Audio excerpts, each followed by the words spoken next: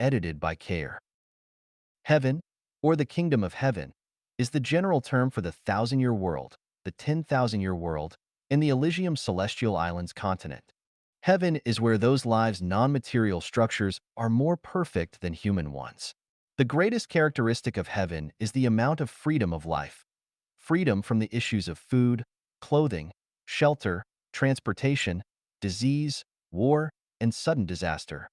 The thousand-year world is a celestial body 960 light years away from the Earth. 10 times the size of the Earth, it is currently inhabited by approximately 200 million people. As the basic lifespans of celestial beings on this planet are about 1,000 Earth years, it is called the thousand-year world. More details are available in Chapter 14 of The Thousand-Year World, the non-material world. The 10,000-year world is a beautiful celestial body located 3,480 light years from the Earth. It is 16 times bigger than the Earth and is equidistant from 16 suns which surround it. About 100 million celestial beings live there with similar basic characteristics as the land celestial beings described in Taoism. They enjoy lifespans of about 35,000 Earth years, and it is thusly called the 10,000-year world. More details are available in Chapter 14 of The 10,000-Year World, the non-material world. The Elysium world is the general term for the Paradise universe. We inhabit a small place that is called the Earth universe. The Paradise universe is called this in relation to other universes. The structure of the Paradise universe is a Taiji ellipsoid which is called a low-rotary galaxy. Low-rotary galaxies contain 3,000 rotary river galaxies which each contain 3,000 Milky Way-type galaxies, and each Milky Way-type system contains 3,000 solar systems. In other words, the Elysium world is composed of 3,000 macro worlds, 9 million medium worlds, and 27 billion small worlds like the Earth. The Elysium world is a non-material existence. If the world on which we live were the front side of a sheet of paper, then the Elysium world would be the reverse side and we would never have access to it unless we could pass through it and enter the back. The place where humans live is also where the Elysium world exists, for the Earth is within the realm of the Elysium world. The Elysium world has 10 continents: the Lotus continent, the Borneo continent, the Kasayapa continent, the Ingwu continent, the Amida Buddha continent, the Celestial Islands continent, the Three Worlds, the Two-Way continent, the Moon Temple continent, the Gods continent, the Supreme Authentic Wisdom continent. The Celestial Islands continent is one of the continents of the Elysium world. These 10 continents are also called the Pure Land or the Buddha Land. Refer to the Elysium word within the non-material world. The place to which Life Changyuan guides Changyuan celestials toward is the Elysium Celestial Islands continent. It has 80 billion islands. Apart from the 30 billion islands that have been homesteaded by celestial beings, the remaining 50 billion islands are currently uninhabited. The celestial beings in the Elysium Celestial Islands continent are called super-celestial beings, or Buddhas and Bodhisattvas. When people are asked where heaven and hell are, many of them answer that heaven and hell are in people's hearts. This is only half true because the idea is that the whole of the universe depends on the mind and all rules depend on cognition. The environment is created and generated by the mind, and everyone's closest friends and dearest relatives are in their minds, are only half true. Heaven and hell would still exist if people did not think about them, just as people's relatives who live far away would not disappear if they did, and they would still exist even if they were not thought about or even forgotten. Absolute idealism can confuse people. Actually, it is easy to go to heaven, but it is extremely difficult to break our obsession. Many secrets seem very mysterious, but once they are pierced, they become clear and simple. 程序在运行. The program is running. Xiefeng, November 10th, 2009. Translated by Tsong Long and edited by Kayer. There is a saying, fishes are in the water, and humans are in the Tao. All things in the universe are running in the Tao. If we have difficulty understanding the elusive Tao, let me make it simple. We can also call it program. So the above saying could be, fishes are in the water and humans are in the program. And all things in the universe are running in the program. What is program? In Chinese, program is 程序. 程 means the rule, law, pattern, and equation. Shir means sequence and order. Program, Chengshir, means the order of formation, development, change, and evolution of a thing according to established rules. The computer we use is the best example of program. We can somehow say that a computer is a program. To use a computer, we need to follow programs. Whoever is good at programming is a computer expert. Hackers are computer experts who can break, interrupt, and change computer programs. Computer programs are designed by human beings, while the program of the universe is designed by the greatest creator. The seasonal order of spring, summer, autumn, and winter in some areas of the Earth is a program. The order of seasons is strictly changing according to the program. Spring comes after winter, and winter comes after autumn. They have been in that order for thousands of years. The process of a human body changes in the order of a fetus, baby, toddler, child, teenager, adult, and senior is also an established program. Human beings have to go through this process, which is out of their control. The germination, growth, flowering, fruiting, and withering of a plant is also a program. The law of causality, reap what you sow, is also an established program. You will not reap banana if you sow melon, and you will not reap cherry if you sow bean. What goes around comes around. The treacherous are cheated by the treacherous, and the honest are appreciated by the honest. If you pursue Buddhahood, you attain Buddhahood, and if you admire the beast, you acquire the nature of the beast. If you do not give freedom to others, you will not get freedom yourself. If you want to control others, you will be controlled. Furtiveness and deceit will make you a ghost and lead you to hell, while integrity and good merits will make you a celestial and lead you to heaven. This is also a program. When a man reaches a certain age, facial, armpit, and pubic hair start to grow. When a woman reaches a certain age, she starts to have menses. When a child is born, the mother begins to lactate. When a woman reaches menopause, she starts to have fewer and fewer menses until they stop. It is a biological program. The traditional family is also a program. When one gets married, he or she has to live according to the family program, which is beyond their control. Countries are programs. When one becomes a citizen of a country, he or she must involuntarily follow the country's program. If there is no external force, things will run around and around according to the rules of the program. Life will reincarnate according to the set program. To avoid constraints of the program, there must be an external force, without which the development of things will not change the track.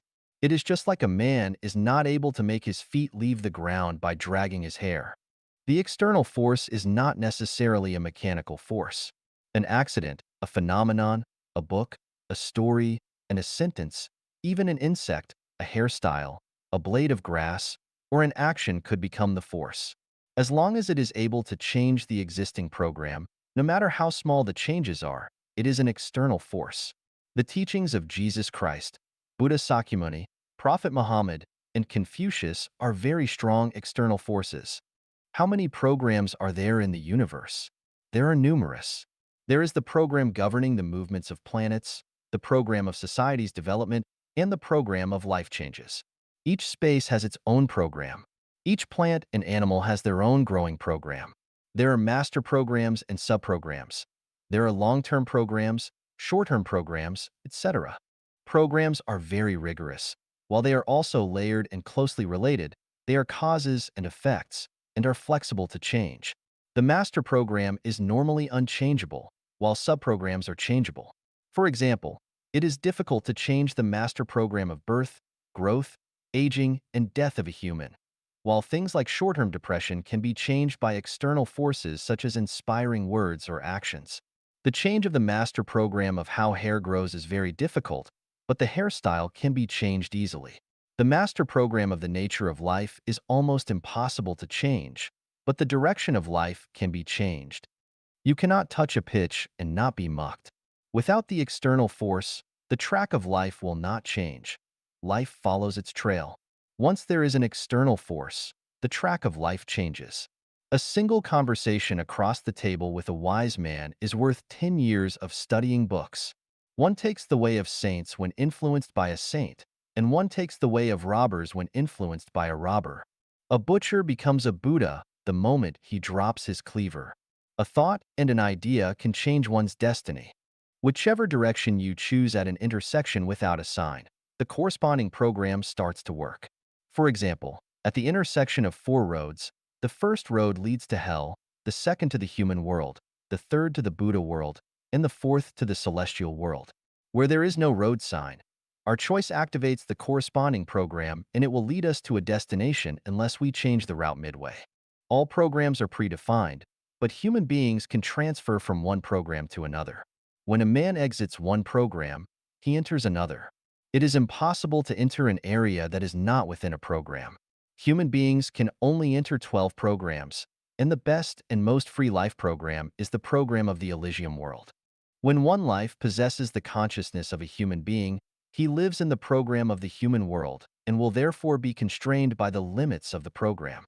Once a life possesses the consciousness of a celestial being, his living program starts to slowly transfer to the program of the Elysium world, which means he has changed his life track.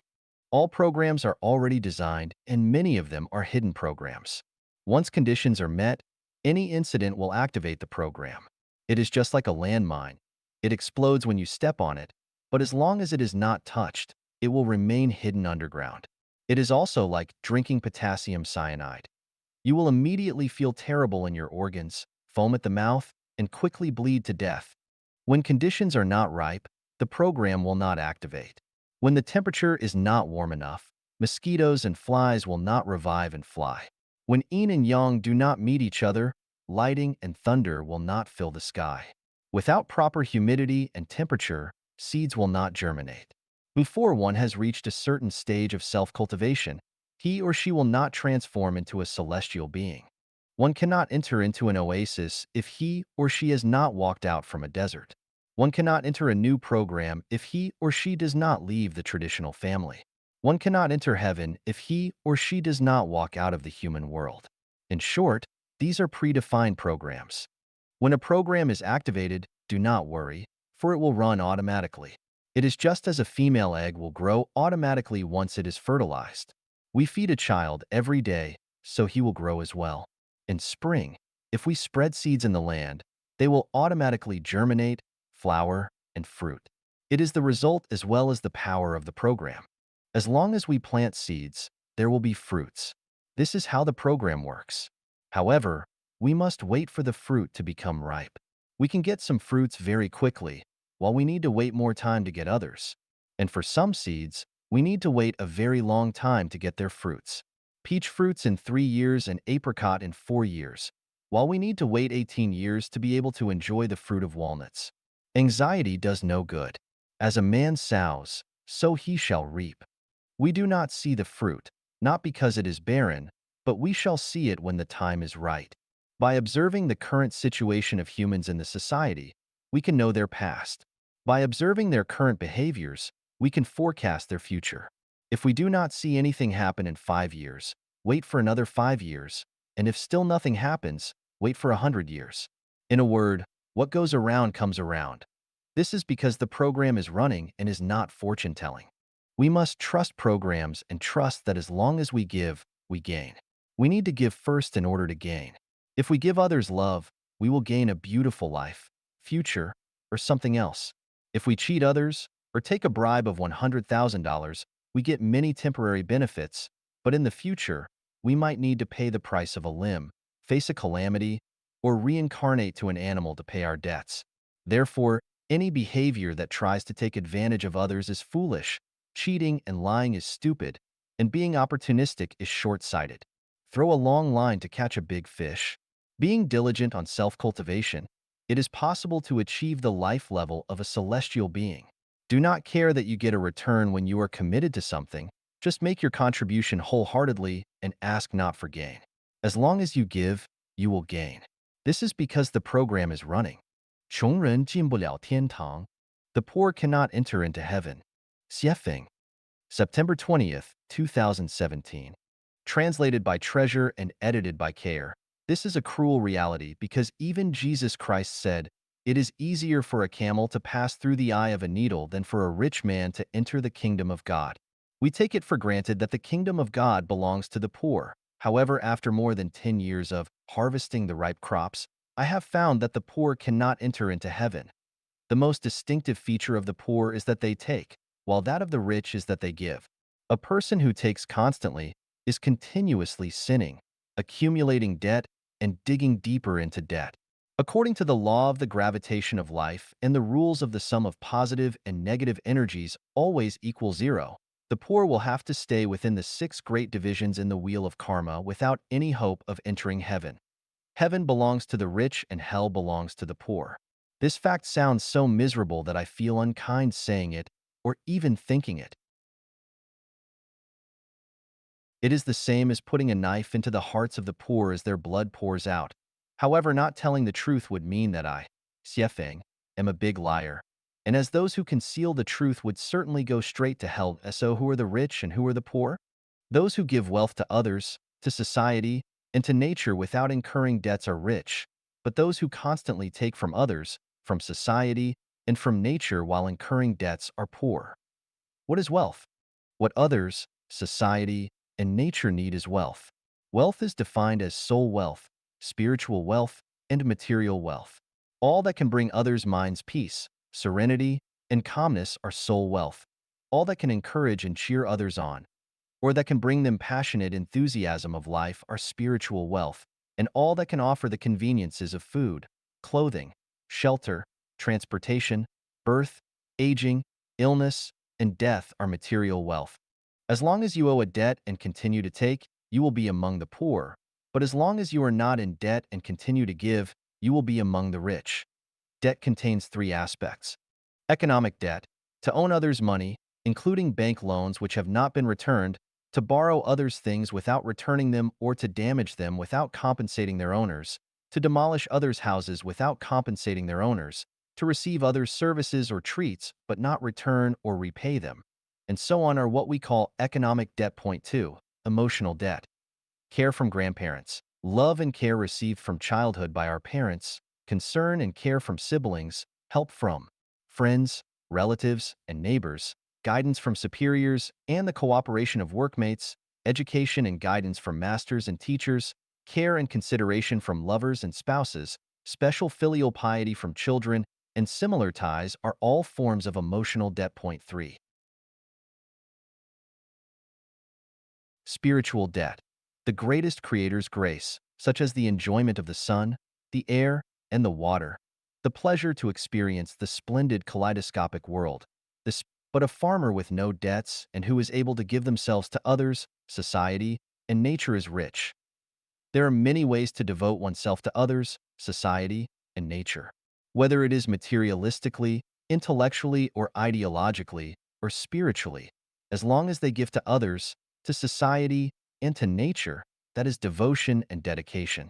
To give a sweet smile is devotion, as are making others happy and joyous. And bringing people hope and pleasure is devotion to society, and protecting nature from damage is devotion to nature. But the most valuable and significant of all types of giving is what Buddha Sakyamuni called formless almsgiving. In conclusion, those who have given more than they have taken will enter heaven. Those who have taken more than their share of blessings will go to hell. Those who have given equally to what they have taken will continue their reincarnations into the mortal world. Who can give and pay dedications and devotions effectively? Only the rich, so heaven is theirs. The poor have nothing to give or pay back for their poverty, so they cannot go to the heaven, but only fall toward reincarnating into the animal level. All the poor must awake and watch. 内在结构决定一切. Internal structure is what matters. Xiefeng. August 22nd, 2013. Translated by Transin and edited by Care. The nature and function of things are determined by their internal structures. Sugar is sweet while tea is bitter, and this is decided by their structure, not by people. The price of a 1 carat, 0.2 g, diamond is 14,000 RMB yuan, but the price of an ounce of gold is only about 10,270 RMB yuan. That is to say that 1 carat of gold costs 70 renminbi yuan. The price difference between diamonds and gold is 200:1. The fundamental reason lies in the different internal structures of the two. The value of 1 carat of common stone is too small to measure.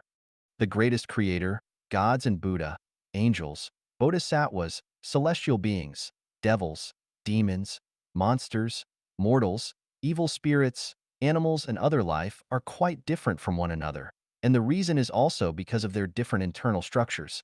Celestials, saints, sages, mortals, laities, laymen, and ignorant people are all humans. But they are unlike each other because each has a different internal structure. It is as with mushrooms that some are nutritious and will feed you, but some others are poisonous and will sicken or kill you. This, too, is because of their different internal structures. From this, we can understand that the role a person plays, the responsibilities that they assume, and the accomplishments that they achieve are completely determined by their internal structure and not by others or by society. Gems are inlaid into crowns, while cobblestones are not. Thus, we further understand that it is wrong to envy or admire others, or to blame social injustice. In any case, we should neither complain, resent, nor loathe having a low social status or position. This is called being content in poverty and devoted to spiritual matters.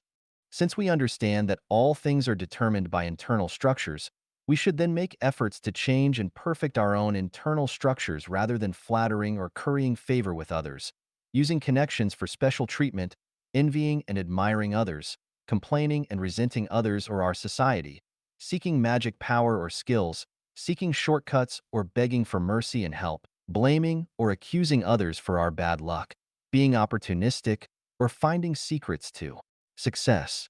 Peaches and plums do not talk, but people come to pick them. The fragrance of flowers attract butterflies.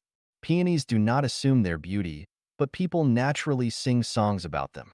No matter how flies and mosquitoes dress themselves, people will still detest them. Beggars cannot have refined tastes.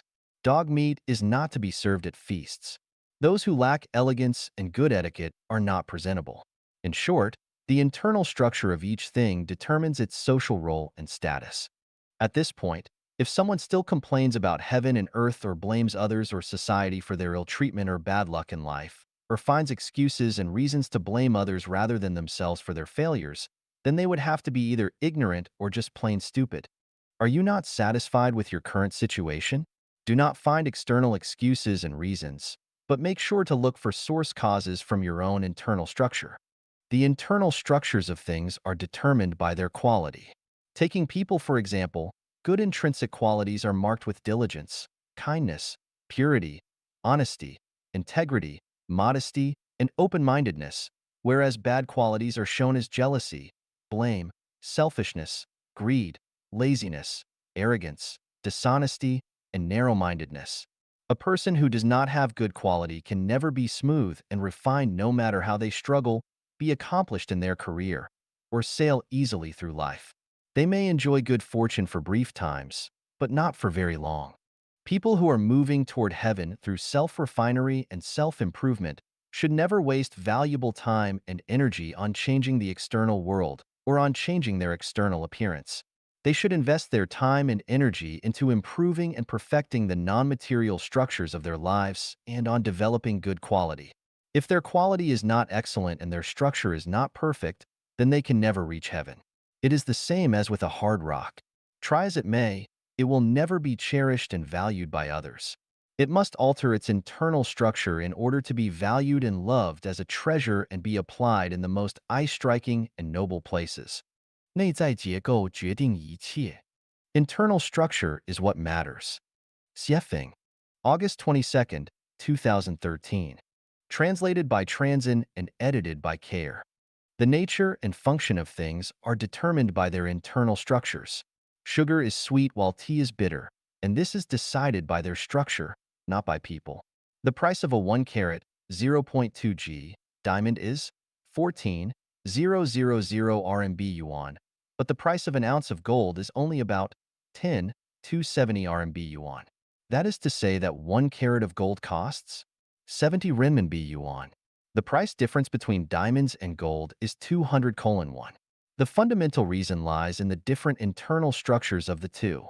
The value of 1 carat of common stone is too small to measure.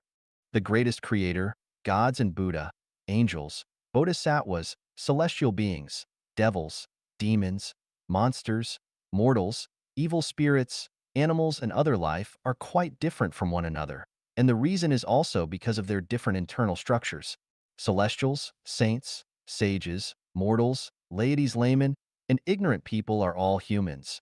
But they are unlike each other because each has a different internal structure.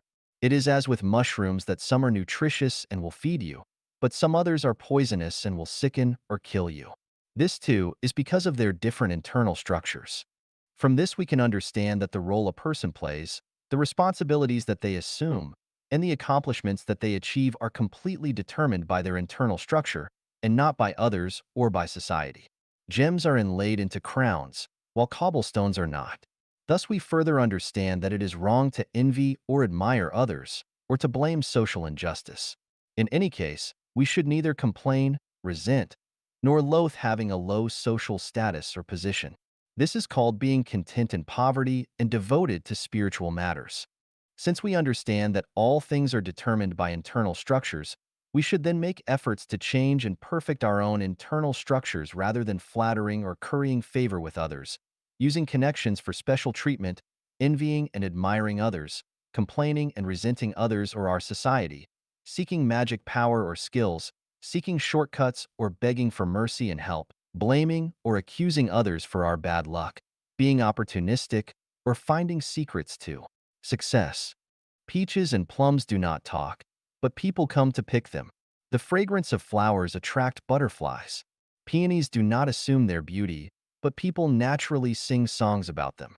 No matter how flies and mosquitoes dress themselves, people will still detest them. Beggars cannot have refined tastes. Dog meat is not to be served at feasts. Those who lack elegance and good etiquette are not presentable. In short, the internal structure of each thing determines its social role and status. At this point, if someone still complains about heaven and earth or blames others or society for their ill treatment or bad luck in life, or finds excuses and reasons to blame others rather than themselves for their failures, then they would have to be either ignorant or just plain stupid. Are you not satisfied with your current situation? Do not find external excuses and reasons, but make sure to look for source causes from your own internal structure. The internal structures of things are determined by their quality. Taking people, for example, good intrinsic qualities are marked with diligence, kindness, purity, honesty, integrity, modesty, and open-mindedness, whereas bad qualities are shown as jealousy, blame, selfishness, greed, laziness, arrogance, dishonesty, and narrow-mindedness. A person who does not have good quality can never be smooth and refined no matter how they struggle, be accomplished in their career, or sail easily through life. They may enjoy good fortune for brief times, but not for very long. People who are moving toward heaven through self-refinery and self-improvement should never waste valuable time and energy on changing the external world or on changing their external appearance. They should invest their time and energy into improving and perfecting the non-material structures of their lives and on developing good quality. If their quality is not excellent and their structure is not perfect, then they can never reach heaven. It is the same as with a hard rock. Try as it may, it will never be cherished and valued by others. It must alter its internal structure in order to be valued and loved as a treasure and be applied in the most eye-striking and noble places. 让我们来读无字天书. Reading the Book Without Words. Xiefeng, March 5, 2014. Translated by Transin and edited by Care. There are three types of books. The first one is with words, such as newspapers, magazines, journals, and other publications, both paper and online. The second is with symbols, such as sculptures, paintings, and music. The third kind includes everything in nature. The so-called book without words refers to all images and things in nature with neither words nor symbols. The most esoteric of the three books is the one without words, but the simplest is the one with words. People with low spiritual natures can only read books with words, but only people with high spiritual natures can read the book without words. What the gods, Buddha, celestial beings, and saints read is the book without words.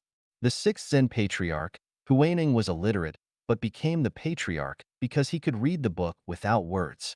Therefore, if a person wants to become a master, a celestial being, or Buddha, they must read the book without words. Reading things, phenomena, and people is reading the book without words. Let us try to read it. A person with body odor or halitosis, bad breath, might not be aware of it. When we eat garlic or green onions, we do not smell them ourselves, but others will smell them and will know it. The natures and attributes of things give off their corresponding smells. Those who have smelled or eaten durian know it by its smell. We can learn this truth from the book without words. The essence is revealed from the phenomenon. For instance, if we want to know a person's nature, we can learn their internal natural structure from what they have said and done before. Many allusions in Chinese history are full of wisdom, such as the relationship between Su Dongpa and Master Foyan. Su Dongpa always wanted to outsmart Master Foyan, but he never succeeded. Once, Master Foyan told Su Dongpa that he looked like a statue of Buddha, but Su Dongpa replied that Master Foyan looked like a heap of cow dung. To this, Master Foyan just smiled and walked away silently. Su Dongpa thought he had taken the upper hand this time, so he joyfully told his smart sister Su Xiaomei about it when he got home. Hearing this, Su Xiaomei said, "You are utterly defeated this time. Because Master Foyan has Buddha in his heart, he sees a statue of him in you.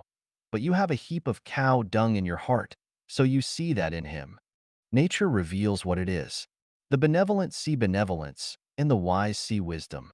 A person who is filled with love can feel nature's love and others' love, but a person with no love in their heart can never feel your love regardless of how much you show it. Those who always compliment others have rich and beautiful spirits and souls, but those who always demean, mock, criticize, insult, and attack others, and who always speak badly about them, both to their faces and behind their backs, most clearly have ugly souls and extremely poor spirits. Speaking well of others shows that one is good, but speaking ill of others shows that one is not. Flowers always emit lovely fragrances wherever they are, but dog droppings always give off undesirable stench in spite of their surroundings. One who accuses others of heresy exposes that they themselves are heretical. As with Su Dongpa, he had cow dung in his heart, so he saw Master Foyan as such. Therefore, people should not care about others' comments and judgments. Flies and mosquitoes will consider you disgusting because they are disgusting, but butterflies will find you beautiful because they are beautiful. An artist painted a picture which he believed to be fairly good, but he wanted to know how people would react to it. So he left his picture in a public place with a brush and some ink next to it and wrote on top of the painting, "Please point out any faulty strokes in this painting." At day's end, he recovered his painting, but the painting was completely different. Each stroke was criticized as being faulty. The painter was so sad and distressed that he barely slept that night. But the next day, he painted the exact same picture as before and took it back to that same public place, except this time he wrote, "Please point out the superb artistry of this painting." At the end of the day, the painting was again completely different, except that now all the comments described its elegance and beauty. He sighed with emotion. The good or bad of the painting was determined by the viewer's state. Beauty is in the eye of the beholder. Quantum mechanics also explains the same principle. The movements of fundamental particles are decided by the consciousness of the persons watching them. The Japanese scientist Masaru Emoto found that the structures of pure ice crystals can be shaped by the mentalities of people observing them. If the observer's heart is full of love, or if the freezing water is exposed to positive emotions, such as love or gratitude, or to music, prayers, or art, the ice crystals become symmetric and perfect. But if the observer's heart is filled with hate, or if the water is exposed to negativity such as mean words or destructive images, they appear very disorderly and irregular. Therefore, we should not be affected by others' comments about ourselves, or we will be fooled. The Pygmalion, or Rosenthal, effect on psychology illustrates this point well. People develop in line with others' suggestions and expectations. We must only be committed to ourselves and ignore other people's comments in order to live out our own lives. If someone accuses you of being mentally disordered, just smile and do not get upset, for it is they who are mentally disturbed. But if someone praises you as being a saint, do not be blindly proud, for it is they who are the saint. Let us read the book without words as such. I have written more than 100 articles on revelations which may help you to find your enlightenment. 如何知道自己的前世? How to know our previous lives. Dayform Celestial. March 18th, 2007. Translated by Transin and edited by Care. The hypnotic induction method is one way, but we can also observe ourselves from the life clues found in our previous lives. The universe is holographic. Our life is holographic, and our life information base contains all of the information from all the ages of all life journeys of all generations, and the information is always passed down. This information is hidden, but it will reveal itself every now and then. By capturing these momentarily revealed clues, we can trace our pasts. Understanding the life characteristics of 36-dimensional space is conductive for us to understand more of our previous lives. There is only one kind of human nature, but from the people that we know and those that we know of through various channels, we can see that human nature are diverse and colorful. There are quantum differences between people, sometimes even poles apart. The reasons are that people have different origins. Some are from the heaven world, some from the animal world, and some are reincarnations from the mortal world. Even for those from the heaven world, there are great differences. Those from the Elysium world and from the thousand-year world can never be the same. Likewise, even for those from the animal world, those who were carnivores will have totally different natures than those who were herbivores. In this sense, mankind is a rabble. The mortal world is a tenement yard for all kinds of lives. There are hundreds of thousands of clues to trace our previous lives, but we can only have rough ideas about them from these clues. Here are 18 examples. If you have holographic order thinking, congratulations, then you are from the side of the greatest creator. You are a god. If you have formless thinking, congratulations, then you came to the mortal world from the Elysium world. You were a Buddha. If you know that you can change a world magically, then you were a super celestial being. If you were born to like freedom and always seek happiness and joy, you can follow your heart's desire without overstepping the line, then you were a celestial being. If you often dream of flying freely, your mind and body are often in a strange state of joy, you have no fear of death and hate your life in the mortal world, then you are from the 10,000-year world. If you are always looking for the way back home and feel that you do not belong to the mortal world, you are moreover benevolent and kind, a fun lover. You do not want to be fettered by states, religions, organizations, or families, and you fancy and yearn for a better life in the future, then you are from the thousand-year world. If you have the Taiji thinking and you are super wise, clever, and gifted, then you are someone influential in society, maybe even a sage or saint. If you love your own nation, culture, family, and family life, and think all this is perfectly justified, then you are a mortal human. If you often dream of flying in your dreams, but still feel attached to the mortal world, then you are a bird. If you derive pleasure from and even love eating meat and have never felt the suffering and misery of life being slaughtered for meat, then you are a predatory carnivore. If you naturally prefer vegetarian or vegan foods, are naturally timid and afraid of being hurt, like to depend on groups, love your family and religion, then you are a docile herbivore. If you inherently want to be a policeman, are very sensitive to theft and crime in society, and always want to arrest criminals, then you are feline, a cat. If you innately want to be a soldier, are willing to defend your land and home, then you are a dog or wolf. If you naturally prefer to take, embezzle, and steal, then you are a mouse or other rodent. If your nature is to bear hardship without complaining, endure bullying without resisting, harbor grudges without showing them in words and deeds, be trampled upon and feel powerless to resist, completely abide by your destiny, then you are a farm animal from the livestock world. If you are naturally aggressive and quick-thinking, good at sorcery, and can derive pleasure from the pain of other life, then you are from the devil world. If you have extraordinary bearing and charming style, are endearing and extremely selfish, then you are a goblin. If you are clever in trivial matters and have mastered a lot of magic tricks, you always watch for your chance to seize others' love and property, then you are an evil spirit. Draw analogies by checking yourself against the dispositions of other life, and you will find traces of your previous lives. Note: life in the inflamed layer, the frozen layer, and the netherworld usually do not directly enter the human world. Insects and many plants belong to other life cycles, which never enter into the human world. The above is only a general outline. If you want to know your previous lives from A to Z, you will have to observe and verify repeatedly. Like attracts like, you can also find your shadows of the past from those people with whom you associate most often and most closely. After reading this article, Some people may be excited, but others may be angry. Please calm down, because what you see is your past, not your present. No matter what you were in the past, you are now a human. After you know the coordinate system and your coordinate point, you will have a clear idea of the direction and destination of your life's evolution. If you think this article is bullshit and nonsense, just take it as a fun game. Please refer to the next article, How to Predict Your Own Afterlife. 如何推测自己的来世? How to Predict Your Own Afterlife. Dayform Celestial. March 19, 2007. Translated by Transin and edited by Care. Everything has the ability to move and develop, and this includes life. When we see a pregnant woman, we know that she is conceiving life. She is having a baby. After the baby is born, we know that it will gradually grow up, move from childhood to adolescence, youth, middle age, and old age. After spring, we know it will be summer, fall, and winter. As long as we know our situation, we can predict our life state in our next phase. To speculate about your afterlife, you first need to understand the non-material structural state of your life. You cannot see your life's non-material structure with your naked eyes.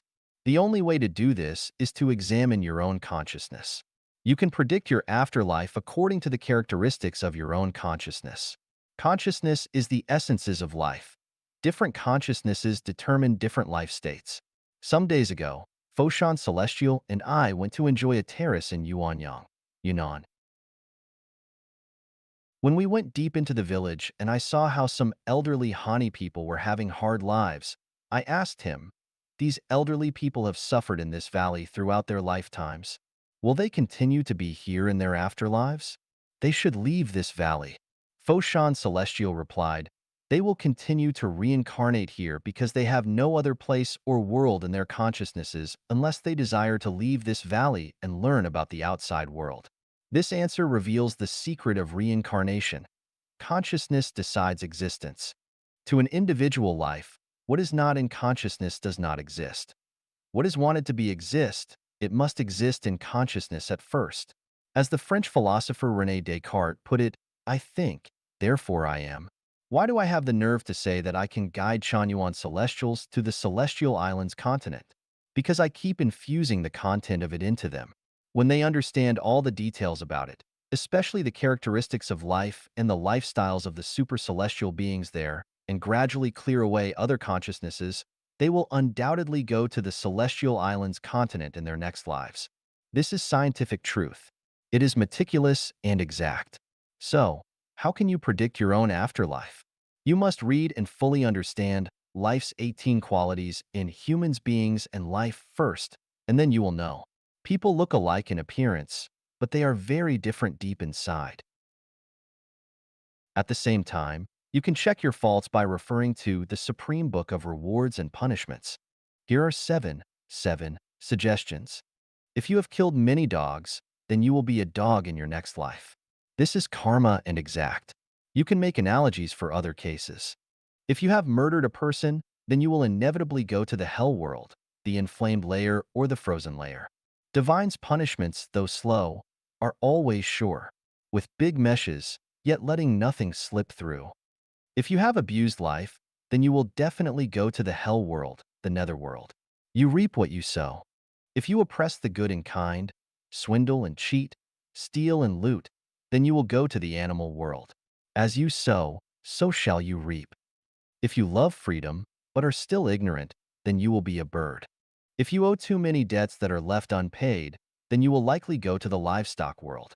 If you are kind and hardworking and love your family, culture, and state very much, then you will continue to be reborn as mortal human.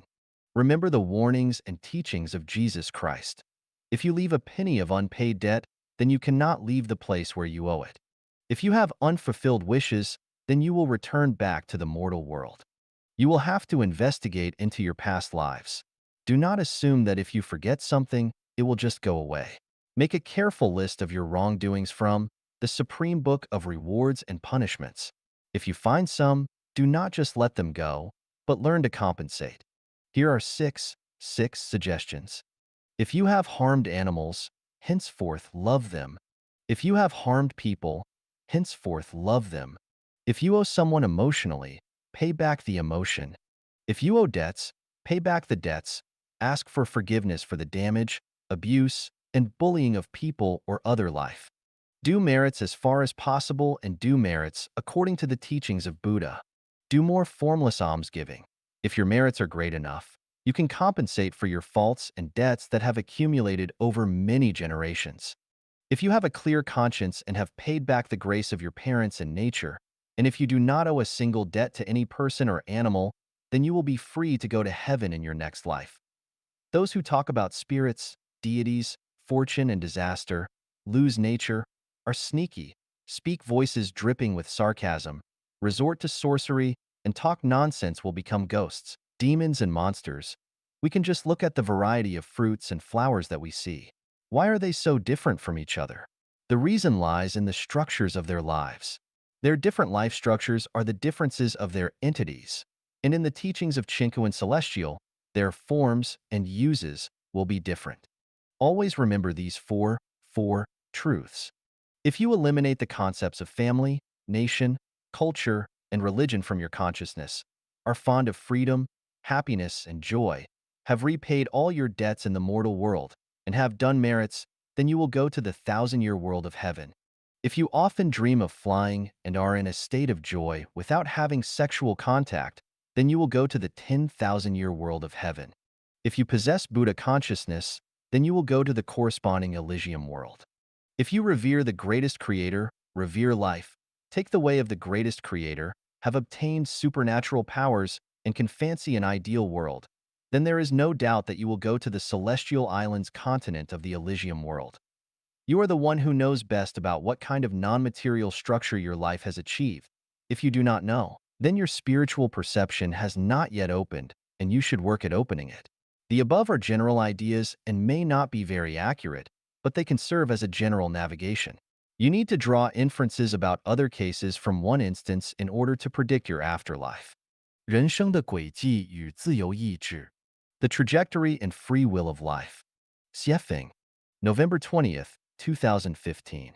Translated by Transin and edited by Care. There are many times more stars in the sky than people on Earth. Each star floats along its own orbit around the galaxy, and each orbit is determined and is not its free choice. Life also has its track.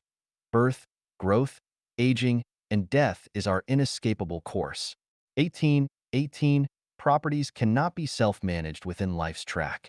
If we make a detailed search and analysis, we can see that each detail on life's track is predetermined, including our name, temperament or character, words and actions, who we will encounter, what we will suffer, what diseases we will succumb to at each stage of life, when the end will come, and so on. Here is the question.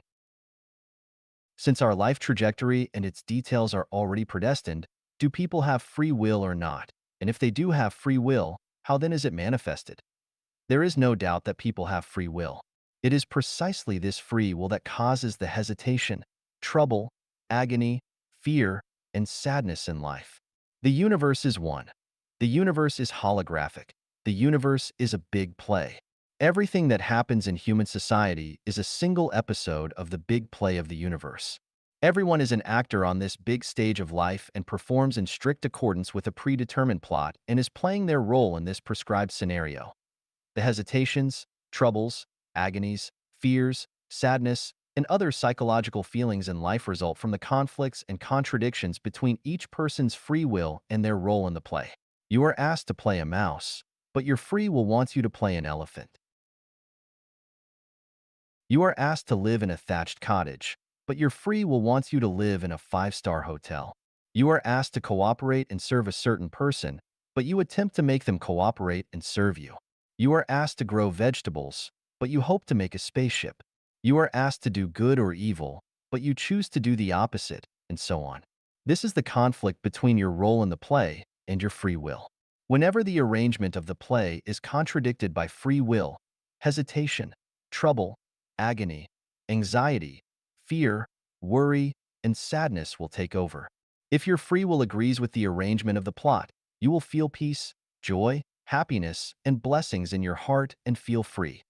The highest realm of self-refinery and self-improvement requires you to eliminate your self-persistence and to become free from ego. It is only in this way that you can unite with Tao. Then, when you do that, you will attain the spiritual state of an immortal. Here is another question. Since everything is predestined, what is the value and meaning of struggling and making efforts? First, the so-called struggling and making efforts are barely more than nonsense. When a program is determined, the role to be played is determined and one's so-called struggles and efforts are determined. That is, you will have to struggle and make efforts because a series of things will force you to. It is decided by the non-material structure of your life. Your character and temperament will force or encourage you to struggle and make efforts. This is determined by the self-state. It is not that I want to struggle and make efforts, but my character and the things happening around me and their ramifications prompt me to do so. This is described as, many things are not in charge of our hands in this world. Every person yearns for a better future and to go to heaven, so who can eventually achieve their most beautiful dreams. Also, now that everything is predestined, what is the point of personal yearning? This involves some of the programs of the play of the universe. The play of the universe has destiny and variables. The plot of the play is destiny. Who shall play which characters in the play are variables. If you play well, you can constantly play the role more according to your free will, such as to play in heaven. If you play badly, you will play a role more deviated from your free will, such as to play a demon in hell. Who then will go to heaven? Anyone who can play the role in accordance with the established plot of the play, free from self-persistence and free from ego, will go to heaven, but anyone who has conflicts with the arranged plot, that is, whose self-conscious is too strong and is unwilling to play the role, will end up in hell. We can find such a secret from this. Going to heaven or hell has nothing to do with the role you play, but everything with how well you play it. For instance, from most people's perspective, Adolf Hitler should definitely be in hell, but from the plot of the play of the universe, if he played his part very well, he would be in heaven. No matter what your role is, an emperor or a thief, as long as you play it well, your reward will be to go to heaven. If you do not play it well, you will be doomed to reside in hell.so. How does one know whether they are playing well or not? Here is a very simple validation method. Namely, no matter what role you play, be it one with much pain and suffering or one that enjoys happiness and pleasure, be it a role to ride the whirlwind or one to suffer the commonplace. If you can stay calm, be happy and joyful, free from hesitation, trouble, agony, anxiety, worry, and fear, but with gratitude, then you have played well. Otherwise, you will have failed the role. Those who have mastered the essence of the teachings and instructions of Buddha understand that self-persistence is the biggest obstacle to the Elysium world. Self-persistence is the result of a strong free consciousness. If you do everything according to your own ideas and wishes, if you always believe that yours is a just cause, if you always insist on your own views, if you always know that you are right, then you cannot play the arranged plot of the play very well, and you will be miserable and unable to be rewarded with the Tao of Heaven. Take things as they are. Associate with others by following your predestined relationships. Acting in accordance with your nature and taking advantage of opportunities is the best way to play the role. 雪风是yan, the interpretation of predestined ties. Xiefeng, May 28, 2012. Translated by Treasure and edited by Care. Tie, a bond of information that will reconnect two lives in the future for favor, disgrace, or injury. Once you get a tie, it must be ended, otherwise their attractive force will be inescapable. Predestined ties. Potential energy accumulates from the attractive forces between lives. It circulates in infinite space and eternal time until it reaches the point where it transforms into kinetic energy, releases it, and then causes the attractive force to disappear. Favorable ties. The information to be processed that remains in the negative universe which result from the love and honor between lives who bless each other and are eager to reunite. The information will never disappear until these wills are realized and the ties end. Good karma. One life gives another life a sincere blessing and a favor that will cause a corresponding gravity to return in the future. Evil karma. The hatred and debt between lives which never disappear until the hatred is settled or the debt is paid off. Worldly ties. All the information left and all the debts owed in the mortal world are called worldly ties. Marriage ties. The love-hate relationships between husbands and wives are called marriage ties. Celestial ties. A bond with a celestial being is called a celestial tie. End ties. End ties are when all debts are paid back. Following predestined ties. According to the arrangement of the universal scenario and plot, accept and play the assigned role with pleasure. Ties are kinds of invisible meshes which are established between lives. Divine punishments are slow, but always sure with big meshes, yet letting nothing slip through. Once getting a tie, it must be ended, otherwise you will be unable to escape their meshes. Worldly ties must be ended in the mortal world, heavenly ones must be ended in heaven, and hellish ones must be ended in hell. Ties are attractive forces. Those which are not ended will stay in tow forever, no matter how far apart in time or space, and they can never be escaped.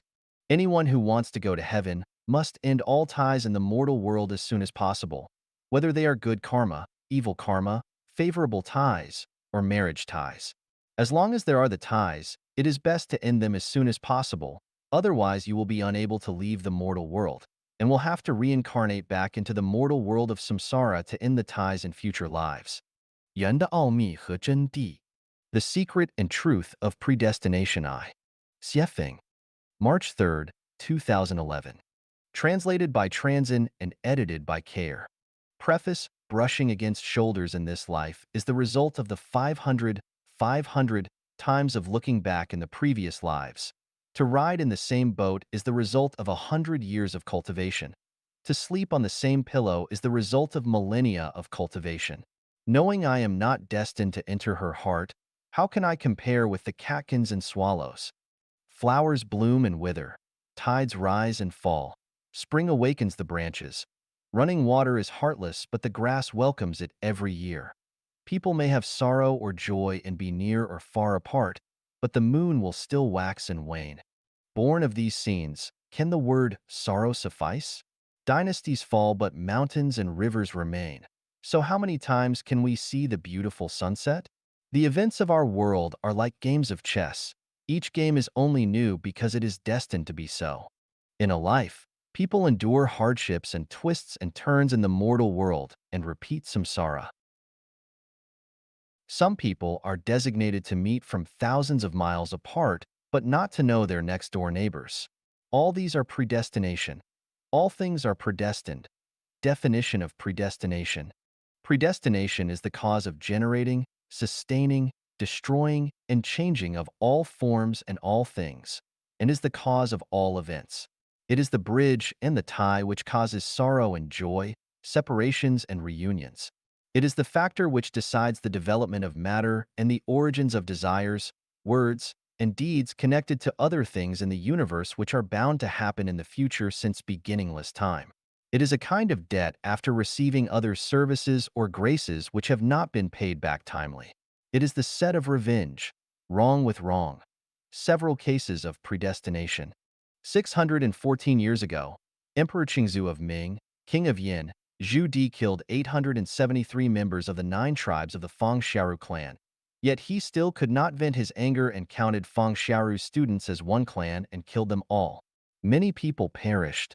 Why did that happen? What was its cause? It turned out that Fang Xiaoru's father had selected a cemetery plot.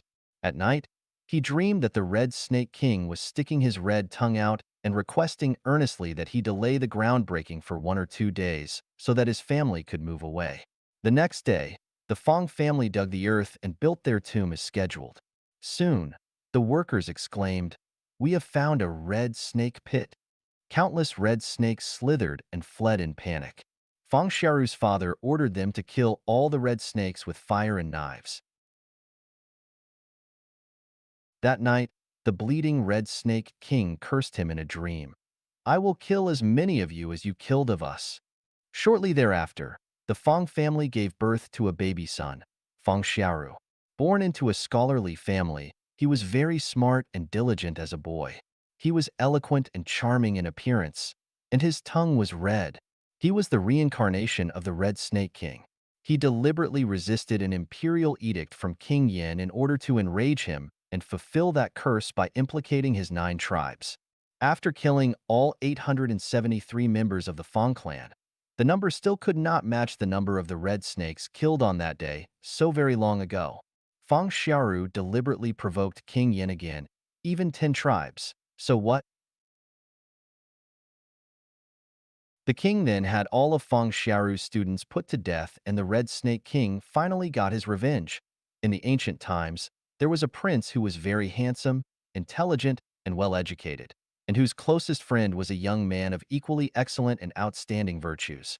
Like Nose-like, the two would discuss state strategies, compose poems and couplets, and toast the moon together. They discussed everything under heaven and were very intimate. One day, they went out for fun and met a girl who was unspeakably beautiful, cultured, and decent, well-versed in lyre playing, chess, calligraphy, and painting, a matchless stunning beauty throughout the whole country. After a period of time, both the prince and the young man confessed their love to the girl, but in the end she chose the common young man rather than the prince. The prince fell into an abyss of depression and pain and went to see the most accomplished and eminent monk to ask him why this happened. The monk resorted to magic and presented the following view to the prince. On a beach, a beautiful naked woman laid motionless. A man came to the seaside and saw her. He approached her and placed his hand to her nose. Evidently, the woman was dead. He turned and walked away. A moment later, a second man arrived. He also saw the woman, and as the man before him had done, he examined to see whether she was alive, but she was indeed dead. He then removed his jacket, covered the woman, and went away. After a while, a third man came. After observing, he too realized that the woman was dead. He stopped and carried her on his back until he found a place at the beach to bury her. He also made a mark for her grave. The eminent monk then said, "The woman who you both love is the woman who died on the beach." The man who took his jacket off and covered her was you in a previous life, and she needed to repay your favor for a period of time in this one. But the man who buried her was your best friend, and she needed to return his favor for the rest of her life. In the late Ming and early Qing dynasties, there was a man from Anhui named Hu Mingxuan. One day, his knees were attacked by impetigo, and he suffered a biting pain. As time went on, the impetigo grew worse as a person's face, with eyebrows, eyes, a nose, and a mouth appeared on it. Hu Mingxuan turned to 130 physicians who not only could not heal him, but actually made it much worse. On December 7th, 1651, in a dreamy state, Hu Mingxuan faintly heard a voice coming from the impetigo on his knees. "I am Lu Zhaorong from the Liang dynasty of the Five Dynasties, 906 to 923. You killed me in the Luoyang Palace. Today I come to take revenge. How can physicians cure you? Confess your sins to Buddha, and perhaps you will be remedied." After whom Mingxuan woke from the dream, he stopped seeking physicians for help and swore to confess and to copy the Buddhist sutras. At first, he could stand up with the support of a cane, then he could stand and walk. Eventually, he healed without taking any medicine. After more than 700 years, the soul was still looking for his enemy for retaliation. In the time of Buddha Sakyamuni, an elderly man wanted to be a monk. It is important for a monk to have good spiritual roots, so Sakyamuni asked his arhats, disciples, to see if this person had good ones to decide whether he could be a monk. All the arhats shook their heads after seeing this man and agreed, no good roots. Arhats could only see 500 cycles of life and found that he had never had any relationship with Buddha during those 500 cycles, so he did not have good roots. Sakyamuni then examined the man and proclaimed, "In the beginningless time, he was a woodcutter. He came across a tiger in the mountain and was so scared that he climbed up a tree and cried out, 'Namo Buddha.' From his cry of 'Namo Buddha,' today his good roots appeared.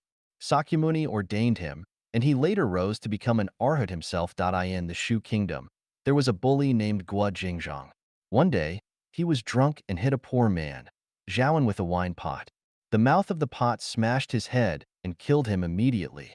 Guo Jingzhang gave Zhaoan's son a lot of money to help conceal the matter from the law. Soon afterward, Guo Jingzhang's head grew a sore about 3 to 4 centimeters deep like the one where the pot had hit Zhaoan. His bone was exposed. He bled and discharged a constant stream of pus, and he could occasionally see Zhaoan's face in it. The sore eventually penetrated into his throat and killed him.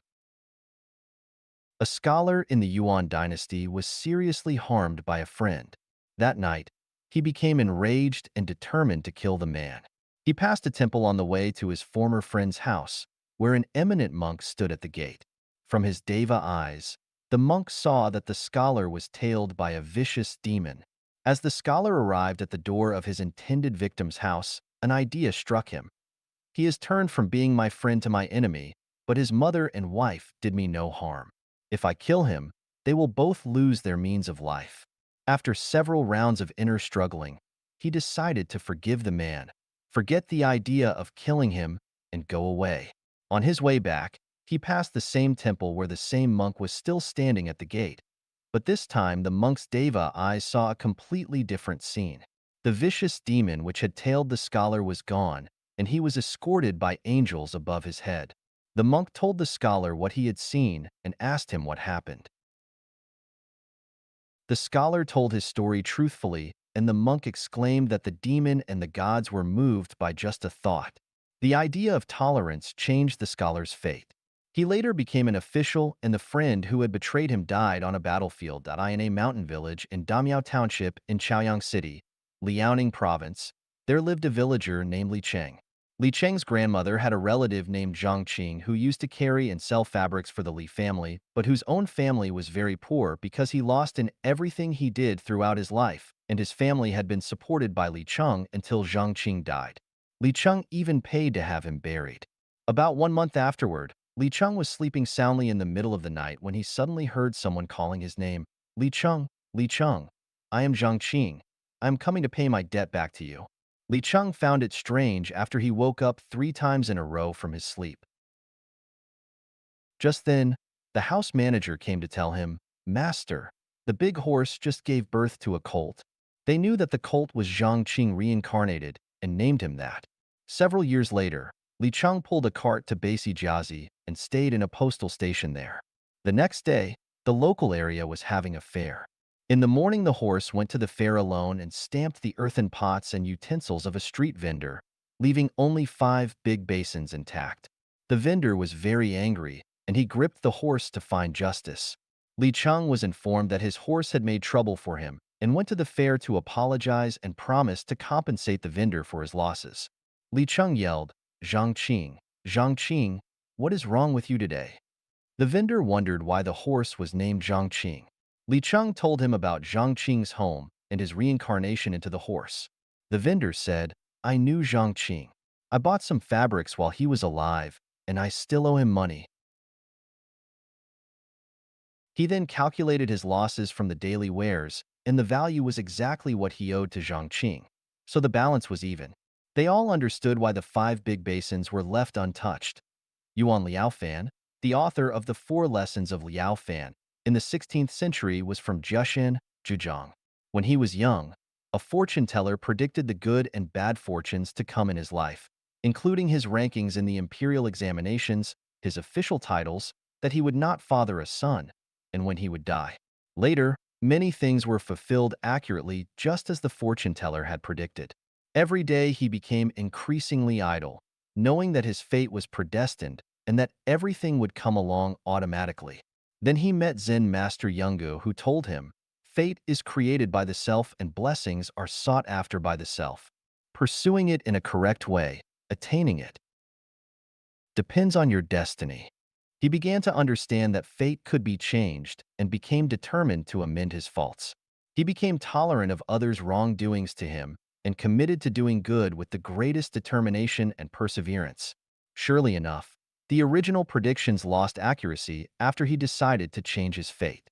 Not only was he promoted to higher offices, but he also fathered 4 sons and survived a full 16 years longer than had been predicted.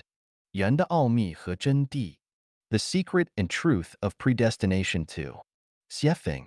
Translated by Transin and edited by Care. The 8 Descriptions of Predestination. A tie will not end until the debt is paid. Once a tie is formed, only its resolution can dismiss it, and with that, it shall end. Love and hate determine the depths of ties. Some ties are very shallow while others are very deep. The depth of a tie is decided by the degree of love and hate associated with it. The stronger the degree of love or hate, the deeper the tie is. The weaker they are, the shallower it is. Point 3. The short or long of the tie is determined by debts. Ties are essentially debt relationships. Debt relationships are not related to the amount of the debts as much as to the length of time involved. As long as there is owing, the tie is long. Once the debt is settled, the tie will end. Point 4. Mortals create ties, but Tao ends them. Both good and bad ties are created by mortals. Once a tie is created, it is controlled by the reward and punishment program of Tao and will eventually befall the person who created it. This is the so-called good will be rewarded with good, and evil will be punished with evil. If it is not repaid now, that is because the time has not yet come. Once the time comes, it will surely be repaid. Point 5. With neither shape nor form, but with shadows and traces. We can neither see nor touch a tie. It is a kind of non-material existence. It is like a time bomb. We do not know when it will explode. Perhaps in a couple of hours, or perhaps not for hundreds or thousands of years. But ties have shadows and traces. If we open Buddha eyes to trace them, we can find their origins. 6. The beginning and ending of a tie is but a thought. Once you get a tie, you will have to dismiss it in order to keep it from falling on you, and if you want to eliminate a part of the tie, you will have to do good, especially a hidden good, or formless almsgiving. Do evil not to a single thing, and do good to all things. Repentance, praying, giving alms, and selfless dedication are the best ways to eliminate ties, especially an evil tie on the halfway point. 7. Things arrive when ties arrive and things disappear when ties end. All coincidences and emergency events arise due to ties. The tie makes the meeting. When the tie ends, that is, when the equivalent debts are paid, the event will naturally end. When the tie ends, things will part. Point 8. Beginning or ending a tie depends on perception. Human life is a process of tying and untying. Everything is tied. Ties are the sea, and we are the fish swimming in it. Ties are like invisible, densely woven meshes over which people walk. Divine punishments are slow but sure, with big meshes yet letting nothing slip through. This divine mesh is the tie controlled by Tao. If people do not perceive this, then they cannot escape the divine mesh, and as a result they will rise and fall in the sea of ties and reincarnate until they do. This is how ties form and how they end. The 8 best ways to end worldly ties and form a celestial tie. 1. Praying and repenting, formless almsgiving.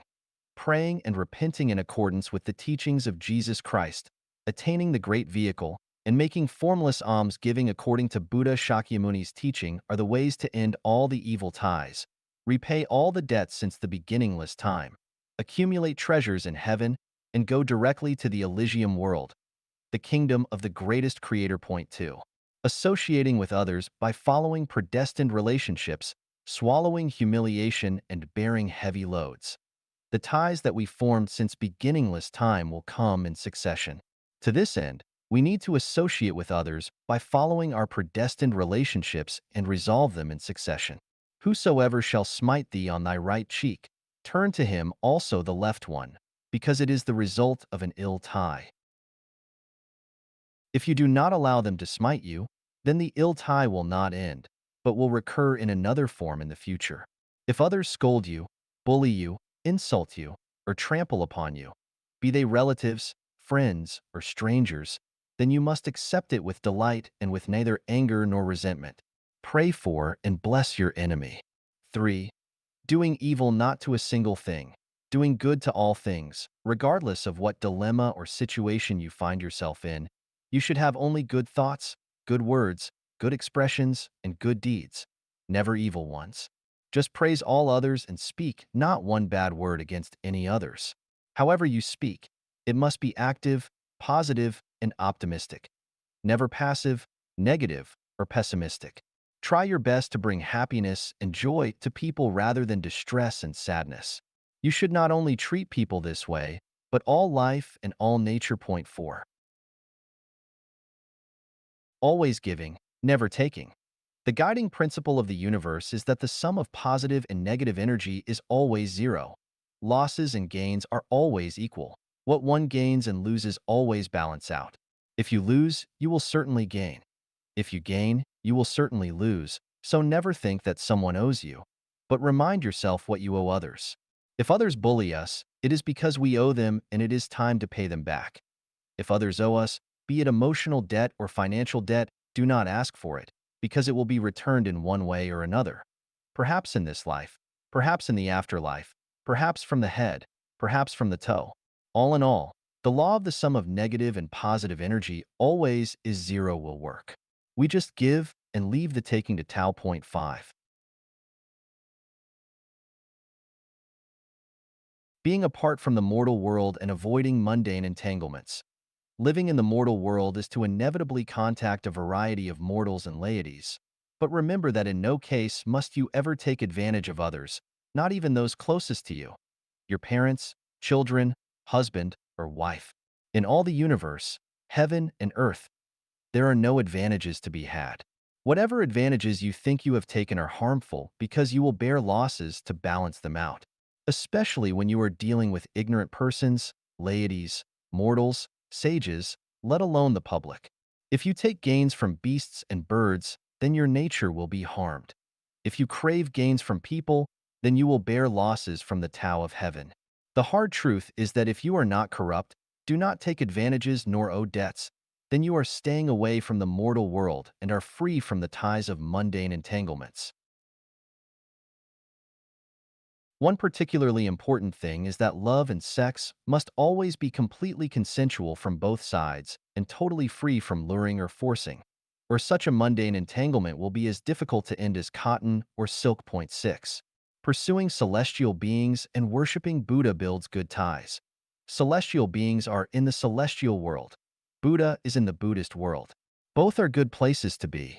Building relationships with celestial beings and Buddha gives you hope to exit from samsara and go straight to the realm of freedom. The actual manifestation of spiritual wisdom is giving advantages and benefits to all life in the lower level life space and owing them nothing, building relationships with life of the higher level life space, emulating celestial beings, and worshiping Buddha whenever and wherever you see them. It is always best to have celestial being or Buddha owe something to you. Point 7. Forgiving the wrong and severing its attraction. We should forgive all those who have ever harmed our life since the beginningless time and stop asking them to repay us. This is the way to completely sever our ties with them and develop no new ones, which can let the attraction of life in the lower level life space completely disappear from us so that we can ascend to heaven and become an immortal. Point 8. Revering the greatest creator and taking the way of the greatest creator. This is the heart and core to end worldly ties and form a celestial tie. Also the top and best way to achieve a state of oneness with man and nature and Tao, as well as to go to the Elysium world. Everything that Life Changyuan does is centered on taking the way of the greatest creator. If you want to understand this more deeply, then you will have to read and understand the meanings of Changyuan Corpus and Siefeng Corpus, enter the new oasis for life, and serve for the Life Changyuan era. Conclusion. All forms and things in the universe develop and change as the result of predestination. When predestination exists, then forms, matter, and things exist. When predestination ends, then forms, matter, and things end. Good ties bear good fruit and bad ties bear bad fruit. Mundane entanglements fall into the mortal world, but affinity with Buddha goes to the Elysium world. This truth must be understood. Those who understand the secrets and the truth are celestial beings and Buddha. Those who do not are mortal beings. 现实与虚幻的辩证关系. The dialectical relationship between reality and illusion. Xiefeng. October 5th, 2017. Translated by Transin and edited by Care.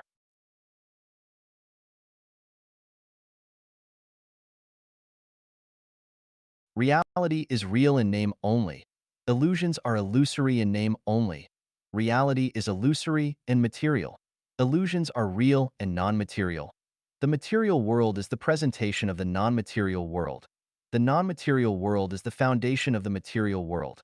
Reality is like a dream, an illusion, a bubble, and a shadow. As dew and lightning, thus should you meditate upon them. Every illusion is real and true, is where the real spirit and soul dwell, and where the great universe is. Consciousness is illusory, but reality is the reflection and projection of consciousness. The consciousness determines the state of life's existence.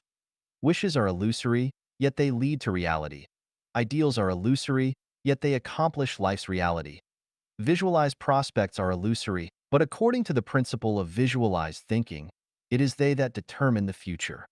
Love is illusory, but it can inject huge spirit and soul energy into people.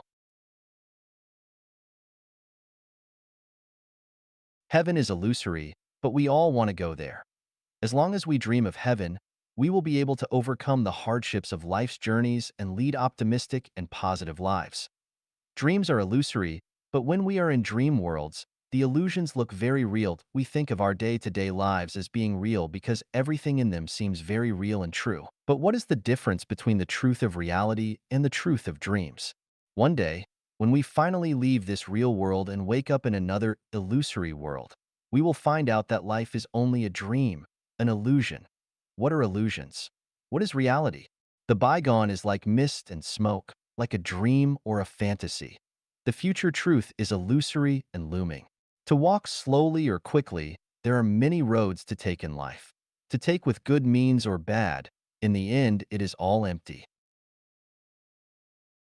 The wilderness where foxes sleep and hares walk was once a dance hall. The bleak and desolate field where flowers and grass grow was once a battlefield. The bygone realness now becomes illusory, and the illusion of the future will evolve into reality. Reality comes from illusions and will return to illusions. Illusions originate from truth and will become reality. Everything is but a game. Only the soul is true. Reality is a game. Those who obsess with reality and are trapped in it are confused. Those who take delight and fun in it are awakened. It makes no sense to try to hold on to the reality of a dream. The real life is to play the games. The contents of them are determined by illusory consciousnesses. Illusory consciousnesses are determined by souls. Souls are real, but nature is life and a characteristic of structure. Structure determines nature. Therefore, the non-material structure of life is ultimately, absolutely real. However, reality and illusion are dialectical. Real structures give rise to illusory consciousnesses. Illusory consciousnesses in turn produce real structures. Therefore, our top priority should be to concentrate our efforts on the illusory consciousness of life. The type of illusory consciousness decides the future reality of life. Illusions become realities and realities become unreal. If you have a beast's illusory consciousness, then you will eventually live in a beast's reality. If you have a celestial being's illusory consciousness, then you will eventually live in the celestial world. Once you understand the dialectical relationship between reality and illusions, you should not be lost in reality. Consume your time and energy on things there, cling to and worry about them, seize, possess, compete for, or persist after them. You should take reality as a stage in a game and play it to its fullest. As long as you get happiness, joy, freedom, and blessing, then your life is successful, wise, and full. To own nothing is to have everything. Not to act is to act. Hold fast to illusions, and you can have reality. Having reality is, after all, an illusion. Life is a journey. The more things that you possess in reality, the more misery you will have, and the more pathetic you will become because your life will all be a tragedy. The more illusory things that you possess, the happier and more affluent you will be because your life will ultimately become a comedy. 宇宙八大辩证法 The Eight Dialectics of the Universe. Xiefeng. April 13th, 2010. Translated by Transin and edited by Kair. Taiji thinking teaches us that everything in the universe comes from the unity of opposites and the symmetry of yin and yang. Opposing sides exist in the same unity. One is the condition for the other and disappears when the other does. Within a certain range, one flourishes as the other declines. Extremes meet and things develop in opposite directions when they become extreme. For example, know the male, but conform to the female. Sages put themselves last but find themselves in front. They regard their bodies as accidental and are thereby preserved. Life is the root of death and death is the root of life. Yin and yang are the roots of each other. To yield is to be preserved whole. To be bent is to become straight. To be hollow is to be filled. To be tattered is to be renewed. The growth and decline, the generating, sustaining, destroying, and changing of any two opposites are dialectical. There are 8 dialectics in the universe. Form is emptiness and emptiness is form. When things exhaust, they revive. When they end, they begin anew. The small can grow big. Details matter. Life and death are the roots of each other. Yin flourishes when yang declines. To have nothing is to have everything. To have everything is to have nothing. Where the mind abides nowhere, nature prevails. Where the mind abides somewhere, nature recedes. Stillness and motion coexist. Light and dark are interdependent. Positive and negative are symmetrical, but proportion restrains. Form is emptiness and emptiness is form.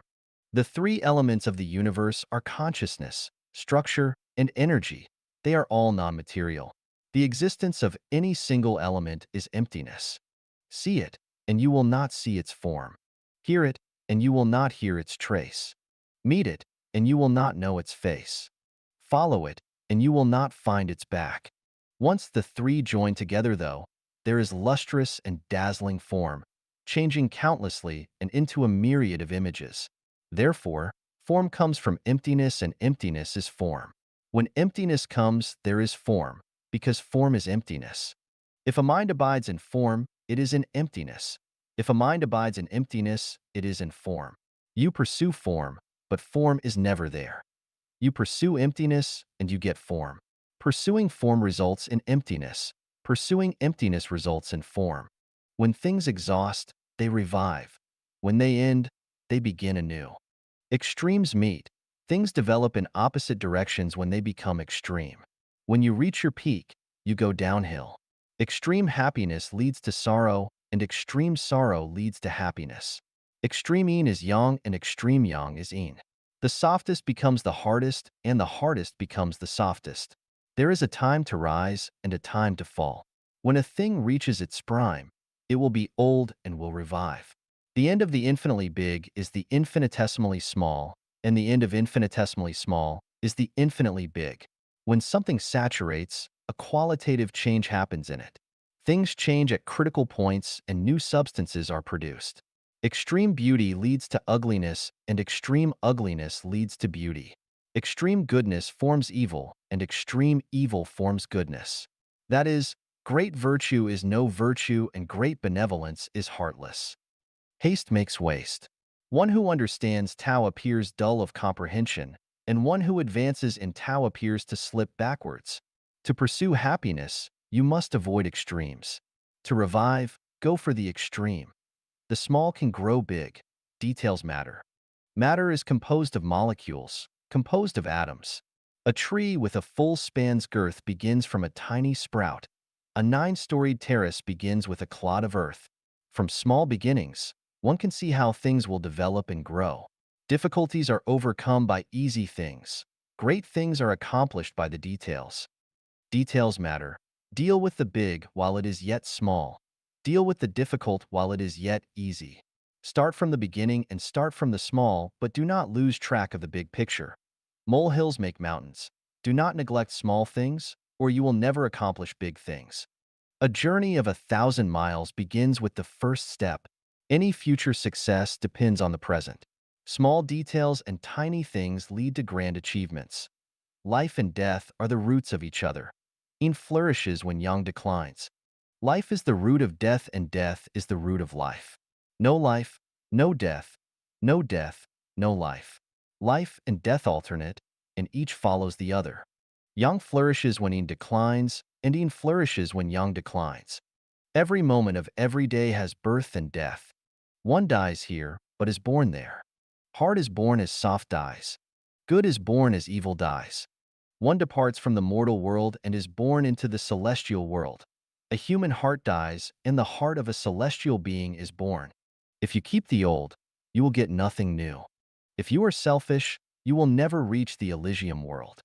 Out of life, death enters. Those who are not afraid of death will live. The created universe carries yin at its back and yang in front, and vice versa. Seek life, and you will die. Seek death, and you will live. To have nothing is to have everything. To have everything is to have nothing. Out of nothing, there is something. The less you possess, the more you have. The more you possess, the less you have. When you possess nothing, you can have everything. When you have everything, you can possess nothing. The more you have, the more emptiness you feel, the more illusory it is, and the more real it is. Walk into the spiritual Pure Land, and you will see a wonderful world. Pursue wealth, power, and lust, and you will have endless troubles. Being and non-being interconnect in growth. If you want to have something in heaven, give it up in the mortal world. To have nothing is to have everything. By the existence of things, we profit, and by the non-existence of things, we are served. Work on non-existence for existence. Where the mind abides nowhere, nature prevails. Where the mind abides somewhere, nature recedes. Nature is the quality of origin, which is Buddha. The reason that people cannot attain Buddhahood is that their minds abide somewhere. If their minds abided nowhere, they would attain Buddhahood. When one's mind abides nowhere, nature shows. When their mind abides somewhere, nature recedes. This is dialectical. One advances as the other retreats. Different forms give birth to different souls. When minds abide somewhere, trouble comes. Therefore, if your mind abides somewhere, it will be in falsehood. It should not abide in form, sound, smell, taste, touch, or dharma. It should abide nowhere. When the mind abides nowhere, it can abide everywhere. And when the soul can transcend over all forms and show the nature, one can reach the Elysium world. He who focuses too much on the specific cannot see the general. A mind that abides somewhere cannot go to the Elysium world. One who acquire enlightenment can perceive nature. One who lack mind can show nature. Stillness and motion coexist. Light and dark are interdependent. Stillness is the source of motion. It cannot be dynamic if it is not static. Motion is the root of stillness. It cannot be static if it is not dynamic. Stillness and motion coexist and come from each other. Strong motion comes from great stillness. Great stillness comes from strong motion. All things derive from stillness but are accomplished in motion. Without stillness, there is no motion. Without motion, there are no accomplishments. Light comes out of darkness and darkness comes from light. Heaven and hell, one light and the other dark. Extreme darkness is light and extreme light is darkness. Fortune and adversity go together. Out of waste grows grass. Bliss is unfelt until after it leaves. Good fortune lies within bad. Bad fortune lurks within good. Non-interference with natural rules and letting all things happen naturally. Those who act at the wrong times spoil things. One should never fear the dark. Out of extreme darkness comes light. Knowing the dialectic of the universe, one can enjoy the light cautiously, for from extreme light comes darkness. Positive and negative are symmetrical, but proportion restrains. Those who differ from the crowd will be slandered. An outstanding tree in the forest will be destroyed by wind. Those who enjoy great fame will be envied, but those who are most favored will be slandered. 36-dimensional space is arranged symmetrically. The forces of action and reaction are equal but in opposition. All things reinforce and neutralize each other mutually. There is always one thing to overcome the other. There is heaven and there is hell. All things develop in proportion. Chaos and the early devastation were the results of imbalance. Boundless avarice leads to disaster. Conform to nature and give up inordinate ambitions. Understand that everything has two sides and that perfection is unattainable. Rivers run into the sea, so you can never drink them all. Tao is the theory of yin and yang. Maintaining a balance between the two is rational. Knowing the dialectic principle is wise, and complying with the laws of nature can be regarded as virtue. 如何解脱生死? How to liberate yourself from life and death. Xiefeng, June 17, 2011. Translated by Transin and edited by Care. The subtlety of liberating oneself from life and death in The Treasury of the True Dharma Eye is that Buddha Sakyamuni had held a flower in his hand as he smiled in the Lingshan Mountain Assembly. Only his first disciple, Mahakassapa, understood why and gave a faint smile. Buddha said, "I possess the true Dharma Eye, the marvelous mind of nirvana, the true form of the formless, and the subtle Dharma gate that does not rest on words or letters, but is a special understanding outside of the scriptures. Mahakasyapa later explained his understanding directly to Ananda, who gave it to Shanavasa, and all the way to Bodhidharma, the 20th patriarch of Buddhism. When the 27th patriarch, Prajnatara, gave it along with a robe and begging bowl to Bodhidharma, he said, 60 years after I attain nirvana, I want you to take these three things from India to China and carry Buddhism forward to benefit all living people. Bodhidharma took Zen Buddhism to China and was regarded as the first Chinese Zen Buddhist patriarch. He eventually passed them to Haik, the second patriarch, who passed them to Sankan, the third patriarch, then to Daoxin, the fourth patriarch, and to Hongrun, the fifth patriarch.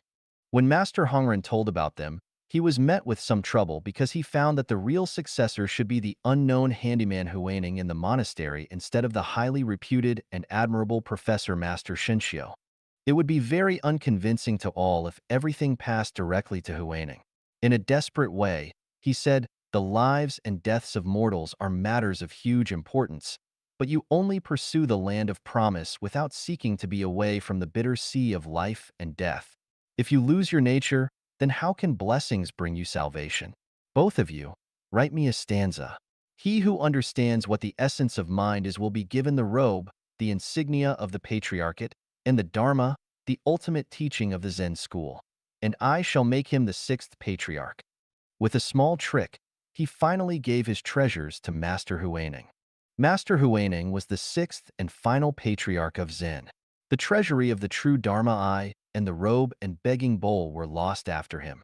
I used to joke that I am the seventh patriarch of Zen, and that I have written on Zen by the seventh patriarch of Zen 1, 2, 3, 4, and 5, which are the most heavily weighted 5 articles of all my writings. Now the question, as instructed in Buddha's treasury of the true Dharma I, this subtle Dharma gate, does not rest on words or letters, but is a special message outside of the scriptures, becomes how to transfer from mind to mind. If I were to tell it with words, then I would be rebelling against the teachings of Buddha. So, if not expressing with words, how can we know how to liberate ourselves from the samsara of life and death? To make the best of both worlds, I can only slide over the water. Whether you can be liberated from life and death all depends on your level of practicing Tao, your destiny, and your root of wisdom. There is no life or death in life. The life and death seen by the world is an illusion. It is the evolved deduction of the carrier of life. Life has nothing to do with time. So life has no limitations of time and is beyond all ages. The nature of life is non-material structure. The form rendered by life is decided by its non-material structure. Its non-material structure decides the form rendered by it. Consciousness originates from structure and in turn controls structure. Human consciousnesses make people, animal consciousnesses make animals, and if you develop your consciousness to that of a celestial being or a Buddha, then you will become a celestial being or a Buddha. Life is a cycle of reincarnations. The death we commonly see is not the death of life itself, but the phenomenon of life transformation. Life travels from one dimension into another, from one world into another, through the gate of life and death. When a life crosses that gate, from this field, we see it as is death, but from the other field, it is life. All dharmas are marked with emptiness. They neither begin nor end, are neither immaculate nor defiled, and neither complete nor deficient. Therefore, in emptiness there are neither forms, feelings, perceptions, impulses, nor consciousness. Neither eyes, ears, noses, tongues, bodies, or minds. Neither sights, sounds, smells, tastes, touchables, or any sensations, and so on until we have form. There are no mind consciousness elements, no ignorance, no extinction of ignorance, and so on, until we have form. There is no decay and death, no extinction of decay and death, no suffering, no origination, no stopping, no path, no cognition, no attainment, and no non-attainment. Therefore, it is because of their non-attainmentness that bodhisattvas, through having relied on the perfection of wisdom, dwell without thought coverings. In the absence of thought coverings, they have not been made to tremble, have overcome what can upset, and in the end, have attained nirvana, to be free from life and death. When you are liberated from life and death, you can attain nirvana. If you understand the truth above, then you can be liberated from the samsara of life and death. The problem is that as mortals, we have fleshy eyes and mortal stocks. As we cannot see higher dimensional space and worlds, we are not fully convinced of the above truths. Then what? It is easy. Follow the guide and verify, step by step. What are those things that hinder us from liberating from the samsara of life and death? The answers are greed, anger, ignorance, arrogance, and suspicion. Greed is the want to always possess more out of self-interest. Anger is to detest, blame, and envy. Ignorance is the belief that you are always right and never wrong. Arrogance is self-importance, pretentiousness, disdain, defiance, and the lack of a gracious, cherishing heart. Suspicion is being full of doubts and not facing the facts. It is hypocritical, false, and self-deceiving. Overcoming greed, anger, ignorance, arrogance, and suspicion will enable you to understand this truth and will liberate you from the samsara of life and death. The reason is very simple and easy to do, but putting it into real practice is difficult.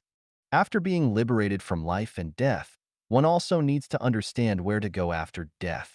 If you are heading to the lower world, then you will be miserable. 宇宙全息一 Cosmic Holography I. Xiefeng. October 31st, 2005. Translated by Transin and edited by Care. The universe runs in holographic order and consists of the distributed psychic energy of the greatest creator, Tao, just as we humans are composed of the flesh and spirit of the same. From the infinitely cosmic to the infinitesimally tiny, each are closely related and connected together. I am in you, and you are in me. On the macro scale, energy fills the space and time of the entire universe, while Tao controls the operation, development, and changes of all things in within it. Therefore, it is an organic whole, and the seemingly unconnected multiple celestial bodies, phenomena, and people are its constituent parts, its cells. So the universe is holographic. On the micro scale, atoms, molecules, and people are consortiums of structure and energy which have mutual interaction with everything else and together belong to the unity of Tao and energy. So the universe is holographic. I'll try to pierce your toe with a needle. You will feel muscles tightening throughout your body, and your brain will jump with an immediate emergency response. If a lover or your parents are next to you, they will also react promptly. Why?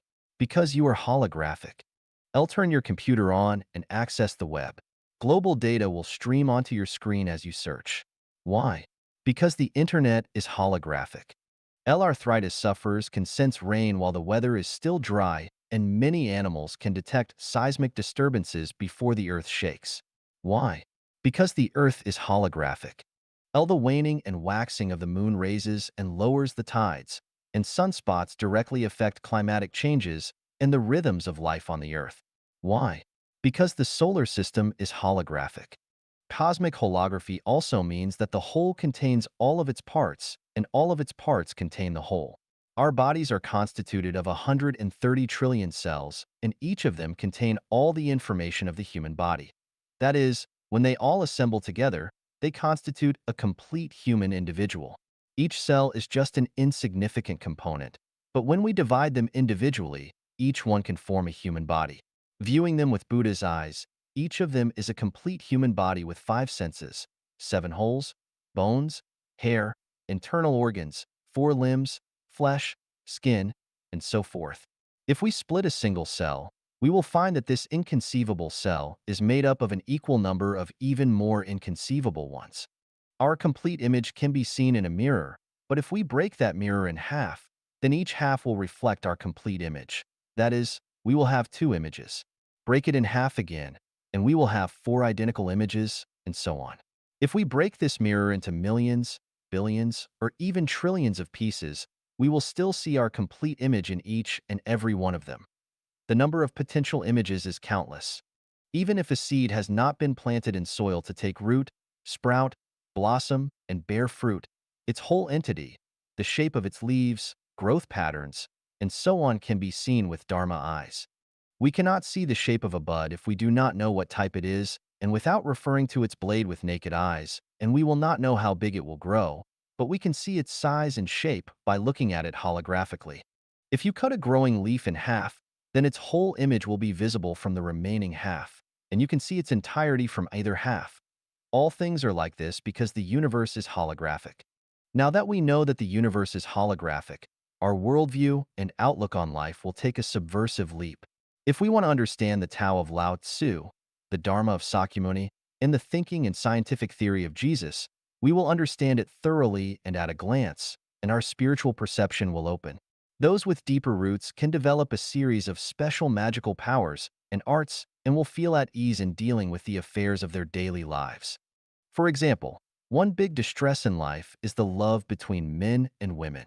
Between lovers and married couples, one always expects the other to be faithful and pure, but if they learn that the other is having a secret relationship with a third party, then they become distressed and sad, and no matter how much effort the other exerts to vindicate themselves, I love you just as much, I really do, it will be useless, because their credibility will have been lost.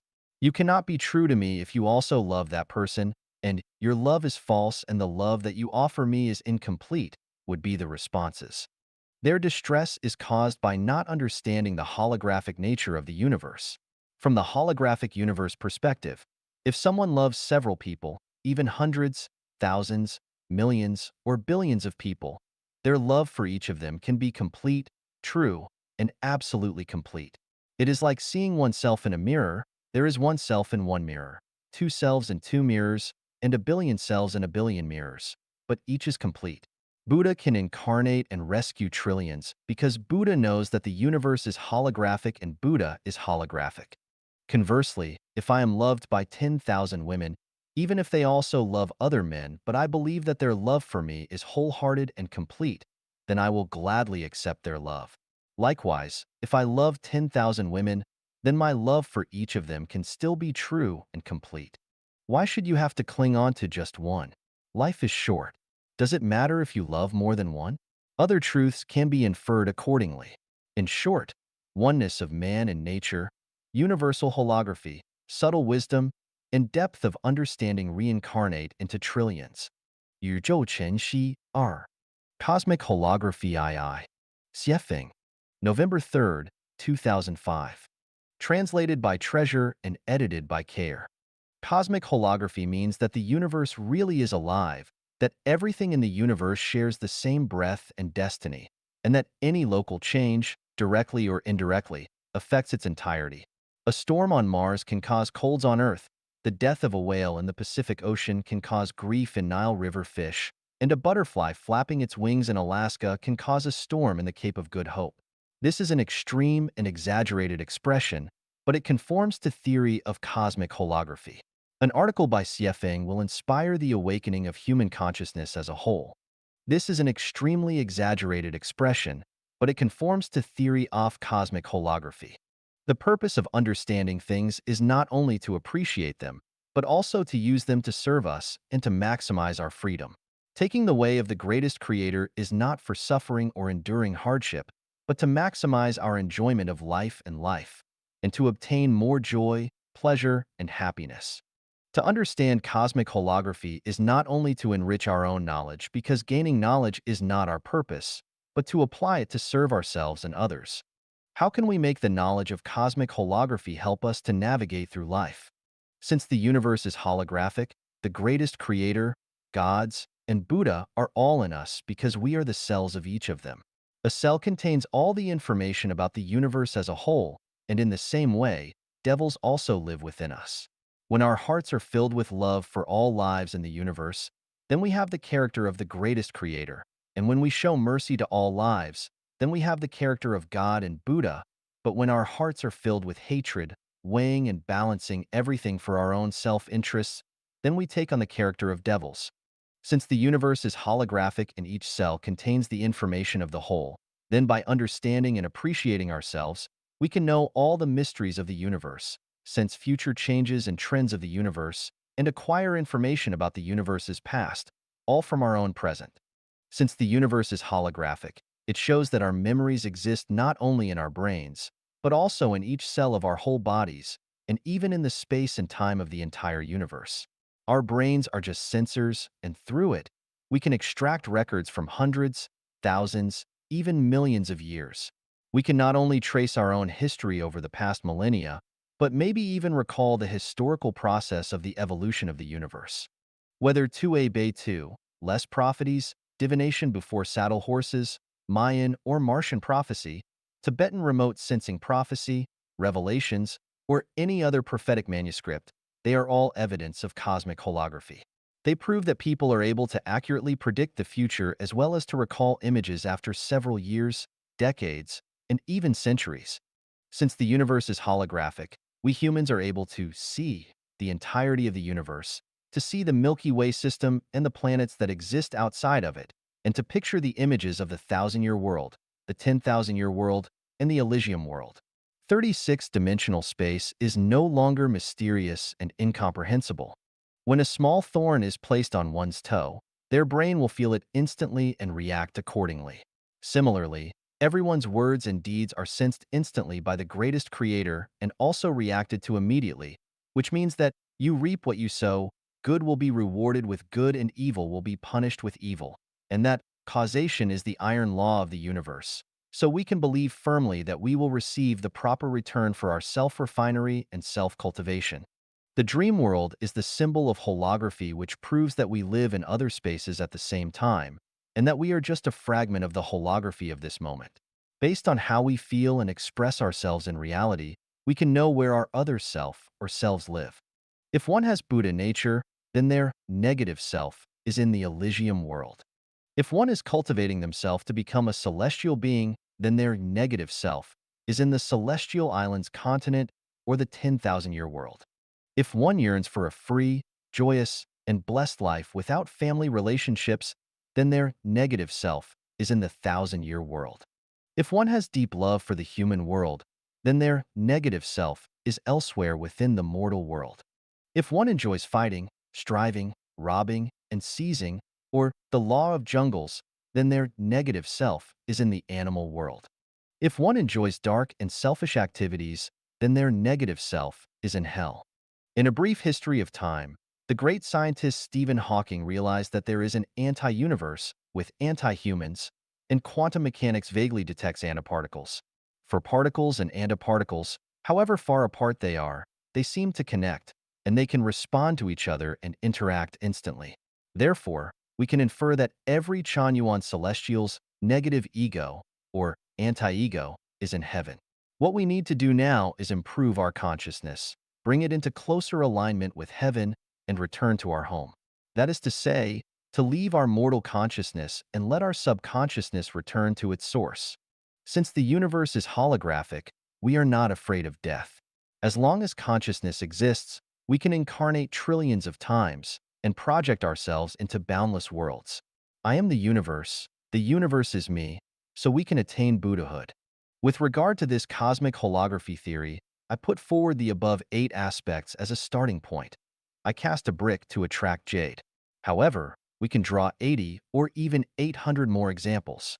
From a sample, you may judge the whole, make efforts to draw an analogy based on a theory, let the fire of inspiration twinkle everywhere and always, and grasp the secrets of life as early as possible. For years upon years, after days and nights with sunrises and sunsets, people have been living so, back and forth. Is this the time to change to a new lifestyle? If not, there will be no end to our troubles and suffering. 时间的秘密, The Secret of Time. Xiefeng, January 5, 2006. Translated by Transin and edited by Care. Eternity is long, very long. It runs endlessly. Beginning, developing, changing, and concluding is ornamented by the waves of time. The universe flies in eons. Life twists and turns in years. Love and hate rise and fall in summer and winter. Feelings of gratitude and resentment emerge and disappear in spring and autumn. Time, mysterious time, the wonderful experience of bringing forth the new from the old, drowning the vicissitudes of transitional times, transforming hope into despair, and turning solids into gas and smoke. Life rises and falls in time. It goes up and down in time. Time, what exactly is time? It is the recorder of material cycles. It begins with the creation of matter and ends with its demise. It has these 8 characteristics. Time is non-material. It is untraceable, formless, stateless, shapeless, heartless, senseless, invisible, untouchable, and can neither be heard nor caught. Time is positive and negative. Future time is positive. Past time is negative. Time is particular and universal. Its particularity applies to the specific. Its universality applies to the general. Time is variable. It progresses unevenly. It changes as physical movement changes and disappears as physical movement disappears. Time exists throughout all physical space. It is as big as the universe and as small as particles. Where there is matter, there is time. Time is vertical and horizontal. It manifests itself vertically as the past, present, and future, and horizontally as momentary and eternal. Time has different meanings under different forces. It changes as gravity and acceleration change, but has the same meaning under the same forces. Time expands, contracts, and disappears. The quality, shape, and motion of matter cause it to contract or expand with changes in any of those. When matter disappears, time disappears. There is no time in the non-material world. Non-matter is a reaction to matter but does not share any of its properties. All matter proceeds through generation, development, decline, and death, but non-matter has neither life nor death, so it has no time and is eternal. Tao, life's spiritual entity, ideas, spirits, thoughts, dharmas, the nature of Tathagata, celestial beings, angels, and the Elysium world do not have time. Therefore, the non-material world is eternal. Since the motion of matter is absolute, we perceive that all things run in time. In this sense, time changes everything and decides all. It can transform the decadent into magic and the ordinary into extraordinary. Everything changes with the passage of time. Along the eternal river of time, all matter is transitional, illusory, and valueless. Time's control must end in order for one to achieve an eternal existence. As humans, it is to fish for the moon in water or to plow the air for our bodies to break away from our shackles, so the human body must follow its nature. To leave time, we must work on our spiritual entities. Life is short, and the spiritual entity of life has many different directions in which to spread. Perfect spiritual entities go to heaven and defective ones go to hell. If we can perfect our spiritual entities within our limited lifetimes, then we can transcend time. In addition to transcending time, we must also work on our non-matter by revering and taking the way of the greatest creator.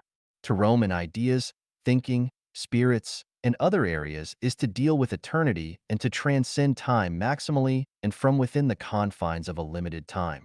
When fruits ripen, they fall. When water flows, channels form. Once we make this breakthrough, we can enter horizontal space and time and immediately feel fresh and enchanted. Please refer to Time and Space of the Universe for further study. 人间剧本探秘 Explore the Script of Life. Xiefeng, March 24th, 2017.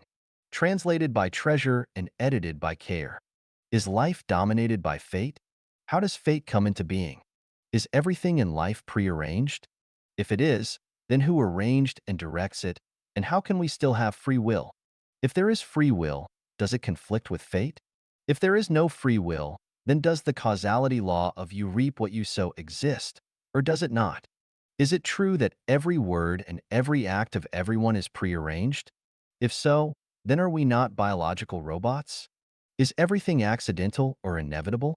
Who carries out punishments, rewards, and so on? It is an extremely complex and enormous system, and it is impossible to reveal the whole system clearly.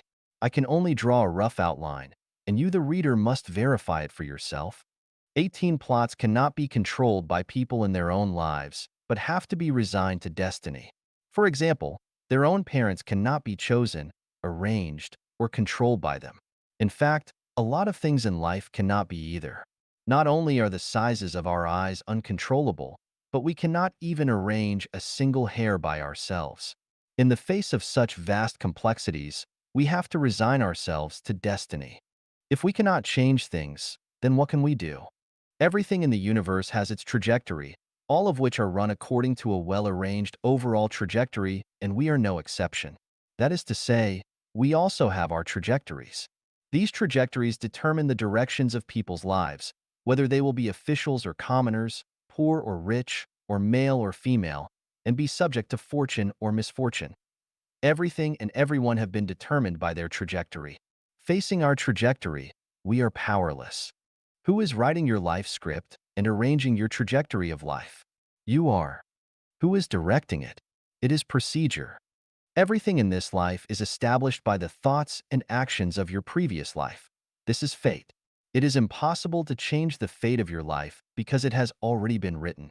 All of your efforts in this life only work for your next life. It can be said that your past determines your present and your present determines your future. Since everything has already been arranged and planned out and the story and plot of your life has already been set, then how do we reflect on man's subjective initiative? What good are an individual's efforts? If even what we say and do have been determined in advance, then why should we make any efforts? Individual efforts are reflected in one's mind and how perfect a role they play. Our inner activities are not arranged by our script. Our free will is reflected in our mind, and whether our specific role is performed perfectly or not. Such as in a stage play, the script has been arranged by a writer in advance. The director selects performers according to each performer's appearance, character, acting skill, and so on. The performers must act strictly according to the script and plot and the director's requirement. If done well, the director will be pleased and the actors will receive more pay and have more chances to perform in future plays. If done poorly, the director will not be pleased and their opportunity for future castings will diminish. The quality of their performance depends on them. This is individual effort. Our inner activities are not arranged, nor are they destined. They rely completely on the free will and effort of the individual. It is entirely up to them to decide whether they want to have good or evil thoughts. Our inner activity is our thinking activity. Thinking activity is like a wave that spreads throughout the universe. That is, when the mind moves, its inner activity expands out to the universe and tells the universe what it is doing, and very loudly. Regarding this, we are unable to view or receive it, but gods know it. In other words, everyone's inner activities can be learned instantly by the universe and recorded in the procedure of Tao. The procedure of Tao automatically arranges the future fate and trajectory of everyone's life based on their inner activities. Karma, karma, karma. Then who rewards and punishes and who executes the mechanisms of rewarding and punishing? Rewarding and punishing are determined by the procedure of Tao, but it is only the judge. The executor is neither the procedure of Tao nor the judge, but a factor of the boundless universe, a god or man, a dog, an ant, a storm, or an event. It is like a judge who sentences someone to death but never executes anyone personally. That is always left for a series of other people. The script of this life has been set long ago, but the script of the next life is always changing. People's thoughts and actions in this life identify their future life trajectories. If someone is destined to leave for the Celestial Islands continent but becomes seized by evil and does not play their current role well, then their trajectory of life to the Celestial Islands continent will change. Their revised trajectory may devolve toward the 10,000-year world, the 1,000-year world, back to the mortal world, or even to the animal world or to hell depending on the severity of what they do. As Life a Chanyuan's guide, I sigh with deep emotion during my directing the scripts of Chanyuan Celestials. For instance, I planned to have a certain individual eat a fairy peach which had been determined by her trajectory of life. However, she failed to play her role as a Chanyuan Celestial well in her course. I asked her to clean a toilet, but she failed to clean it thoroughly, so I knew that she was still unable to eat the fairy peach, but only wild peaches. In this way, both her fate and her trajectory of life were changed. It is a strict law that absolutely beautiful things can only be enjoyed by absolutely beautiful lives. If we do not reach an absolutely beautiful state, then absolutely beautiful results will never appear. When we enjoy absolutely beautiful things but our personal quality declines, then those absolutely beautiful things automatically disappear. This is not only the law and the script plot, but also the ever-changing living script. Past scripts are dead, future ones are alive, and living ones are always changing according to everyone's inner activities and how well or poorly they perform. The impartiality of Tao is reflected in Tao gives to every life according to its desires. If you desire blessings in this life, Tao will bestow them upon you, but fewer will remain for your next life. If you want to become a wolf, it will make you one in your next script. If you want to become a celestial being, it will make you one. Tao will surely satisfy you and help you to achieve your goal, whatever you want to be, but it must be understood that the fulfillment of Tao is not executed immediately. It is arranged in the script, it takes a process, and it takes time. You cannot expect an airplane to come the moment you ask for it. You need to be patient. It is crucial to remember that as your plane is coming, your needs cannot change. Once there is a change, Tao has to follow your needs. If you want coffee, but then decide that you would prefer tea, Tao will immediately prepare tea for you.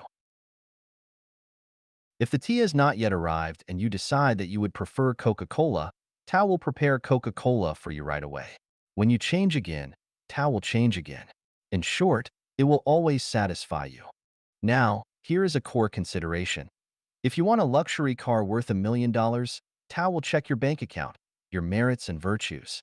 If they are insufficient and your bank deposits are not enough, then that $1 million limousine will not be offered to you. Even if you need a needle, you have to check your bank deposits. As long as you have enough merits and virtues, enough bank deposits for what you want, Tao will meet your requirements and demands, or help you to achieve your goal. When a person runs out of bank deposits, or when their merits and virtues are exhausted and they have no remaining blessings, then they will soon collapse, fail, lose everything, go to prison, or end this life. Therefore, we need to give benefits, accumulate merits and virtues, and cherish good fortune during our lifetimes so that our blessings will last for our entire lives, even into our future lives. The universe is a huge script with countless subscripts within it, and all the small ones serve the huge one. No small script can exceed a larger one.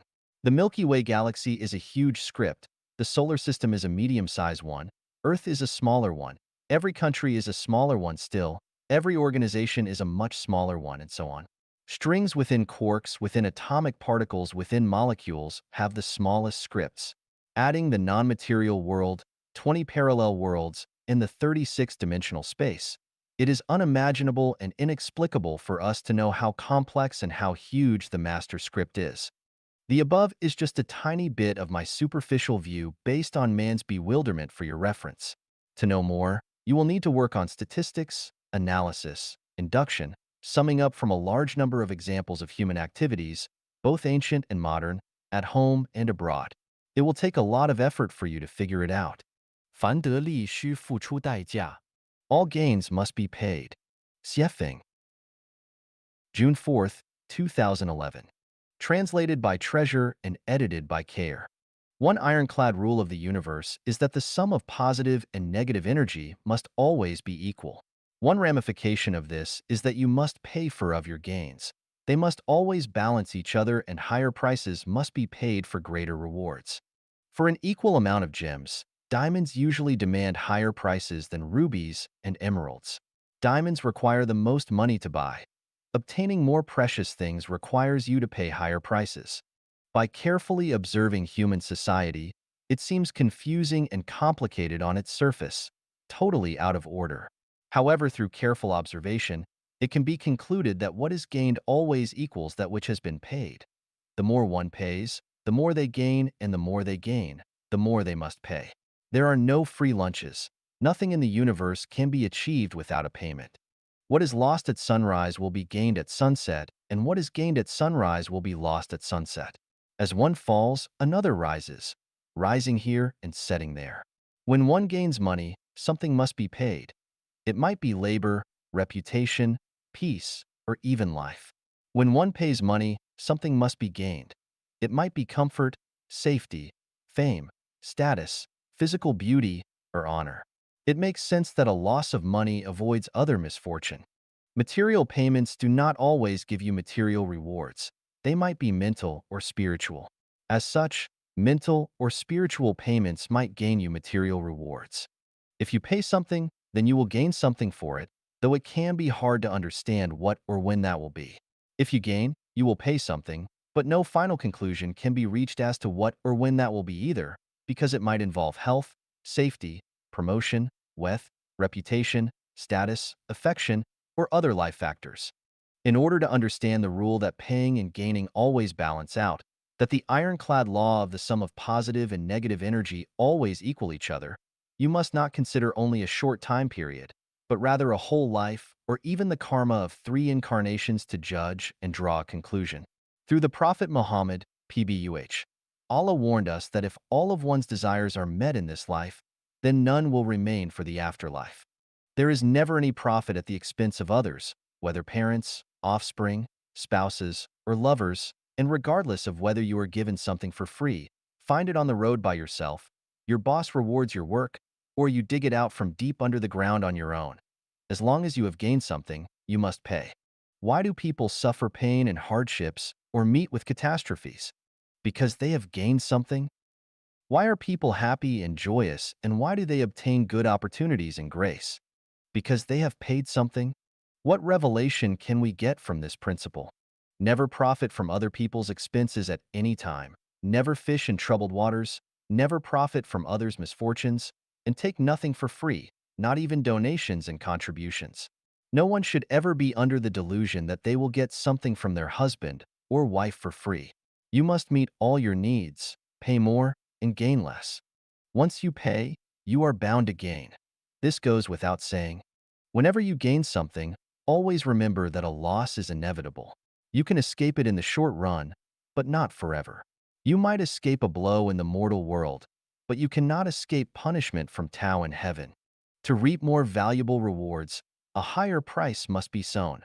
To reach the kingdom of heaven, you must dedicate everything, your entire body and soul. As the guide of human life and life, I state these words here. You can inspect, test, and verify them, but time and results will tell whether or not they are correct. 人间八道, 8 Ways Through the Mortal World. Xiefeng, June 21st, 2010.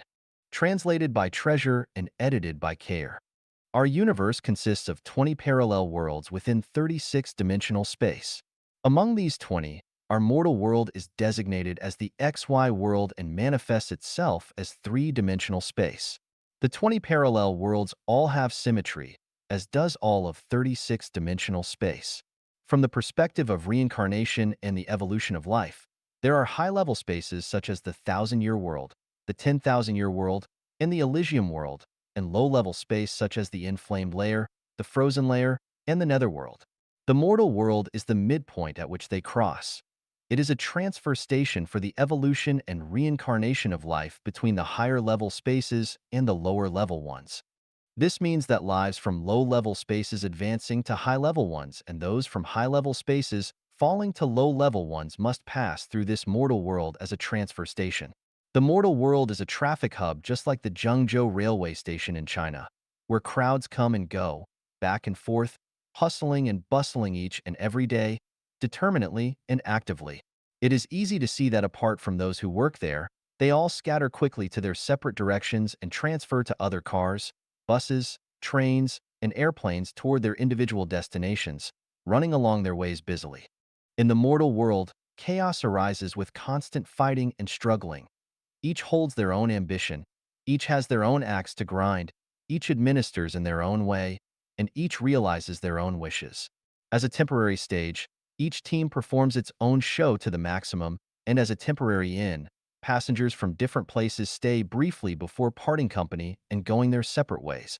Each pursues their own prospects. To pursue one's prospect of reaching their destination, they must proceed in certain ways. Without a good way, or by choosing a wrong one, they will never reach their destination. Were they to board the wrong vehicle, their wish would remain just a wish, and their destination would remain out of reach. To be an entrepreneur, one needs to take the way of the market. To do business and make money, they must take the way of circulation. And to be a doctor, they must take the way of medical science and skill. Airplanes must taxi down runways, ships have to float on waterways, trains should run on railway tracks, and cars need to remain on roads and streets. From the perspective of the evolution and reincarnation of life, humans in the mortal world must take one of the following 8 ways and pass on to its associated destination. The way of the greatest creator. One models themselves after nature with holographic order thinking, open-heartedness, flexibility, and tact. They will rise to the celestial islands continent. The way of gods. One worships gods quite distinct from each other, bellicose and domineering. They will advance to Azura heaven. The way of Buddha. One pursues non-form and refines their concept of no abode for the mind and returns to the nature of Tathagata. They will ascend to the Elysium world. The way of celestial beings. One takes skepticism, non-dogma, and freedom as their first priorities and cultivates magical powers as their core. They will climb to the celestial beings' world. The way of humans. One pursues fame and material wealth, attaches great importance to family love and emotions, and remains fond of organization and power. They will return to the mortal world to continue their samsara and return as another human. The way of animals.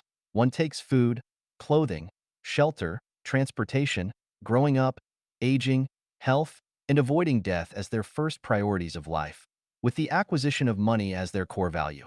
They will descend to the animal world. The way of ghosts. One neither abides by rules nor laws, but conjures, lurks, and sneaks around like a ghost, speaks one way, but thinks and acts another, and is fond of hiding and good at lying. They will drop into the hell world. The way of Satan. One is fond of dwelling upon spirits and deities, fortunes and disasters, being ambitious and arrogant, blasphemes the greatest creator, and insults the gods. In order to achieve their goals, they plunge lives into abysses of misery and destroy nature by hook or by crook. They will fall into the inflamed layer or the frozen layer. Like attracts, birds of a feather flock together. The way that one takes depends upon their kind of consciousness and their life structure. Divine punishments are slow but sure, is also the arrangement and program of Tao. All have their duties and accountabilities, which make each and every one of them vivid and exciting. Whether they know it or not, each person takes their way. Most are led along ignorantly and uncaringly, but a small number choose theirs clearly and plainly.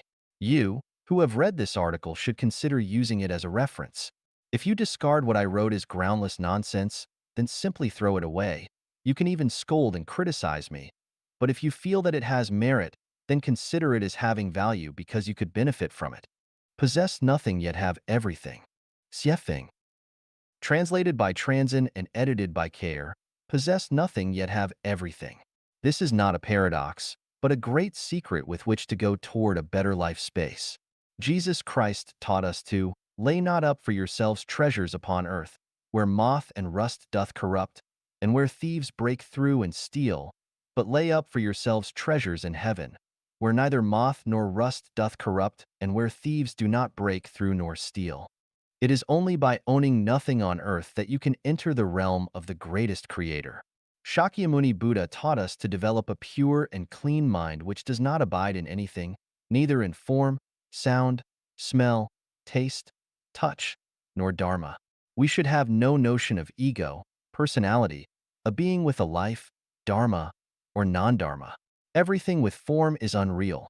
All phenomena are dreams, illusions. In other words, owning nothing is the way to enter the Elysium world.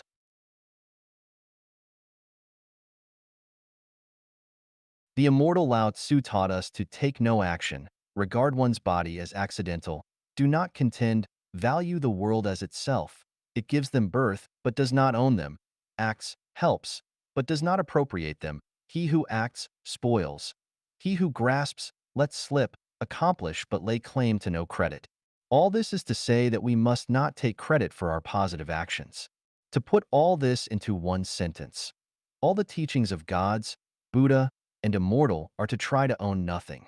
Stupid? No. The teachings of gods, Buddha, and immortal are the Tao of life, the Tao of light, and the Tao for us to gain everything. How can possessing nothing lead to having everything? The Prophet Muhammad, PBUH, taught us, to any that desires the tilth of hereafter, we give increase in his tilth, and to any that desires the tilth of this life, we grant somewhat thereof, but he has no share or lot in the hereafter. The prophet's prediction was right. You have already had your share, and you will not have any share or lot in the hereafter. So just give, and you will have more later. The less you possess now, the more you will have later. We have learned from the Taiji thinking that the sum of positive and negative energy is always zero. If you gain in some ways, you will lose in others. This is to maintain the law that positive and negative energy are always in balance. The more blessings you enjoy in this world, the fewer your blessings will be in the afterlife. So, if you want to enjoy a better afterlife, you will need to give more and possess less in this life. Follow the teachings of Buddha. Do more formless almsgiving because doing so will get you enormous and incredible blessings. We see people with lots of possessions, which is mainly because they have gained a lot merits in their previous lives. Many others are poor, mainly because they have done little or garnered few merits in their previous lives. Some people were born with silver spoons, yet many work hard all their lives, but can barely support their families. Evidently, if you want to get blessings in your afterlife, you should earn more merits in this life. If you want to be a celestial being in heaven in your afterlife, you need to possess as little as possible in this life. How can you possess nothing yet have everything? Firstly, think about this. Whatever we try to possess in this world will come to naught in the end. If we make efforts to possess, we are really running after illusions and bubbles. The more you possess, the more distress, troubles, crises, and disasters you will have. You will never rest peacefully. You will feel unsettled. You will literally rack your brain to keep your possessions. You will lie, contend, hurt others, hurt nature, and will cause others to envy, hate, covet, and rob. Your life quality will get farther and farther away from heaven and nearer to the animal world and hell. The more you possess, the farther away from heaven you will be. If you want to possess everything, you will eventually have nothing. Let us look at the birds flying and perching in the forest. What do they possess? They possess nothing, but they have the sunlight, forests, meadows, streams, bugs, and branches to perch upon. They lack nothing. The Gospel of Matthew reads, "Consider the lilies of the field, how they grow. They toil not, neither do they spin." Jesus had nothing in his life, but now he has everything. Buddha had nothing after the Enlightenment, but now he has the Elysium world. The celestial beings in the 1,000-year world and the 10,000-year world possess nothing, but they lack of nothing. The super-celestial beings in the celestial islands continent possess nothing, but they have everything they could ever want. As long as people in the mortal world give more but possess nothing, they will be short of nothing. Why do people have so much anxiety and worries, and why do they compete and contend all day long? Because they want to possess. As we travel, we see that many attractions have been possessed by people. We need to buy tickets, or we will be kept out of the show. The landscape of the earth and the sun and rain are the gifts of nature for all mankind. But now they are possessed by a small group of people, and everyone else must bear their exploitation and blackmail. I built this road and planted this tree. If you want to pass by, then pay my toll and buy the privilege. How can anyone not worry and suffer anxiety in this gangster-ridden world? Water is a gift of nature bestowed to all life. But if we want to use water, we must pay for it. We are told that water needs to be purified, and that costs money. But we should ask who polluted the water. The people who polluted the water should be responsible for its purification. Why should others bear the cost of purifying it? We are told that the water was in rivers and lakes, but now it comes directly to our sinks in our homes, and that costs money. Yes, bringing water from rivers and lakes for our convenience does indeed cost. But that cost should be resolved by voluntary labor under government organization, and the materials should be provided by the production plant. And it is said that if we do not charge for water, people will waste this resource. Yes, this could be a problem, but why would people want to waste for no reason? This is a mental and spiritual problem. Why not just solve them? This belongs to the country. This belongs to our company. This belongs to my family. This belongs to me. In these cases, the public resources will be seized. One day, the mountains, rivers, and the earth will be carved up, and even the air we breathe will be sold and taxed. Everyone wants to possess, but the result will be that everyone will suffer and be lacking in everything. It is only when no one possesses that everyone will have everything. First of all, without traditional families, 80% of social issues would be resolved. Secondly, without countries, 90% of our problems would be resolved. The remaining 10%, will be problems of spirit and soul construction. Is this possible? Unlikely, of course, because this is the mortal world, not heaven. However, it is imperial for anyone who wants to go to and live in heaven. If you want to possess something, you will never reach heaven. The consciousness of possessing is our biggest obstacle preventing us from going to heaven.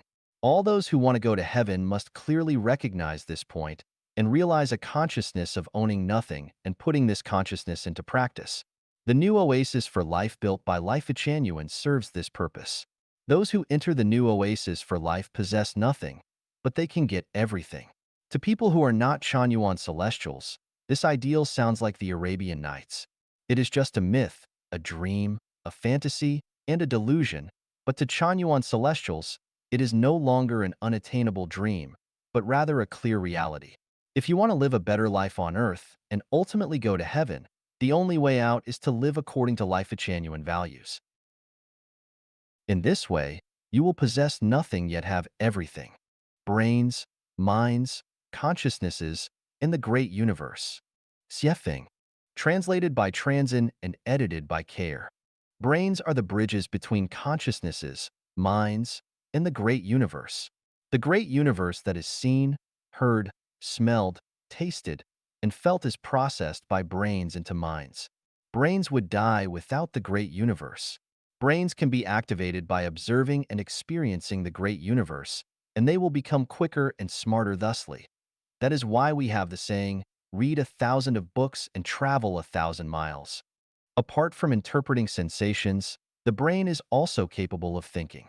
The closer we look, the deeper we feel about the things and phenomena that we sense, the more developed our brains become, and the more powerful our minds become. Our minds are determined by the information and data provided to our brains which come from the great universe. That is to say, the great universe that a person experiences determines the person's mind, which is why there are wolf children and deer children, as well as the origin of the belief that the Belesprees reside on green mountains with sparkling water while rogues live on barren hills with turbulent rivers, and the reason to keep the company of good people, and you shall be counted among their numbers. From this, we can draw the conclusion that the environment creates human minds. Different environments create different life. The environments of animals bring up animals. The human environment brings up people. The environment of celestial beings brings up celestial beings. The environment of Buddha brings up Buddhas. This environment known as the Great Universe includes both the material world environment and the non-material world environment, the reality environment and the super-reality environment. The reality material environment is the great universe that we see, hear, smell, taste, and feel. The super-reality non-material world includes the great universe written in books, sent to computers and TV screens, dreamed by our subconscious minds, and imagined in our minds.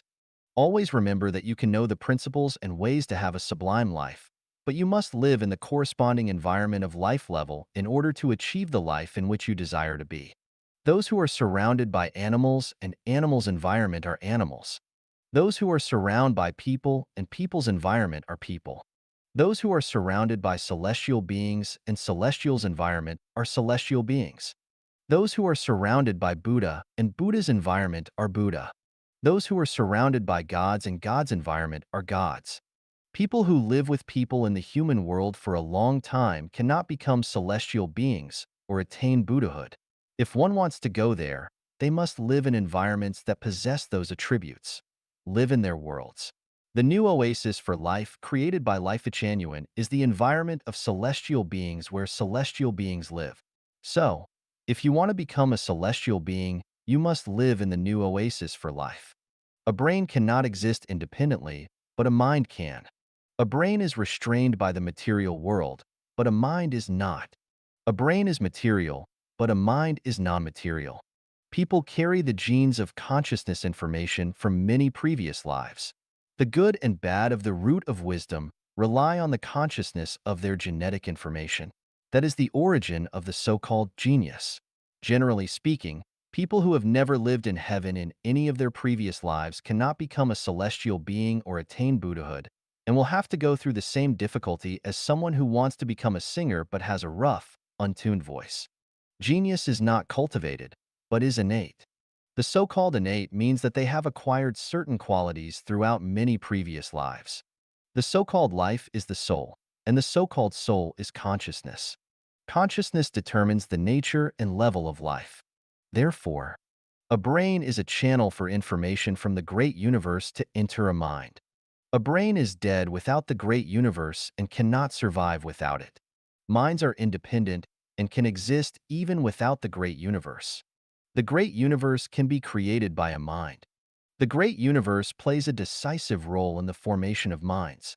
In order to attain the mind of a celestial being or to attain Buddhahood, one must associate with celestial beings and Buddhas and live in their world.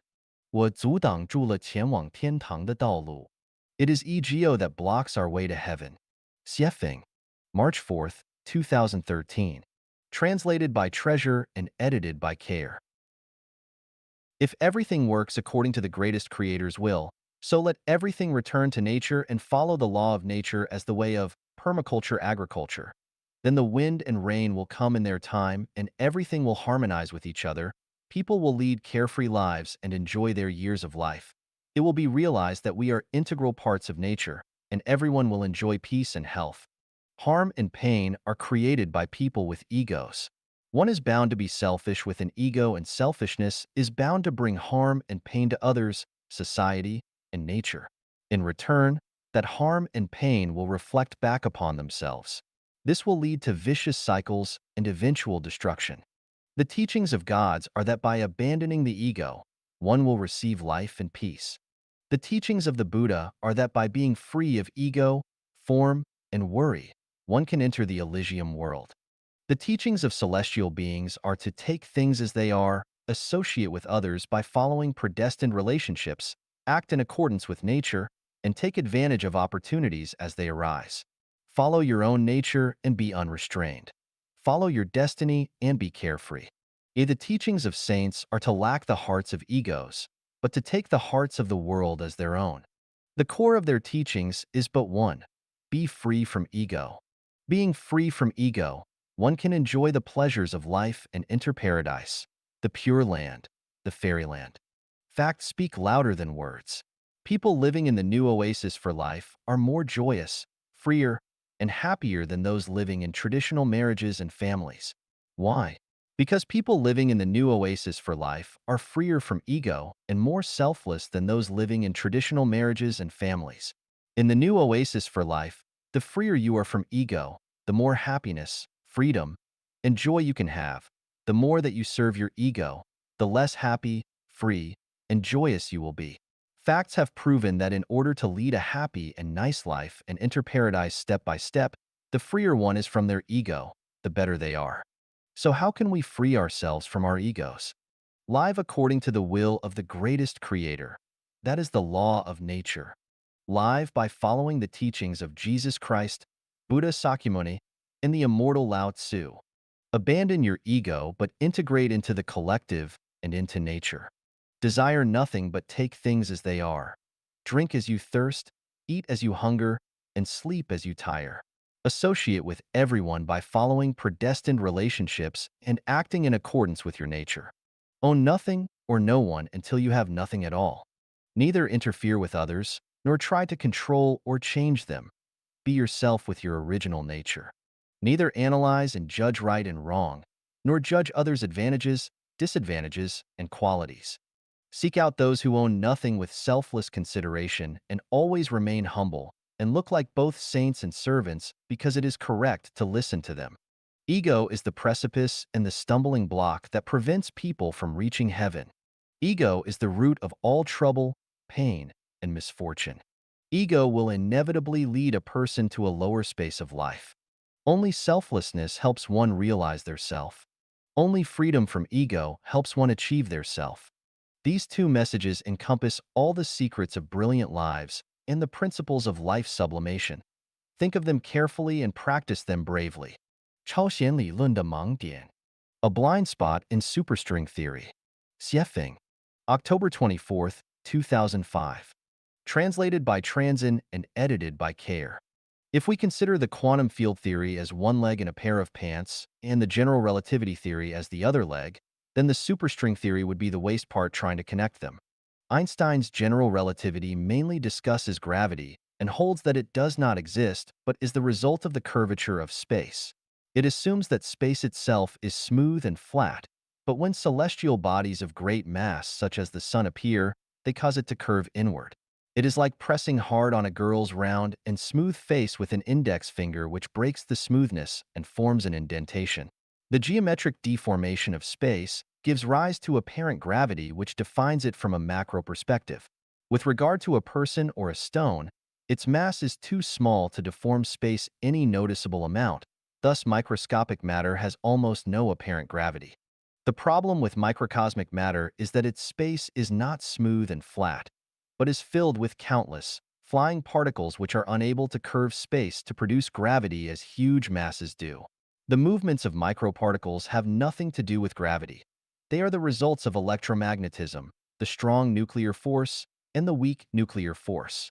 Quantum mechanics appeared when general relativity failed to explain the source of these three forces. Quantum mechanics studies fundamental particles at the microcosmic level. Whether large celestial bodies or grains of sand on the beach, all matter is made of hundreds of types of fundamental particles with masses close to zero but whose trajectories change unpredictably with no rules to follow but are always in motion. Motion is not caused by gravity, but by the three aforementioned forces of nature being converted from the particles. Electromagnetism is converted from photons, the strong force is converted from gluons, and the weak force is converted from bosons. However, the conversion of particles cannot generate gravity. Therefore, the quantum mechanics does not explain gravity. The macroscopic world and the microscopic world are unified integral, but general relativity theory, which can explain motion at the macroscopic level, and quantum mechanics, which can explain it at the microscopic level, are not fully compatible. An overall description of the universe can only be had by combining these two seemingly contradictory theories, and this mosaic theory is called the superstring theory. This superstring theory believes that matter is made of molecules. Molecules are made of atoms. Atoms are made of electron shells and nuclei, and the nuclei consist of protons and neutrons, which are made of quarks. What are quarks and electrons made of? Scientists believe that both are fundamental point particles which have no internal structures and cannot be divided any further. Superstring argues that these particles do not really exist, but are only strings in motion in space, and a variety of different types of particles are formed by these strings vibrating differently. All interactions between matter and energy can be explained by combining and separating strings, but strings do not move in normal three-dimensional space. Rather, they move in a high dimension of space which is beyond our imagination. Our traditional ideas about space are wrong because space has more than three dimensions, maybe 10 or even 26 of them. If this sounds confusing, consider the following scenario. An ant crawls into a shallow pit. It climbs out and goes further until it falls into a deeper pit. It climbs out and continues to go until after some time. It drops into a sand pit. It climbs out, but eventually lands inside a mud pit. These four pits are totally irrelevant to the ant, which simply comes across them by chance. Living on a two-dimensional plane, it cannot see the interrelation of the four pits, let alone know that they may be related integrally. What is the reality of the situation? These four pits are footprints left by an elephant as it ate. One foot stood on hard ground, another stood on soft ground, a third in sand, and the fourth was in a pond of rainwater. So there are the shallow pit, the deep pit, the sand pit, and the mud pit. That is to say, the seemingly unrelated pits are actually integral parts of a whole. It is only when we think beyond our two-dimensional plane to include three-dimensional height, four-dimensional time, five-dimensional retention information, and six-dimensional space movement and so on, that we begin to understand how these unrelated pits are integral parts left by a single elephant. Gravity, electromagnetism, the strong force, and the weak force are four pits, but they are actually parts of a whole. Superstring theory was conceived to explain their integration. Superstring is the most promising theory to unify our understanding of fundamental particles with the interactions of the four forces. Superstring holds that strings are the most basic units of matter and that all fundamental particles such as electrons, Photons, neutrinos, and quarks are different vibrational states of energy strings. Superstring combines the two major basic theories of the 20th century, general relativity and quantum mechanics, for the first time into a mathematically self-consistent framework. Superstring has the potential to solve long-standing problems that have troubled physicists, including the nature of black holes and the origin of the universe. If experimentation confirms it, then our understanding of the structure of matter, space, and time would change fundamentally. The prospect is tempting and theoreticians are struggling with it, but it seems ridiculous and childish to me because of some major blind spots. They are: how have these strings come into being? How do they move? Could they represent the origin of the universe? How can a unified field theory of the universe be established when the origin of the universe is still unknown? Only Life Genuine can answer these questions. 寻找真正的自己 1. Looking for your true self, I. Xiefeng. August 5th, 2012. Translated by Transin and edited by Care. Who are you and how much of your life do you control? All of it. Some of it. Any of it. Needless to say, no one can control their lives absolutely. If a person can control just 1/10 of their habits, hobbies, behaviors, and words, then they are quite extraordinary. 18 things are beyond people's control, including their height, appearance, race, ethnicity, environment, era, birth date, birthplace, parents, death, and so on. All these things are predestined and no one can do anything about any of them. But what about our habits, usual practices, hobbies, behaviors, words, and so on? Are these self-controllable? Let us look at two specific examples. As reported in the World of Unsolved Secrets, a pair of paternal twin brothers were separated from an early age in Ohio, the United States. They meet again after being separated for 39 years, only to discover that they both had received legal education and were keen on mechanical drawing and carpentry. Even more surprisingly, their ex-wives had the same first names, as did their sons and even their second wives. In addition, both of them vacationed often in St. Petersburg, Florida. A pair of paternal twin sisters had been separated since childhood for more than 10 years. They agreed to meet at a train station, and one sister temporarily decided to get a hairdo. When they met, she was taken aback, because her sister had also gotten a hairdo. They also wore identical jackets, skirts, shoes, and carried identical purses. Both of them were utterly amazed. We can draw conclusions about these. Both pairs of siblings had almost identical habits, hobbies, behavior, and appearances, though they had been separated from early ages. When they did not know that they had twins, everything about them was taken as individual preferences. They had all believed that they controlled their own habits and hobbies until they found that their twins were almost exactly the same. Everything that they believed to be self-determined turned out to be from invisible consciousnesses rather than their own wills. The habits, hobbies, even the names of their wives and sons had been prearranged and predestined. These cases represent identical twins, but what about the rest of us? What habits and hobbies do we choose for ourselves? The answer is none. Our habits, practices, hobbies, interests, behaviors, and choice of words are not our own decisions, but controlled by mysterious consciousnesses. What are these mysterious consciousnesses? They are our true selves. The selves that we believe we are not our true selves but false ones, and our true ones are the mysterious consciousnesses that control our hidden ones behind our appearances. Case in point, a woman's husband was killed in a war. When the bad news came, she grieved and wailed sadly, but her true self cried with joy, "Finally, I'm free." 9 people out of 10 are pretentious. So, most of the people we face are false, do not talk sincerely, and are hypocrites. We often face cognitive dissonance when our true selves conflict with our false ones. Our false selves tend to be pretentious, to cater to the times, the public, and others. Our true selves have nothing to do with them, and that is Tathagata. How does one find their true self? Continue to looking for your true self, 2. 寻找真正的自己 2. Looking for your true self 2. Xiefeng. August 5th, 2012.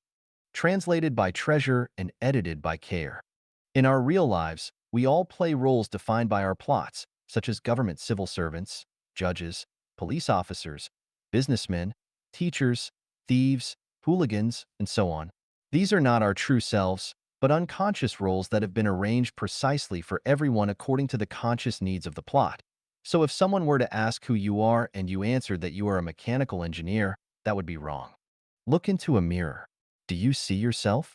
The image that you see has to be wrong because all forms are seen inaccurately.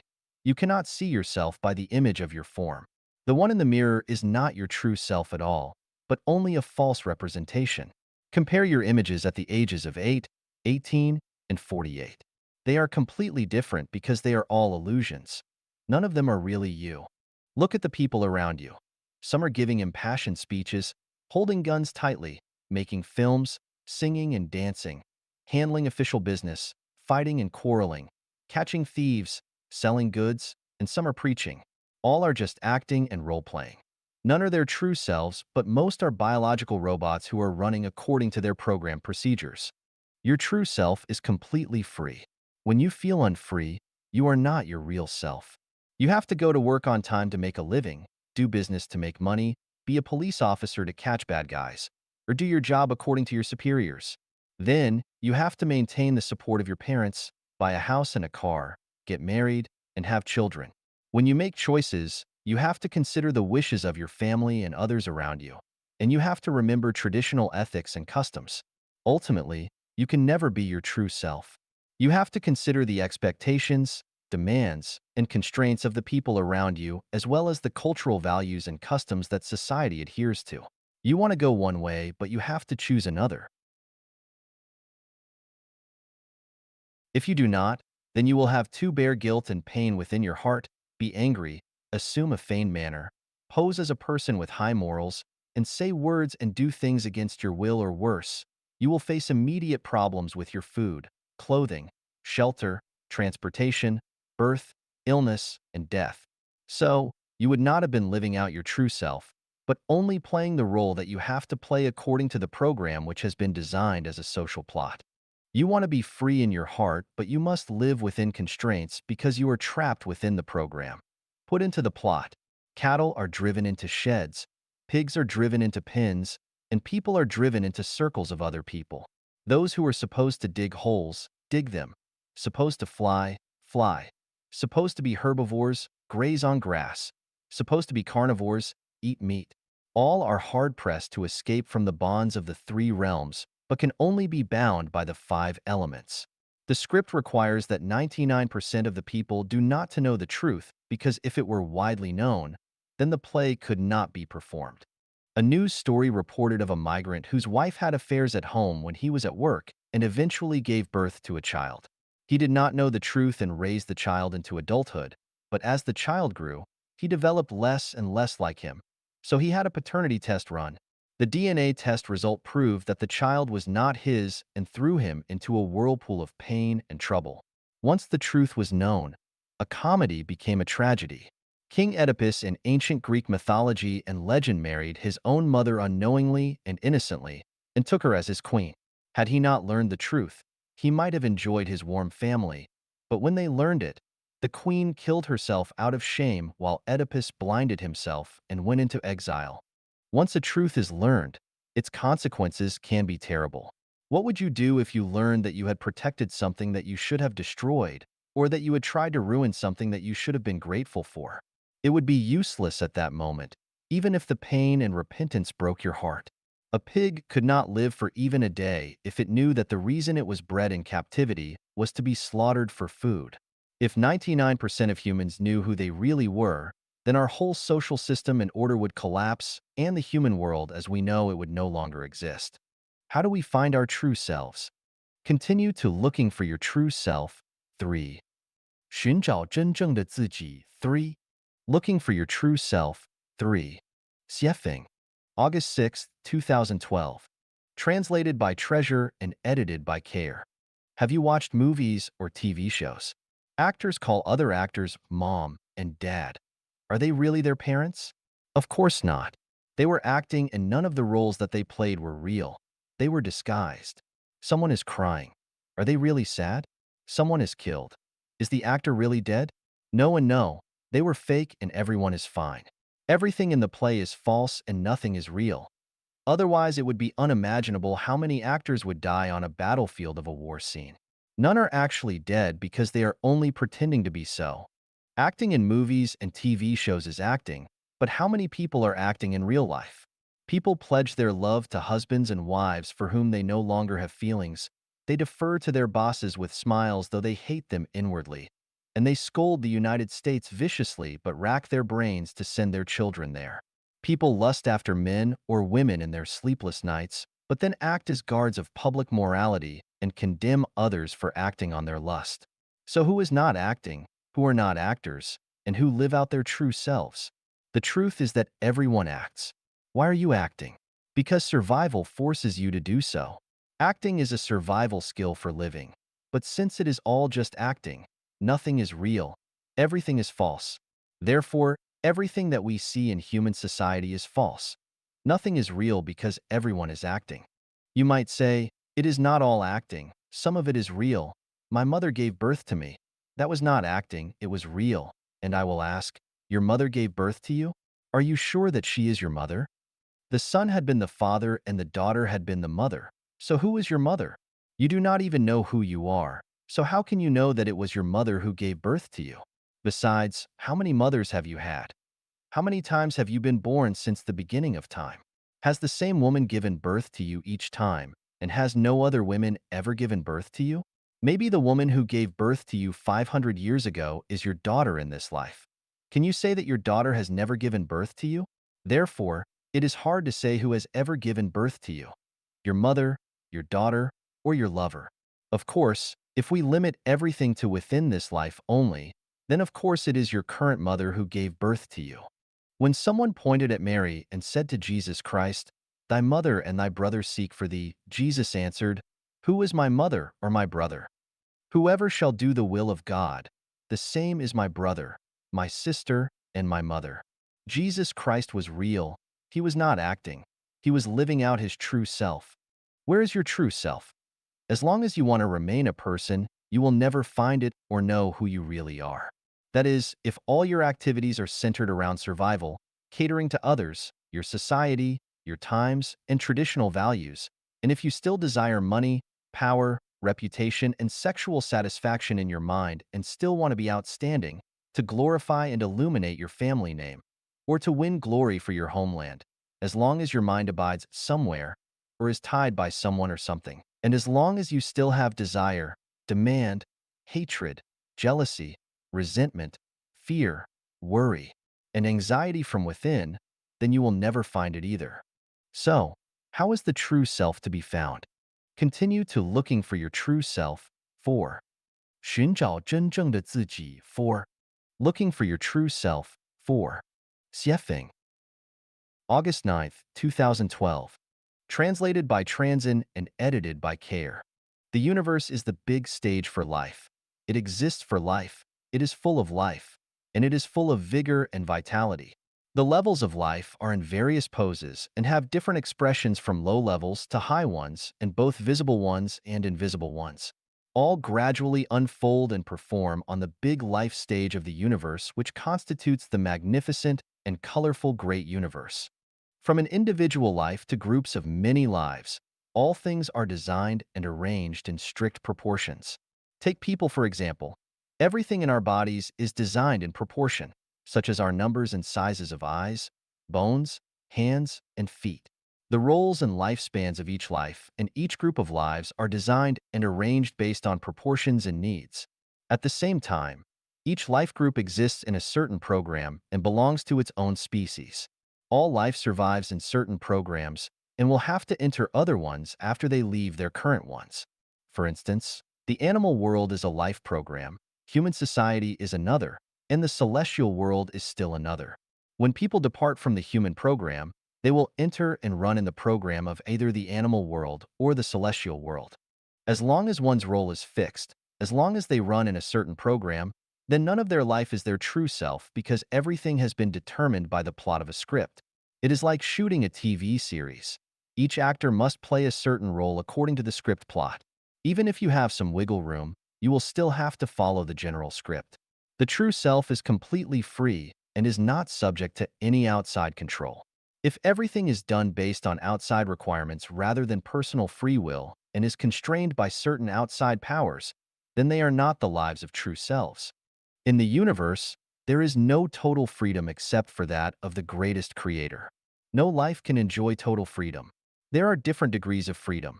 The greater the degree of freedom is, the easier it is to find one's true self and live out their true self, and vice versa. Let us consider a pig and a human. Pigs have less freedom than humans and are subject to the restrictions and controls of humans, so pigs cannot live out their free wills. They live for humans and thus can never find their true selves.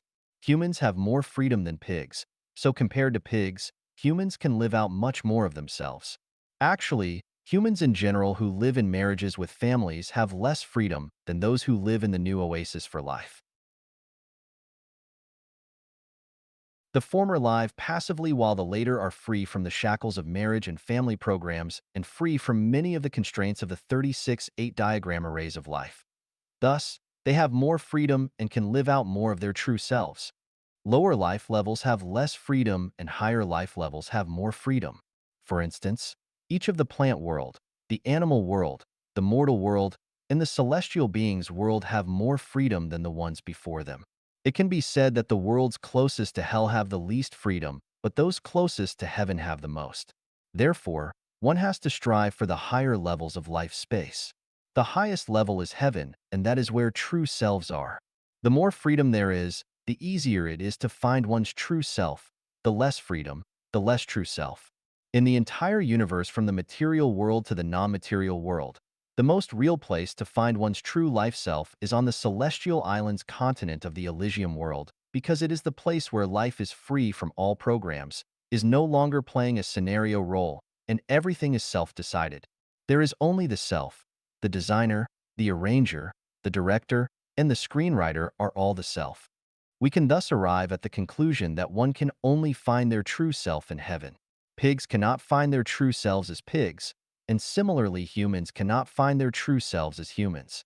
The only absolute way to find one's true self is to become a super celestial being. How does one become a super celestial being? By following Tao and bringing oneness to Tao into the consciousness of the greatest creator to achieve self-consistency. This is how we find our true selves. 广义相对论的启示 Revelations from General Relativity. Xiefeng, September 1st, 2005. Translated by Transin and edited by Care. The attraction between the Earth and the tested body has gravitational mass. Exerting force to a body, the body will produce reaction force. It resists acceleration, so the body has inertial mass. The gravitational mass and inertial mass of the same body tested in a variety of ways arrive at such a conclusion. Gravitational mass equals inertial mass. Isaac Newton believed that the measurement result of equivalence of the mass is only coincidental, but Albert Einstein found that such equivalence exists in a glorious channel that replaced Newton's theory.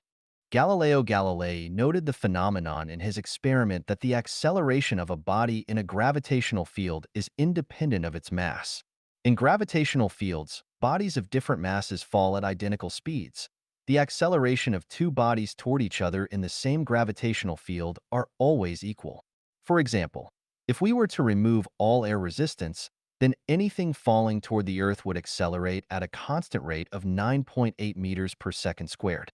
In order to explain the principle of the equivalence of gravitational mass and inertial mass, Einstein came up with his famous third hypothesis, general relativity.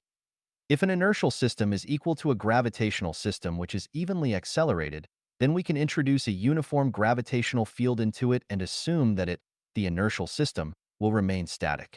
On the basis of this third hypothesis, Einstein deduced his fourth one, which is also the same in all systems.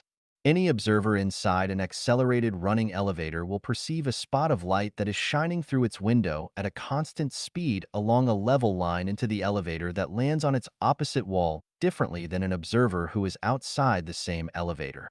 Einstein's fourth hypothesis confirms that observers inside the elevator err by neglecting the mass of energy because it is very small. However, slight changes of movements of energy can be observed near very strong gravitational fields. It has been shown that light which is close enough to the sun will be drawn toward it due to its huge mass. Thus, Einstein reached a surprising conclusion. The world in which we live is not Euclidean.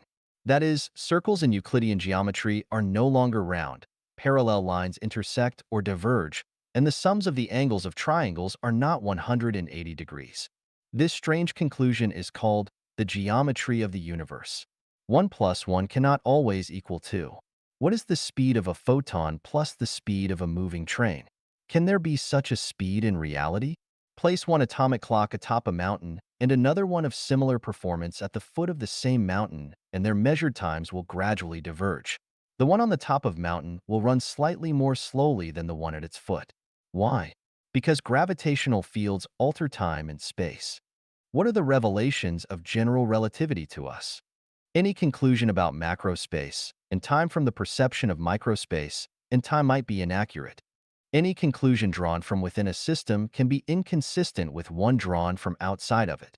There are natural laws in the universe which apply everywhere and always. There are differences between abstract theories and reality. Space and time are not absolute. What kind of worldview and outlook on life can we draw from these revelations? We may have been living mistakenly. That which is in our consciousness is not truth, but distorted reality. Absolutely correct doctrines, theories, and ideas from within any religious, social, or governmental system may ultimately be disproved. There are irrefutable universal laws which apply to all space and time. These laws are collectively the will of the greatest creator, Tao. No theory is absolute and eternally true.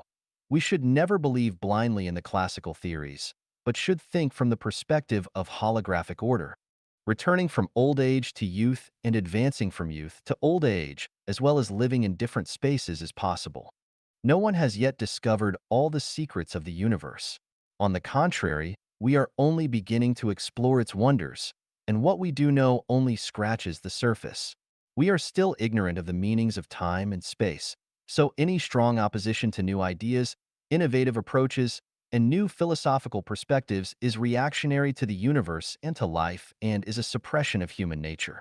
Only the concept of unifying all religions into a single uniform one is relatively correct thinking.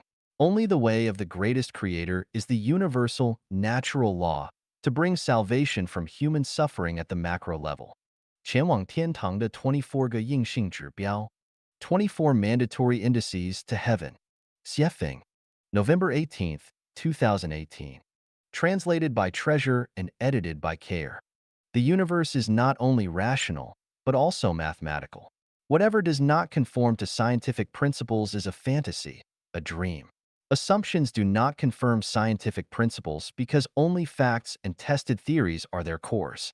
Everything that really exists conforms to scientific principles. Everything that can be deduced logically also conforms to scientific principles, even if we cannot see that they exist. Does heaven exist, or does it not? This is quite simple, for as long as we can see the reality of heaven, or as long as its existence can be deduced logically, then we can conclude that it does.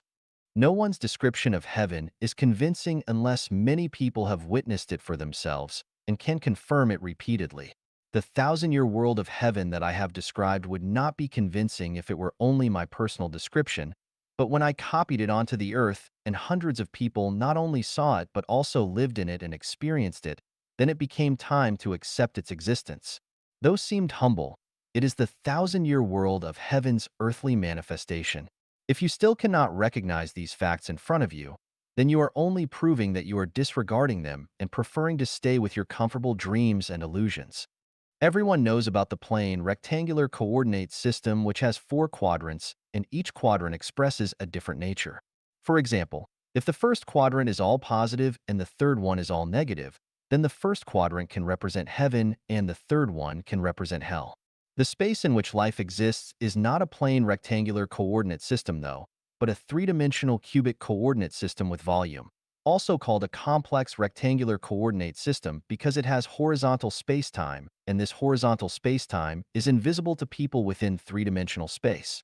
Although people cannot see it, it can still be deduced in a scientific way, that is, by the imaginary number axis which is perpendicular to both our eyes and also to the x and y axis through the plane rectangular coordinate system origin. Think of it like a chopstick that is perpendicular to our eyes, and we can only see a point, though a point is clearly not its true nature. Because a virtual axis is added to the plane Cartesian coordinate system, that plane Cartesian coordinate system has become a three-dimensional one in which there are 20 quadrants. We human beings live in only one of them. The other 19 are spaces that humans do not experience or understand thoroughly as of yet, and heaven is among them. This is the scientific principle of heaven. Since heaven exists and life is so beautiful there, then of course we are all eager to go there. The question is, how do we get there? No matter who you are, a religious follower or an atheist, rich or poor, an official or a common citizen, a university professor or an illiterate, you can go to heaven by reaching its standard, but if you are substandard, then you will have to recycle through the samsara of the mortal world, the animal world, or even the livestock world. Here are the 24 mandatory requirement indices. Freedom from debts. Accumulation of merits and virtues. Freedom from worldly ties. Freedom from troubles and annoyances. Freedom from anxiety. Freedom from grief. Freedom from worries. Freedom from fears. Possession of nothing. Having a carefree mind. Neither complaining nor resenting. Distance from anger and loss of temper. Lack of envy for others. Lack of negativity and pessimism. Never comparing oneself to others. Never regarding oneself as correct. Never arguing with or contending with others. Keeping a peaceful and joyous mind. Having a fondness for playing. Having no special relationship with anyone. Sharing everything with others. Having upbringing, self-cultivation, and self-restraint. Lacking a mind but showing a nature. Freedom from ego. No matter who you are, as long as you meet these 24 requirements listed above, then you have reached the standard and you will undoubtedly go to heaven. There is no need for ascetic practices, meditation, praying in churches and temples, understanding the classics, taking someone as your master, burning joss sticks, or even kowtowing and worshiping. On the other hand, if you do not meet the standards, even if you have read all the classics wholeheartedly, have self-cultivated and self-improved for thousands of years, are wealthy in knowledge, are a super master, have been preaching all your life and have thousands of followers, are eloquent enough to fully understand the classics, and no matter how much you have contributed to the world, then please accept my apology because you are not and will not be heaven-bound. It is easy to see that heaven is an ideal society, but why is it so ideal? The reason is that every life can enjoy its pleasure fully.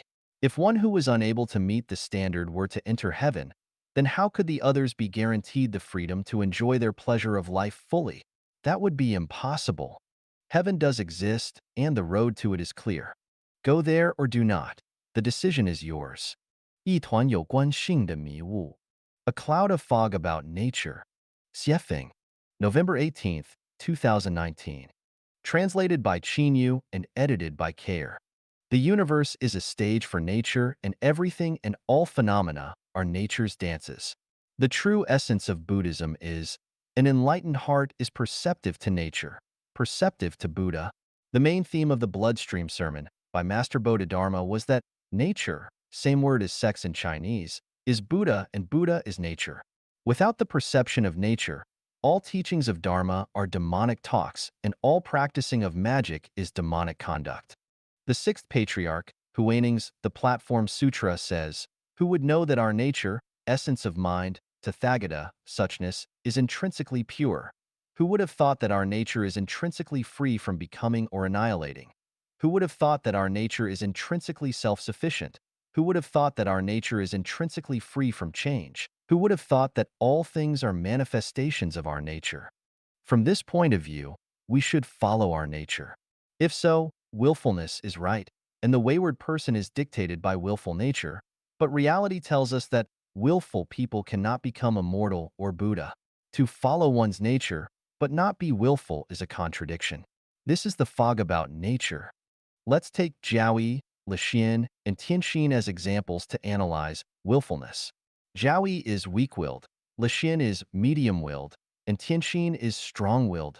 Weak-willed, people have their own cognition and ideas about everything, and they always include contradictions and conflicts with Tao. They always want things to develop according to their own wishes, but because they have awe in their hearts, they are still willing to yield even when they are unhappy. Therefore, they can still walk on the way of Tao. Medium-willed people know that they are wrong, but they have strong self-esteem and easily drift between Tao and the mortal trail. If their self-esteem is well protected, they can merge into Tao. If their self-esteem is damaged, they will deviate from the Tao and move toward the trail. Strong-willed people are desperate to act according to their own wishes. Although they might know that they are wrong, their emotions exceed their rationality and they are unwilling to comply with Tao, let alone succumb to it. Wayward people have generally been spoiled since they were young and have experienced too little frustration in their lives. How does one escape from this nature fog? All speech and behaviors are caused by the trends of nature, and nature is the strongest driving force. Let us observe everything in nature, the loftiness and erecting of mountains, the fickleness and flowing of water, the birth and growth of plants in spring and summer, the fighting and killing of animals, and the fighting and robbing in the human world. All are the deductions of nature. From this point of view, following one's nature and willfulness are both not only problematic, but also dangerous, just like wolves, insects, tigers, and leopards following their natures, and kudo, vine, vitex, and thorns that are willful. From this, the sixth patriarch Huanings, who would know that our nature, essence of mind, Tathagata, suchness, is intrinsically pure, who would have thought that our nature is intrinsically free from becoming or annihilating? Who would have thought that our nature is intrinsically self-sufficient? Who would have thought that our nature is intrinsically free from change?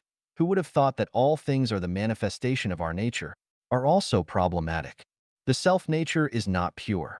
It has birth and annihilation, and it cannot produce everything. Follow one's nature. But what kind of nature? The nature of a devil or that of Buddha? The nature of beasts or that of humanity? Willful, but to follow what will? To follow the will of nature, or to follow that of self?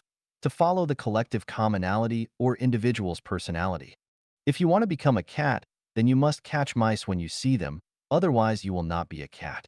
If you want to become an immortal, then you must follow the immortal nature strictly, or you cannot become one. A cat is not a cat if it is compassionate when it sees a mouse. An immortal is no longer an immortal if his or her heart moans and laments when he or she sees marriages and funerals, or weeping and crying in the mortal world. In order to become a Buddha, one needs to perceive nature, but must not follow one's nature and be willful. If you want to go to heaven, then you also need to perceive nature, but you must not follow human nature and be obsessed with the debauchery of mortal life and the passing clouds in the physical world. 我与魔王的又一次对话. Another conversation with the king devil, Satan. Day form celestial. December 11th, 2019. Translated by Qin Yu and edited by Kair. It was 3 o'clock on the morning of December 11th, 2019 when I passed through a space-time tunnel and entered the palace of the king devil. I saw how brightly it was lit and that it was radiating a brilliant illumination. Splendid and magnificent, grand yet solemn, and the guards in front of the door were all handsome, spirited, brave, and mighty. In the palace, a guard stood every 3 steps and a sentry every 5 steps. Handsome men and beautiful women walked in and out, and everything was in order. When I came to the gate of the palace, one of those enchanting women came to greet me and told me that the king knew I was coming and was waiting for me in the hall.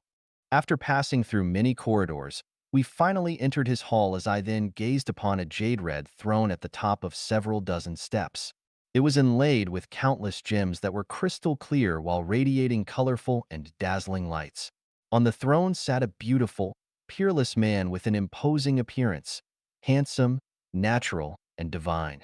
16 women stood beside him, and they were all extremely beautiful, sexy, charming, and glamorous. The ground and the walls were all made of pure gold, magnificent and impeccable. The king devil stood and looked down upon me from a high place and asked, "How are you, Dayform Celestial? Have you come here to surrender to me, or to steal my magic?" I stood below, looking up at him with a smile, and replied, "I am surely here to find fault with you." The king devil laughed. "You tiny celestial dare to find fault with me. It is very courageous of you. Is there a problem?" I replied cautiously, "Most worthy of gods who penetrates everything, how could I be qualified to find fault with you?" I would not dare even if I had 100,000 times my courage. It is just that I missed you, so I just decided to drop by and ask for a cup of tea. Lies. The king devil feigned anger and turned his head with a growl. Then he smiled and tried to persuade me, Dayform Celestial. Why not come here to enjoy my glory and wealth and forget about your tireless task of reaping ripe crops? Even if you could go to the celestial islands in the future, how could it ever be as glorious as my palace? Rather than answering him directly, I decided that this would be a good time to answer a question with a question. Most worthy of gods, you have neither thieves nor robbers here. So why do you keep such tight security at your door? A guard at every third step and a sentry at every fifth. They are so majestic, they show how powerful I am, and I just like having them, the king devil replied. But there are no blue skies or white clouds here, nor trees, flowers, or grass. It is all jewels. I still think that the celestial world is better, I continued. The king devil replied leisurely. It seems that you have not escaped from your mortal world. What do you think of my women here? The most beautiful, enchanting, and sexy women anywhere. This is the Western vision of paradise. Remember the Garden of Eden? It was created by me. The blue skies, white clouds, green mountains, blue water, wildflowers, and countless rare and exotic fruits. But Adam and Eve could not enjoy its blessings. Did humans not ruin it? I was a little puzzled and asked a little confused, is the God in the Bible really you? The king devil then asked, the whole world is under my rule. Other than me, are there any other gods? Then the God that all mankind has worshipped for thousands of years is you? Are you not afraid that the greatest creator will punish you? The greatest creator will never punish me because it is my dedicated burden to maintain the dynamic balance of life in the universe. In the human world and in hell, I have the right to do whatever I want. Only Jesus and you, Dayform Celestial, keep ruining my plans. Jesus has been punished and driven away by me, and you will have no better luck? So, one of my eyes is blind. Is this your punishment for me? I like your lecherous character, so I just punished you slightly. Maybe I will blind your other eye. Do you believe me? I surely believe you, but most worthy of gods, I also have my mission, and I cannot help myself. Besides, I only take 1 or 2% of human lives away, or as few as 1 in 1,000 or even 1 in 10,000, and I am not going against you. You will not be cruel to me, will you? The king devil said with a serious face, do not pretend to be pitiful here. Do not wish for me to be compassionate. Justice has long arms, so do not dream of escaping from my net of justice. I will chase you and all of your Chanyuan celestials and exhaust them, and you will all continue to reincarnate obediently.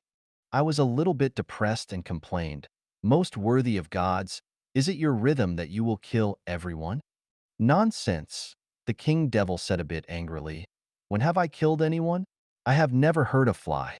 The situation and results of every life are for their own sake, and they cannot blame me for anything. In that case, can I still have hope and opportunity to take some people to heaven, can I? I asked innocently. While the priest climbs a foot, I climb 10. Whether you can pick them up depends on the depth of your spiritual character, the king devil answered.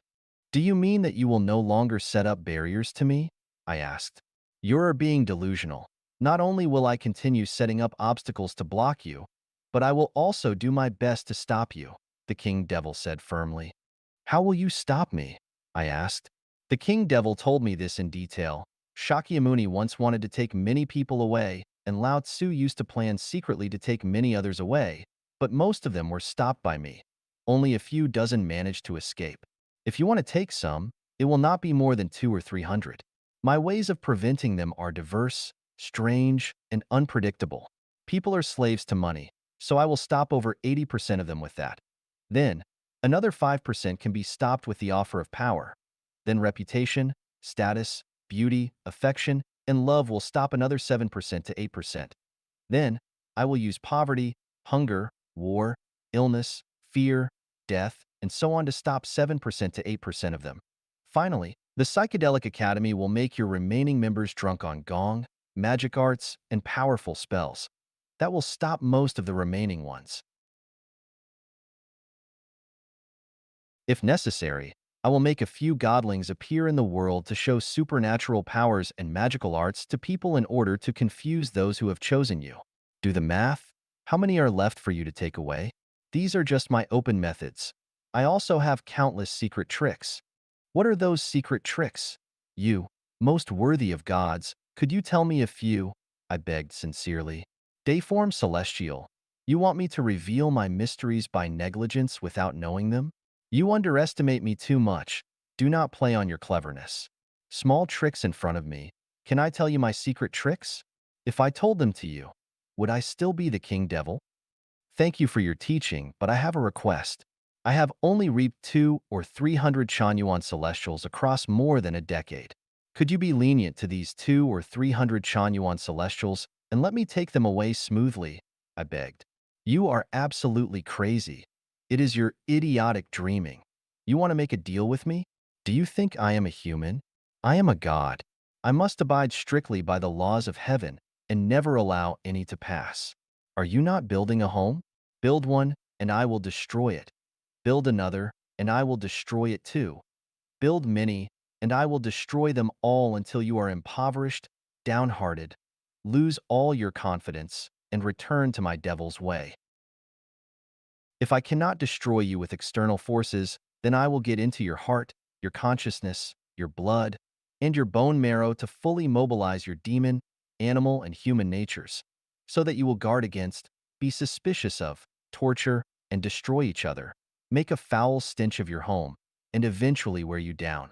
I will make people call you a liar, a scam artist, a rapist, a seductive hypocrite, a villain who destroys families, and a man with the evilest of intentions. If necessary, I will use the state dictatorship machine to arrest you. Do you still have any hope for your Chanyuan celestials to escape from my trap? Hearing what the king devil said, I collapsed to the floor feebly, as if my whole body was drained of blood. My tears rushed out. I wanted to curse the king devil. I was ready to shout out when I woke up in a cold sweat from that horrible nightmare. 个人如何顺应自然之道? How individuals should conform to the ways of nature. Xiefeng, December 18th, 2019. Translated by Qinyu and edited by Care. Introduction. The beauty and simplicity of nature can only be truly appreciated after one has experienced the richness of life. Experiencing the vicissitudes of life teaches you the truth of original nature, directing the country high-spiritedly only to have things backfire in the end. Pitting one region against another and overcoming all obstacles. These are all totally unnecessary. Surrender to the way of nature. Be content with the status quo and accept reality. Nothing is controlled by man. Everything is determined by nature. If it is predestined, it will appear eventually. If it is not, do not insist upon it. Blessings come, enjoy them. Suffering comes, bear it. I will accept with pleasure whatever the greatest creator arranges for me, neither worrying, complaining, getting angry, nor with rage. If there is no sea, I will admire the rivers in front of me leisurely. If there are no rivers, I will take company with streams. If there are no streams, I will just wait for the rain to fall from the sky. If I have a bad fate, then I will not complain about anyone because I have enjoyed too many blessings for the too few merits from my previous lives. If there is no one to help me on my journey of life, I will not blame anyone because I was too selfish and did not establish good ties along my way. Karma is perfectly accurate, so I will eat coarse grain every day, live in thatched huts, and wear patched clothes, but my heart will remain calm and my mind will be relaxed. Do not be jealous or envious. You have your heavenly plan and I have my serenade. You are beautiful and charming but suffer a harsh life. I have an unsatisfactory look but boast a heart of gold. You are earth-shaking and cloud-blowing while I am content with poverty and am devoted leisurely to Tao. You have many guests and your place is crowded with people and vehicles, but I only communicate with the spirit of heaven and earth. You live with the debauchery of villas and luxury cars, but I live with bright moons and gentle breezes. Grass never envies the richness of peony. Weeping willows never envy the fullness of fruit trees. Everything is arranged appropriately, and I neither envy nor admire anyone. Never make excessive demands. Demanding that your cat guards your house, that your dog plows your field, that your rooster lays eggs, or that your sow gives milk would all be against the ways of nature and therefore fruitless. Some things are born with purpose, others are born with talent. There is neither a panacea for all diseases, nor perfect sages and saints. Command neither your superiors nor your subordinates excessively, neither parents nor children, neither husbands nor wives, and of course, neither brothers, sisters, friends, lovers, neighbors, nor other relatives. Green. Swaying bamboo benefits your mind. That is enough. Do not command bamboo to bear dates for you. When someone cooks for you, that is enough. Do not demand that your dish be both delicious and colorful. It is enough to have someone to accompany you on your journey. Do not expect them to fulfill all your desires. Do what you can without taking risks. He who has no diamond should not undertake to cut glass. What will happen when you load 3 tons onto a truck that is made for 2 tons, or if you drive on a curved mountain road at 120 kilometers per hour? What if you pour an entire pot of boiling water into a drinking glass? What if you have only 200,000 yuan in your pocket, but you want to buy a 1 million yuan building? Everyone is like a container which can only hold a certain amount. If that amount is exceeded, either the container will burst or serious waste will occur. If you can only carry 80 caddies, but you want to carry 100 of them, you will be crushed. Therefore, we must do everything within our capability to not take such risks. Watch cheerfully as others run companies effortlessly, but do not imitate them. Watch neighbors build high-rise buildings, but do not chase them. Watch others become internet celebrities, but do not follow them. Watch others send their children to study abroad, but do not send yours. You must weigh your own abilities. If you do not have enough abilities, then do not be too ambitious. Always do what you can, never attempt to do what you cannot. Non-action means non-contention. The way of nature has arranged everything in an orderly manner. Whether it is a dog or a cat, a hawk or a chicken, a peach or an apricot, or a man or a woman, everything is arranged and predetermined. Everything is born. In beehives, the queens, drones, and workers are all determined at birth. Their purposes are not chosen by democratic voting, nor can any bee who wants to become a queen through their own hard work become one.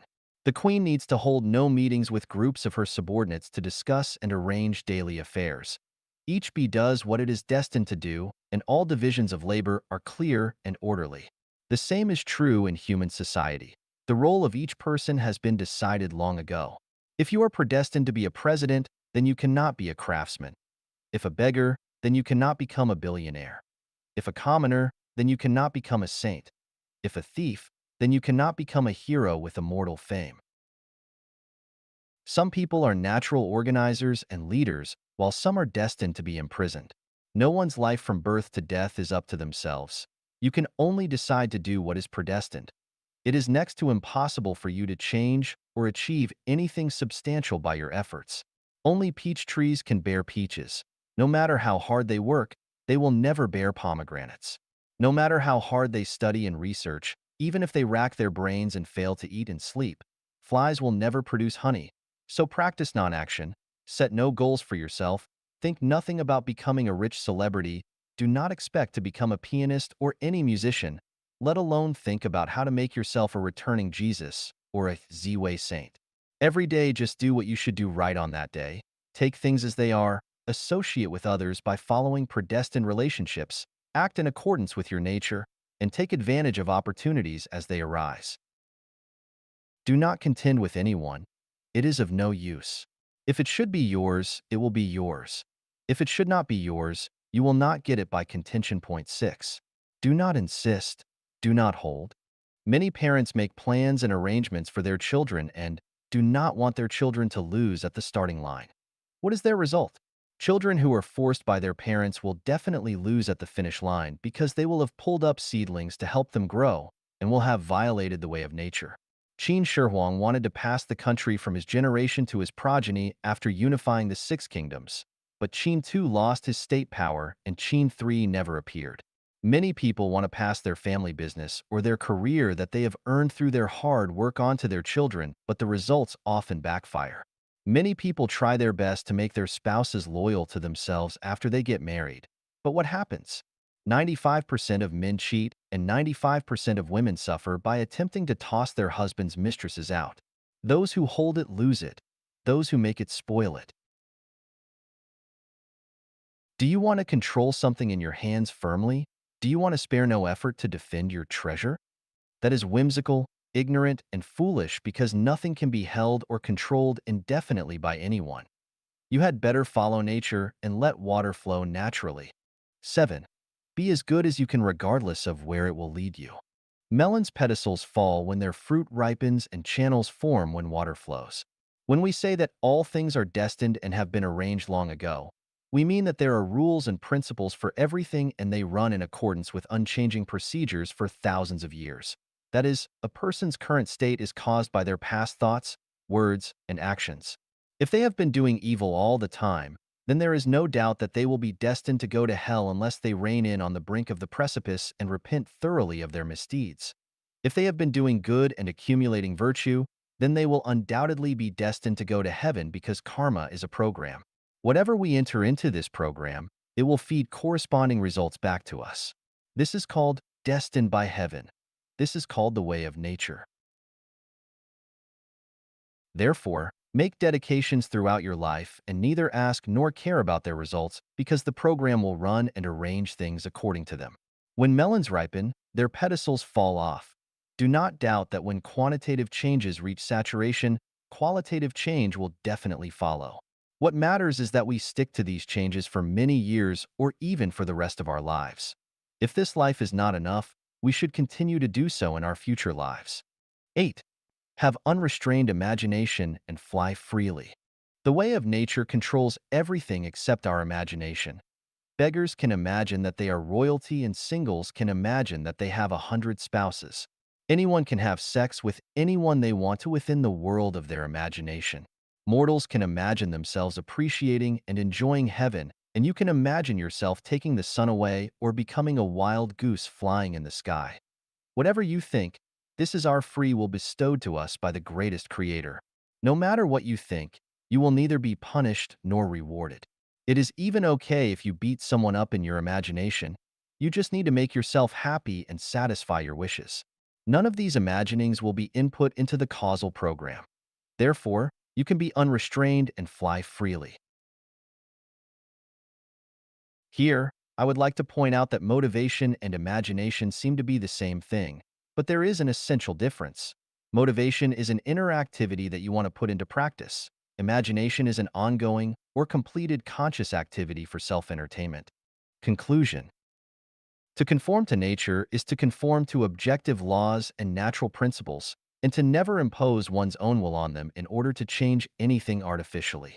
Follow the way of nature, and everything will be harmonious and people will be happy about everything. Go against it, and all things will be disorderly and conflicted. There will be hurricanes, hail, drought, scorching heat, turmoil, war, plague, and famine, and people will be worried, sad, anxious, and even encounter disasters.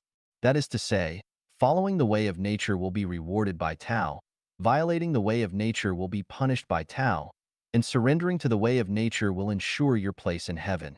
自然之道解析 Analysis of the Way of Nature. Xiefeng, December 15, 2019.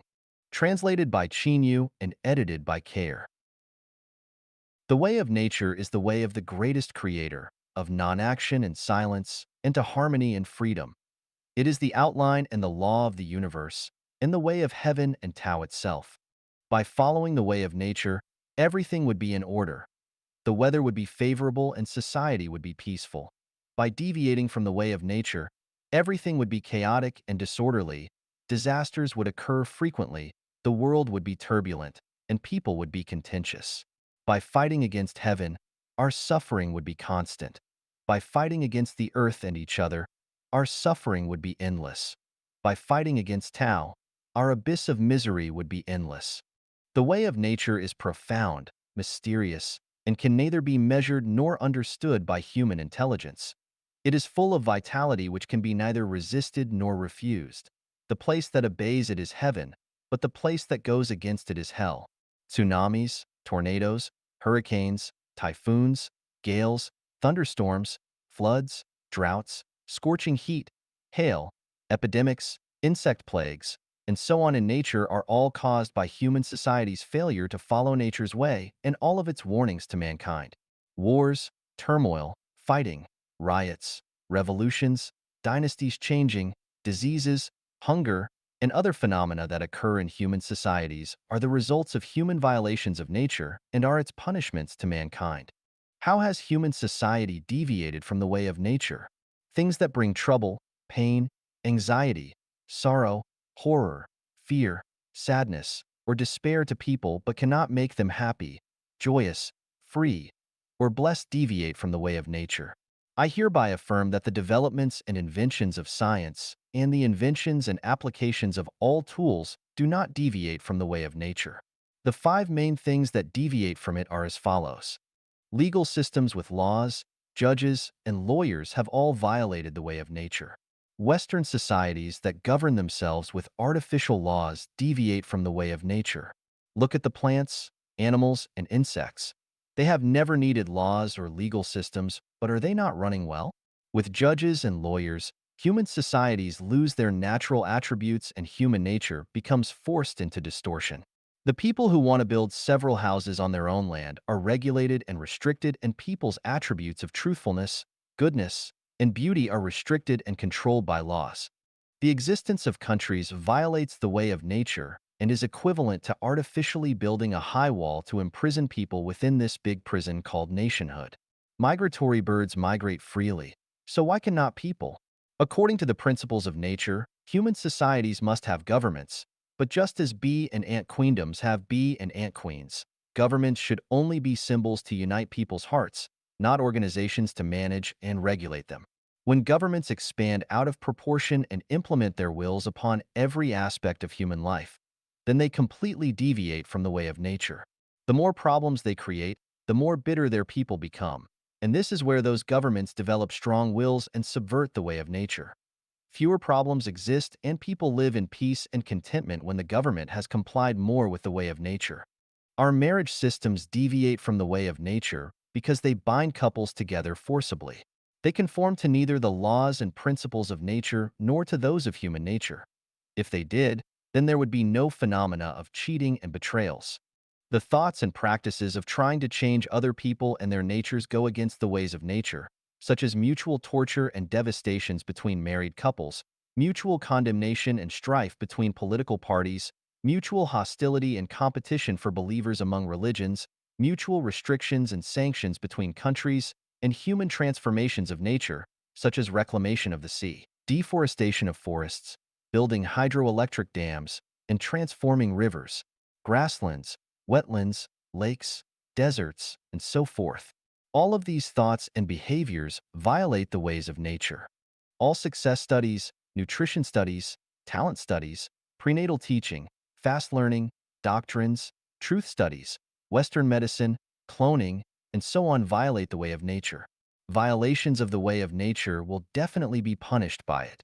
The way of punishment is to make people suffer, fear, despair, and even die through disasters. Human intelligence will attend to one thing while losing another. The way of nature is the only law that mankind should obey. People in the 1,000-year world and 10,000-year world follow it purely. So everything is peaceful, safe, warm, and satisfying there. Attempting to follow nature would confuse people. They would ask an unlimited number of questions about how issues would be handled. Without countries, who would protect us from them? Without legal systems, who would handle disagreements and resolve disputes? Without political parties, who would manage our lives? How can humans reproduce without marriages? Were people allowed to migrate without controls, would they not all move to the prosperous big cities?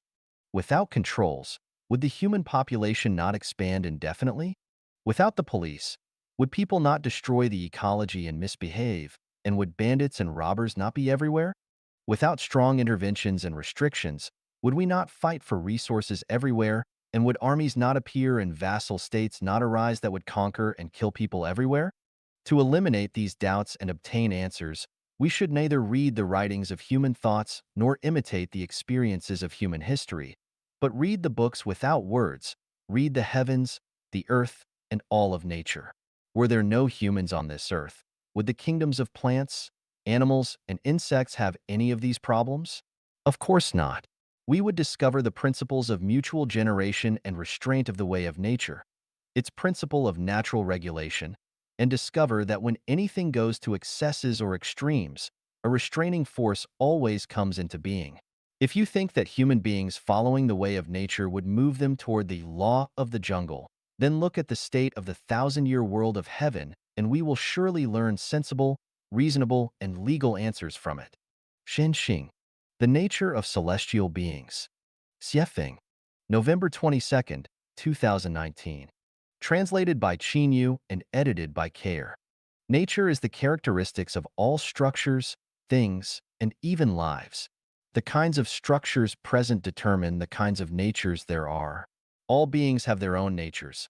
Gods have divine ones, Buddhas have Buddhist ones, demons have demonic ones, celestials have celestial ones, people have human ones, and beasts have animal ones. All things have their own ones. Mountains have mountainous ones, lakes have watery ones, soil has an earthly one, stones have rocky ones, and trees and flowers have plant ones. The Compendium of Materia Medica introduces more than 500 medicines with each having their own medicinal properties, natures. Each of the 118 chemical elements in the periodic table have their own characteristics and natures. The differences between some lives and others, and between some things and others are determined by their structures. Different structures have different natures. In order for one kind of life to transform into another kind, its structure must be altered toward that desired end. No life's nature will change if its structure remains the same. While it is impossible to change life structures directly without genetic surgery being performed, their life structures are non-material, invisible, and intangible. It is still impossible to alter non-material life structures through surgery. To change a life structure, you must start by changing its consciousness. For example, if you want to become a celestial, then you must transform your consciousness from one of a human to one of a celestial. However, the transformation of a consciousness cannot be reached without centuries of self-improvement and self-refinement. Consciousnesses are too complicated. They penetrate into blood cells, bone marrow, time and space itself, detention information space, and even into one's life trajectory. The components of consciousnesses are enormous. It can often be very difficult to distinguish between human ones and celestial ones because they are ambiguous and specious. Unless there is a higher level of life to point out the direction, it is that the true face of the mountain Lu is lost to my sight, for it is right in this mountain that I reside. There is a shortcut through which people can become celestials, that is, to follow the celestial nature, and it is relatively simple to do this. You do not need to read books on celestial cultivation and spend your limited lifetimes trying to understand them from the principles of truth, meditation, immortality pills, praying to gods, worshiping the Buddha, or reciting the scriptures every day, because even illiterates who follow the celestial nature can become celestial beings. So, what are the natures of celestials and what are their manifestations? People can be divided into these 5 groups: ignorant commoners, laities, mortals, sages, and celestials, saints. Celestials can be subdivided into these 5 types: ghost celestials, human celestials, land celestials, deity celestials, and super celestials. Here I will only express the nature of celestials in the thousand-year world, because this is the easiest state for people to reach. If people can follow the nature of celestials in the thousand-year world, then they will join them to live the lives of celestials after their deaths. The nature of celestial beings is that they have the following 8 characteristics. They follow what is predestined, are open, leave things to fate, and are free and unfettered. They conduct themselves limitlessly, follow situations, and act flexibly. They are amorous yet never attach importance to affection. They possess nothing and are totally unfettered. They never do anything yet all things happen through them because they follow Tao. They feel no mercy or pity but are natural and unrestrained. They neither contend nor argue, but associate with other celestials. They behave with the elegant demeanor of a celestial being by talking cheerfully and humorously. A life with the above 8 characteristics is celestial one. If you follow their 8 characteristics, then you will possess their nature, and you will have doubtlessly become one already. Humans can never achieve any of these 8 characteristics of celestial nature, not even one of them. Of course, people occasionally show signs of celestial natures, but they are just flashes of light and disappear quickly. It is easy to understand theoretically and logically, but extremely difficult to achieve, so it is not easy to become a celestial. For example, could you follow what is predestined, be open, leave things to fate, and be free and unfettered? If you were placed in a cell where you could only eat grass roots, everyone would scold and bully you, and snakes and scorpions would be rampant. Another example would be, could you possess nothing and be totally unfettered if you knew that you were about to die? Could you be free from the worries of the people for whom and the things for which you care? Would you have no fear or regrets, and could you really be totally unfettered? As for conducting with no limit, no mercy, no sadness, those are much more difficult to achieve. Only people who are born with celestial roots can become celestial beings. As humans, you had better stop your wishful thinking. A leopard cannot change its spots, so just be an honest person. 先性解析 Analyses of the nature of celestial beings. Xiefeng, November 23rd, 2019. Translated by Qin Yu and edited by Care. Following that which is predestined, being open, leaving everything to fate, and being free and unfettered. Conducting yourself limitlessly, following situations, and acting flexibly. Being amorous everywhere, but never attaching importance to affection.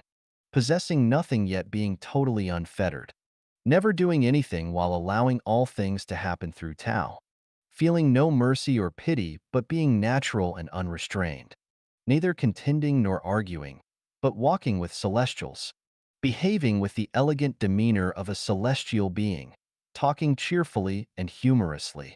Here, we shall analyze each of the above natures of celestials. Following that which is predestined, being open, leaving everything to fate, and being free and unfettered. Following what is predestined is following one's luck and letting it come naturally. Being open is being bold and open-minded, but not adhering to etiquette and customs.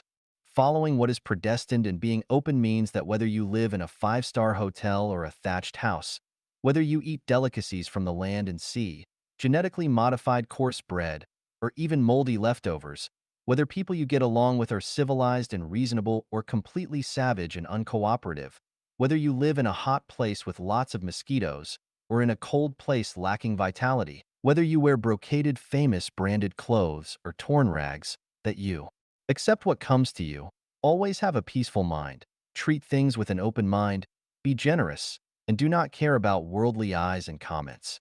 Leaving everything to fate means letting fate arrange everything. Being free and unfettered means being at ease and traveling leisurely.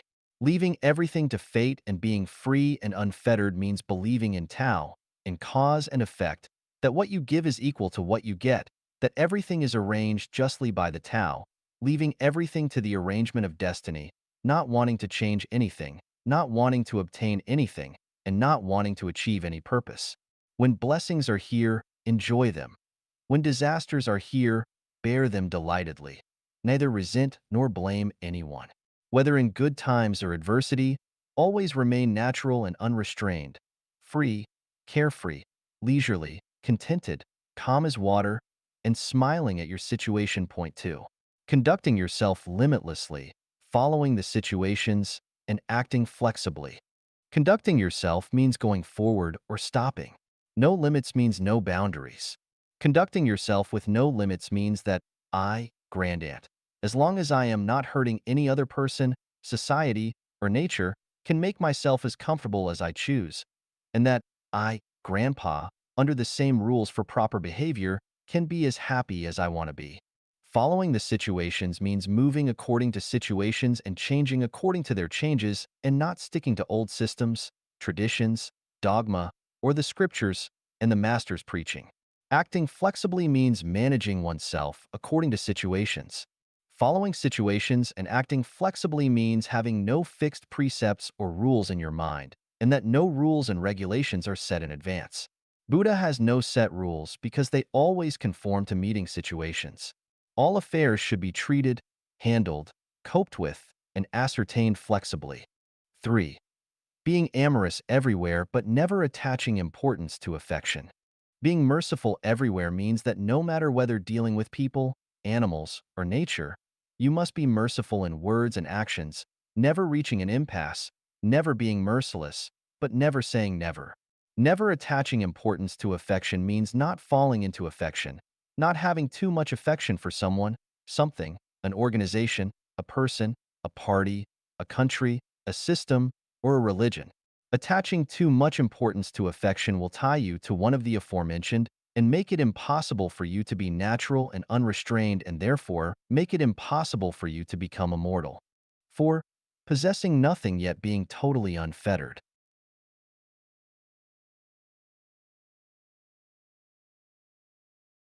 Possessing nothing means owning nothing at all. Not the sky, not the earth, no real estate, no power, no reputation, no relatives or lovers, no organization. Everything belongs to the greatest creator, everything belongs to nature. So I possess nothing. I am united with the greatest creator, with Tao, with all things, and even with death itself. Totally unfettered means having no one and nothing on your mind, that you can go wherever you want and do whatever you want without hesitation, worries, or fear, and that you can stay when you want to stay and leave when you want to leave with absolutely no worries. Because you have nothing, you do not worry about thieves, robbers, people borrowing money from you, being deceived, degraded, nor insulted, nor do you even worry about death. Because you have nothing, there is nothing to contend with and nothing to guard. Whether the sky falls, the earth fractures, the sea floods the land, or the land sinks into the sea. You have no anxieties, no worries. Life is like a bubble, and everything is as passing clouds. 5. Never doing anything while allowing all things to happen through Tao. Never doing anything while allowing all things to happen through Tao means surrendering your life to the greatest creator and leaving your life to the management of Tao with no ideals, wishes, plans, or pursuits, but trusting that nature will arrange everything, never having any special requirements or anything special to do. You work and rest each day as the sun rises and sets, because all active dharma are like dreams, illusions, bubbles, and shadows. Accomplish doing nothing and attending to non-affairs. If it is funny, play with it. If it is not, do not. If you meet water, then erect a bridge. If you meet a mountain, then open a road. If you meet neither water nor a mountain, then build neither. Do whatever you do with joy and happiness. Drink some tea, enjoy a chat, bask in the sun, or stroll leisurely. Following Tao means taking the way of nature. Family affairs, state affairs, and world affairs are all under the arrangement of Tao. Rewards and punishment retributions and the cycles of cause and effect are neither my worries nor any of my business. Never sow in winter or pull up seedlings to help them grow in spring. When it is time to go, be unreluctant to leave. When you should be calm, do not be overambitious. Do not expect more wealth than that which you are destined to have. If you are destined to be a shepherd, then never envy princes, marquises, generals, or ministers. Everything is born, grows, will be punished, and will die by nature, so never borrow trouble. 6. Feeling no mercy or pity, but being natural and unrestrained. Feeling no mercy means that you are incapable of it, and that you can only ignore it. You see cats catching mice, lions tearing antelope apart, eagles scooping rabbits, and mantises attacking cicadas. These conditions are very cruel and make people sad, but can you do anything to stop them? Do you have a better arrangement? You know that you cannot stop them and that you do not have a better plan. You can only hold your compassion and pity. It is the arrangement of nature. So what will feeling pity accomplish? Life Genuine has pointed a great way to heaven and created a paradise mode for people. But if they will not listen or take its way, then what can we do? Therefore, look at the suffering in the world. People are crying and shouting. But never waste your energy on mercy or pity. Having no pity means not being sad. Having no mercy or pity means not suffering from pain and grief when you face situations that you are incapable of changing. Of course, we should not have the heart or feelings of gloating over misfortunes. Being natural and unrestrained means being free and easy, unconfined, unworldly, looking elegant, having extraordinary demeanors, not cringing or groveling, not crying from one's grievances, having no entanglements or obsessions, never delaying when you should surrender something or someone, never crying when you should let go, never looking back and being nostalgic when you need to leave, welcoming death with a smile, and never resisting fear. Being natural and unrestrained means that when you face frustrating or unsatisfactory situations, you will not be merciful or sad, but handle them chicly. 7. Neither contending nor arguing, but walking with celestials. Not contending means not competing with others for wealth, power, status, fame, favors, awards, victories, or strength, let alone fighting, arguing, or debating for righteousness or kindness. Not arguing means not discussing, debating, arguing, or opposing others. If you think you are right, then do what you think is right. I will not argue with you about who is right or wrong or correct or false, or about beauty, ugliness, good, or evil, but I will discuss with you about justice and wickedness. Walking with celestials means associating with people who are positive, optimistic, open-minded, and unrestrained, and who bring happiness, joy, freedom, and blessings into your life, but not with those who cry, fuss, whine, complain about grievances, think big, are ambitious, and of course those who frown, are boring, sanctimonious, prim, do not know how to play, have too much trouble, and want to bind you with codependent affection. 8. Behaving with the elegant demeanor of a celestial being. Talking cheerfully and humorously. Behaving with the elegant demeanor of celestial beings has profound meanings. Not only does it refer to having the charm, posture, and the aura of fairies, but also to surpassing the bread and milk of life by enjoying music, chess, calligraphy, painting, poetry, and flowers. It refers more to possessing corresponding survival skills and techniques, the ability and intelligence to solve one's own eating, clothing, housing, transportation, life, old age, sickness, and death problems. I once wrote, 64 details of gestating the behavior and elegant demeanor of celestial beings. Please refer to it and compare it with this. Talking cheerfully and humorously means talking about the past and the present with great interest and joking and chatting freely. It should be humorous and unrestrained. Make people happy and laugh heartily to listen to what we say and do, and make people forget their troubles but feel like bathing in the sunshine as celestial beings coming to Earth and as if spring suddenly arrived in one night. There is a lot of more content about celestial nature, but if you understand the above 8 qualities, then you must be a celestial being. 人生常数、生命常数、宇宙平衡机制 Constants of life, and the balance mechanism of the universe.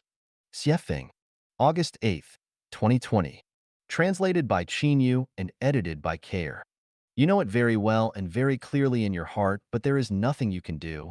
But you have to say what you do not want to say or do, take the way you do not want to take, and continue dealing with people with whom you do not want to deal. In the end, you will find that there is no one to either condemn or praise, because if you were placed in that background, you would do the same. When you finally see that the messenger of the greatest creator is washing the toilet, that God is being nailed to a cross, that Buddha is weeping, that the emperor is the stupidest person around, that billionaires are starving to death, that the hottest and most powerful figures in the world are thrown into jail, that those who are proficient in history become obsequious for a bowl of rice, that very hardworking people are living in poverty, that ignorant and incompetent people are living, well, and so on and so forth, then you will finally know that life and life have constants and that the universe has a balancing mechanism. Do not envy others, do not look down on anyone, let alone lament your fate and be ashamed of yourself, because everything is balanced by constants. Do not be complacent because you are fully satisfied or content, because unexpected big sticks will fall down at any time and strike you dizzy. Do not despair because of hardships either, because no one knows whether the God of happiness may come to you in the next second and your life will turn bright. I see that life's constant is working, and that is the adjustment of the universe's balancing mechanism which no force can contain. What are constants? They are quantifications, the laws of repeated operations, natural and invisible phenomena, and universal laws that exist throughout the universe. In mathematics, they include pi, the golden ratio, and the Pythagorean constant. In physics, They include standard atmospheric pressure at sea level, the gravitational constant, the mass of particles, and so forth.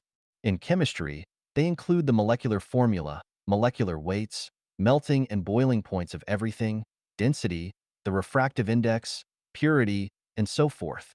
Since constants are universal phenomena, there is no doubt that life also has them.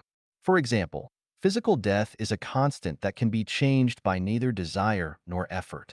The numbers of breaths and pulse beats, and the lengths of lives must also be constants. Even the number of times that one can have sex must be a constant. It is like the fact that the numbers of bones, eyes, legs, and hairs on human bodies are certain. The most difficult things to determine are the constants of life. In terms of constants, how many blessings will a person enjoy? How many hardships will they endure? How much wealth will they have? Will they be respected and loved by many people? How much good luck will they have in adventures with the opposite sex? How many children will they have? How many people will they meet and love? Will they travel abroad? Will they live in a villa? Will they become officials, and how high will their ranks be? What kind of lives will they experience? And will they become a Buddha, a celestial, or whatever? These are all constants. Do you believe in life's constants? I do. Yesterday, I went to the Kamloops Hospital, which is more than 230 kilometers away. This is a large, high-end hospital where most people wore masks because doing so during this epidemic is said to reduce their risk of infection, but I did not wear one because I believe in life constants. My creed is, if you were supposed to die, then you would die even if you wore a mask that covered your entire body completely. If you were not supposed to die, then you would not die, even if you were immersed in a tank full of viruses and wanted to. What should happen will happen. You can run, but you cannot hide. If it did not work this way, then pi would not be the constant of 3.141, 592, 653, 589, 793, 238, 462, 643, 383, 279, 502, 88, but maybe 3.2. Is this possible? Of course not. From this, I think of the balance mechanisms of the universe. Energy conservation is a common sense that we all understand. The sum of all positive and negative energy in the universe is always its equilibrium point, zero. Anything that reaches an extreme will always return to it, and the development and change of anything is never allowed to escape too far from it. We figured out this truth from the phenomena of human life. If you enjoy too much when you are young, then you will suffer when you are old. If you talk too much, then you will be shut up in the end. If you eat too much fish and meat and waste much on the dining room table, then one day you will be hungry or might even starve to death. Those who beat others will eventually be beaten, and those who hurt others will eventually be hurt. If you own too much, then you will be fretted continuously, even to the point of having to spit out all you have. If you are too complacent, then you are bound to look bad in the end. In front of constants, gods, Buddhas, and celestial beings cannot escape from being constrained, let alone human beings. Saddam Hussein, the commander-in-chief of the Iraqi armed forces, never expected to be hanged when he flaunted his might. Do you think that you are more powerful than Saddam was? Is there a way to balance? Yes, that is, the way of the greatest creator, the way of nature. Is there a way to escape from being constrained by constants? Yes, that is, selfless dedicating and giving. 真相是神的频道. Truth is the channel of God. Xiefeng, December 8th, 2020. Translated by Qin Yu and edited by Care. The more truth you know, the closer you are to God. The more falsehoods you know, the closer you are to Satan. To face the truth is to face God. If you do not want to face the truth, you can only face Satan. Those who reveal and spread the truth are the sons and daughters of God. Those who conceal and obliterate it are of Satan. What makes people happy and joyous must be true. What makes them worried and painful must be false. If people live in happiness, joy, delight, pleasure, blessedness, they live in truth. If they live in trouble, pain, anxiety, sorrow, and fear, they live in falsehoods. The truth is often hidden in illusions and falsehoods. We can only understand the truth from our own actual feelings. You cannot know the truth by scriptures, nor by masters' preachings, ideals, beliefs, faith, piety, affection, conceptual logic, reasoning, nor by information and reports on TV networks, let alone by your parents' and teachers' words and deeds. Only your own inner feelings will teach you the truth. It is like durian and stinky tofu. Any description from the outside world is not its real taste. You can only know that by tasting it yourself. You should have a taste of the truth. The truth is not horrible. What is horrible is to be perplexed by the false. To make your life better and enter heaven, you must face the truth. The more you escape the truth, the more miserable your life will be, and the more you will slide into an abyss. This world is completely shrouded in falsehoods. Everyone lives in them. The truth, spread by people in falsehoods, is also a kind of high-level falsehood. If you listen to and believe it, then you will be fooled by the devil. All concepts are shackles, barriers, and obstacles to finding the truth. The more concepts you learn from the human world and the more human-created truth, the further away you will be from the real truth. If you want to learn, just learn from all the things and phenomena in nature because only they can reveal the real truth to you. In terms of enlightening value, the most valuable words of mankind in this session belong to the words of Jesus Christ, Buddha Shakyamuni, and celestial Lao Tzu. So go and find the road to the truth in the Bible, the Diamond Sutra, and the Tao Te Ching. These are the most direct revelations. If you are really too stubborn to find the truth, then try to get rid of troubles, pain, anxiety, sorrow, fear, and death.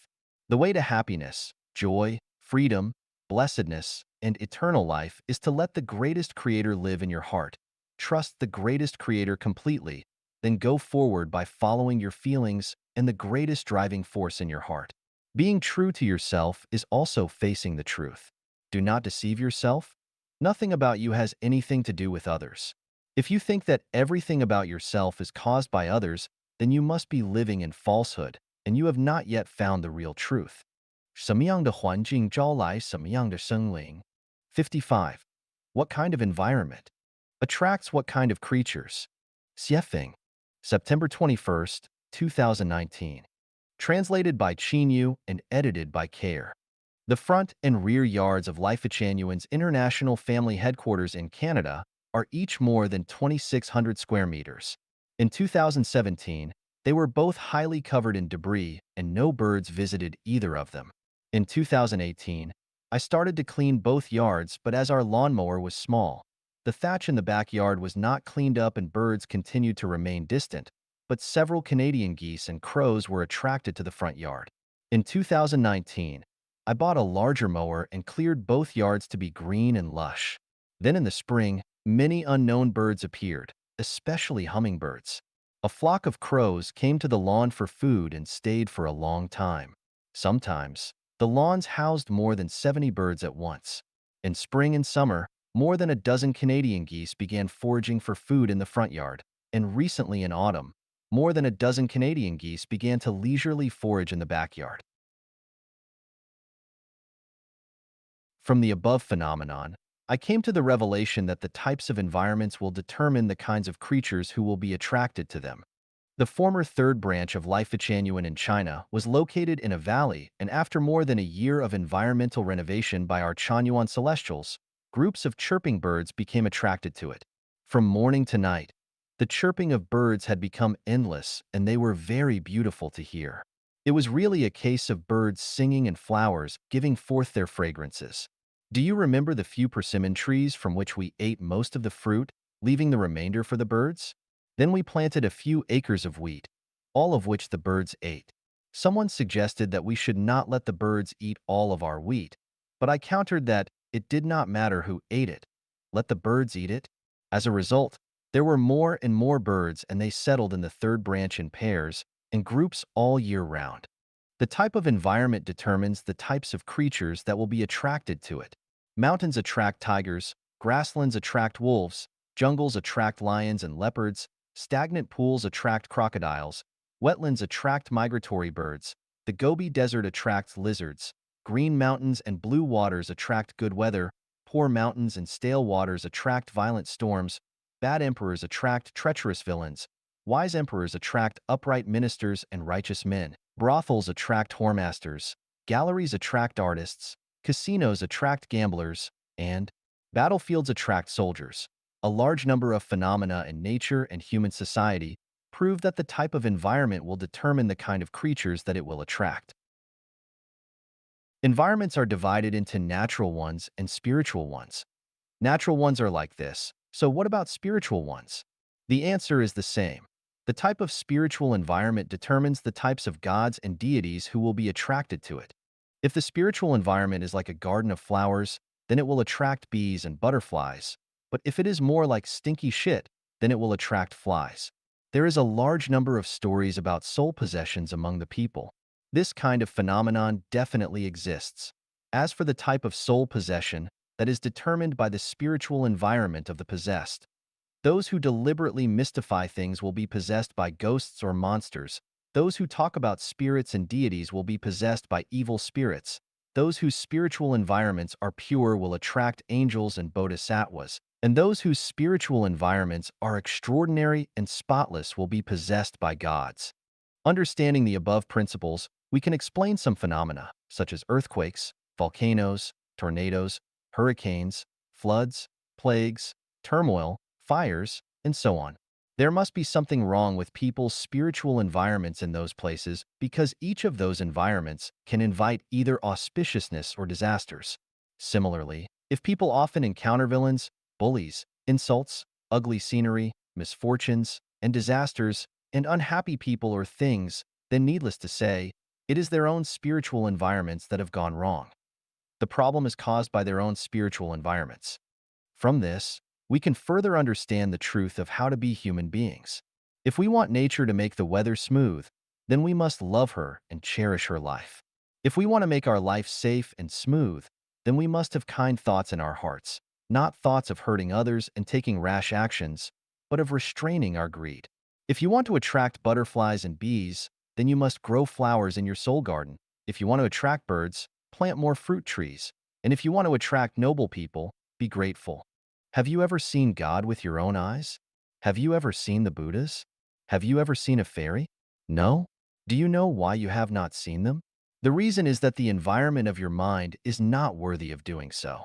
I have a saying, absolutely beautiful things can only be enjoyed by absolutely beautiful lives. Pigs only deserve to live in pig pens, and regular people are only worthy of struggling in the world of suffering. If we want to enjoy our lives in fairy worlds, then our spiritual environments must match the fairy world environment. The Queen Mother of the West would never invite anyone randomly to a banquet at the Immortal Peach meeting. Understanding this, the type of environment determines the types of things, beings, and deities that will be attracted to it, and the main task of a person's life is to create their own beautiful natural and spiritual environments instead of devoting all their time and energy to study, work, and forming connections. It is really the case of fragrances will attract butterflies to flowers, and pure hearts will be frequented by celestial beings, and once the roots are established, the way will grow therefrom. 唯有破釜沉舟者，才有希望打开天国之门.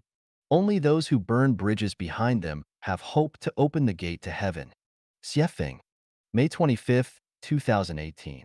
Translated by Qin Yu and edited by Peter. The ones who burn the bridges behind them are people who walk forward with all their hearts without having a way to retreat. Jesus Christ warns us, "He who looks back while holding the plow in his hand is not worthy of entering the kingdom of God." The world, where human beings dwell and live, is a kind of program, and this program is only suitable for human survival. If you want to live in the heaven where gods, Buddhas, and celestial beings live, you must escape from the world's program. Without leaving behind the world's program, it is absolutely impossible for you to enter the space of gods, Buddhas, and celestial beings. From the world to the realm of the gods, that is, the kingdom of heaven, people should not think and arrange everything with human thinking. If you think and plan with human thinking, you can only go round and round in the world and never get out of the cave of silken web which is the world's program. There are 36 8-diagram arrays in the world's program, and these 36 8-diagram arrays tightly restrain people in the space where they live. If one wants to escape from the 36 mazes, it is as difficult as to cut one's skin and open the flesh and break the heart, and it is almost as a rebirth from the ashes. Do you dare to burn the bridges behind you? If you dare not and don't want to, you should never fantasize that you can get out of the 36-8 diagram arrays. Eliminate the cycle of reincarnation and enter the heavenly world of gods, Buddhas, and celestial beings. When can one's potential be maximized? Answer: only when there is no retreat and tomorrow's food and shelter are still unavailable. If you have a plan to retreat and you have food and shelter for tomorrow, then your potential will never be maximized. People are inert, and it is human nature to pursue ease. Once a person has a stable income and a comfortable environment, it is difficult for them to burn the bridges behind them and create a new world. People have anxiety, sorrow, and fear, and it is precisely this kind of negative, tragic psychology that hinders one's full use of his potential. Not to mention giving up all your possessions to pursue your dreams. Just the thinking of possessing nothing is enough to scare you away, let alone burning the bridges behind you. Once a person is born in the world, he is always struggling to possess knowledge, possess skills and techniques, possess marriage and family, possess children and grandchildren, possess beauty, possess real estate and vehicles, possess kinship, friendship, and love, possess money, possess rights, possess fame, and a stable job, etc. The tragic reality is that when people die, they possess nothing. Even if you own a grave, it will disappear in a short time.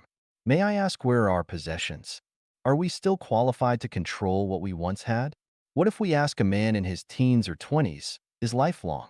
The answer must be that life is long, and there is a lot of time to squander freely. But if we ask a person in his 60s or 70s, is life long? The answer must be that life is too short, life is only a moment, just a dream. There is not much time left to spend freely. Is your life wonderful? If you have never burned the bridges behind you, don't say that your life is wonderful. Have we ever seen a donkey with a wonderful donkey life? Have we seen pigs and sheep with wonderful pig and sheep lives? Of course, as pigs or donkeys, some of them may say, my pig life is wonderful and my donkey life is wonderful. But in the eyes of people, no matter how fat a pig is, how stubborn a donkey is, their life is not wonderful at all. It is just a tragedy. What about people? Have you ever been wonderful? You have never burned the bridges behind you. Where does the wonder come from? If a person who confines his life to only a short period of 70 to 80 years, and finally goes to the end of his life in his waning years with nostalgia, regrets, and fears, is it not a tragedy? Don't comfort yourself anymore. Life is a tragedy. Who dares to say that the pig's life is not a tragedy? Who dares to say that the life of a donkey is not a tragedy? So, dare you say that human life is not a tragedy? If anyone who cannot see where he is going after death, he lives in vain. Even to live in vain, they have to go on, but to live helplessly. If you do not want to live your life in vain, you must follow the teachings of Christ Jesus, Buddha Shakyamuni, and Celestial Laozi. Don't follow the teachings of people like Confucius, etc. The thinking of Confucius is entirely human thinking, and it has not risen to the thinking level of gods, Buddhas, and celestial beings at all. If you learn from people, you will follow their way, and you can only be humans. Only by learning from gods, Buddhas, and celestial beings can you follow their way and get out of the 36 mazes, see where you are going after death, and turn your tragic life into a happy life. Of course, if you learn from demons, ghosts, spirits, and monsters and follow their way, you can also walk into their world. I would like to remind you that in today's world, there are more and more demons, ghosts, spirits, and monsters, and they are all busy looking for members to expand their territory. How can we practice and fully realize the teachings of Christ Jesus, Buddha Shakyamuni, and Celestial Laozi to achieve our best wishes and realize our ideals? That is to burn the bridges behind us and don't look back while holding the plow in your hand. 自然之道, The Way of Nature. Xiefeng. January 28, 2018. Translated by Qinyu and edited by Peter. The way of nature is the way of the greatest creator. The way of Tao is natural. Everything that conforms to nature belongs to Tao. The way of Tao is manifested by nature. The way to enter Tao is to be natural. The way to attaining Tao is to conform to nature. The way to unite with Tao is to follow nature. Nature is the laws and principles and various existences and phenomena of the boundless universe. To follow nature means to think and act in accordance with these laws and principles, and not to artificially interfere and change its original operating programs. The way of nature is the operating program defined by the laws and principles of the boundless universe. The main path, Tao, is easy to walk on. The main path is the way of nature. The way of nature is simple and easy to walk on, smooth and soothing. All behaviors that violate nature are called going against the Tao, and going against the Tao is complicated, difficult, tortuous, and painful.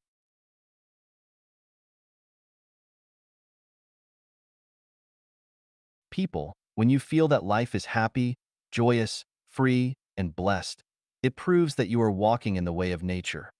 People, when you feel that life is full of troubles, pain, anxiety, or sorrow, it proves that you are walking against the Tao. How do you follow the way of nature?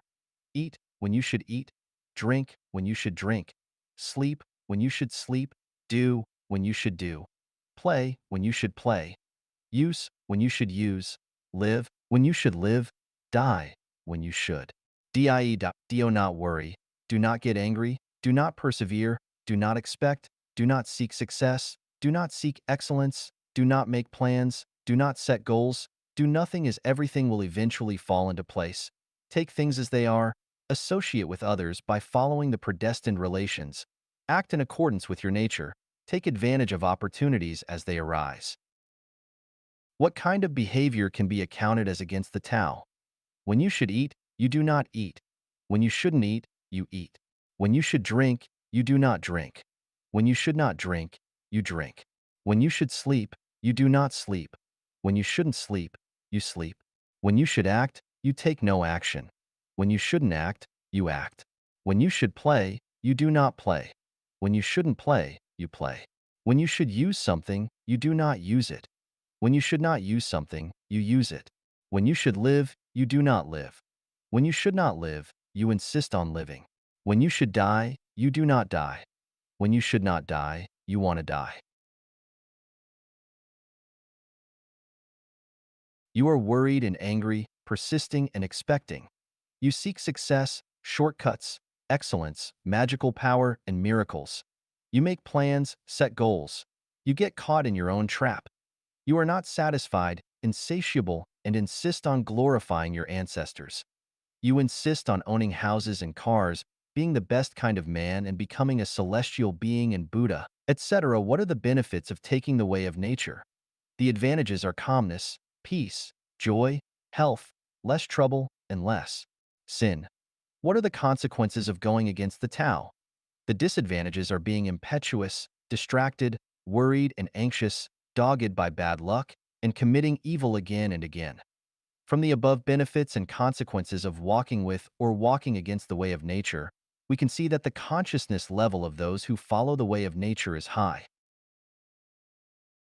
According to the Hawkins energy and emotion hierarchy diagram, the energy level of those who follow the way of nature is above 540, and the energy level of those who are against the Tao is below 200. It can be confirmed that those who go to heaven are those who follow the way of nature, and those who go to the animal world and hell are those who go against the Tao. Li ling zhi hun, zhi ling xin hun, xin ling xing hun. Profit fails wisdom, wisdom fails the heart fails nature. Xiefeng, July 13th, 2018. Translated by Qin Yu and edited by Peter. The short human life is full of ups and downs, mixed with joy and sorrow. The human life is like a bubble, full of uncertain separations and reunions and thousands of regrets. Before reaching the end of its life, your body and soul collapse and you are overwhelmed by grief. Without understanding what is going on, you sink into the sea of suffering and the cycle of reincarnation. What is so powerful that it makes our life scene of blooming bleak and tears down the lus?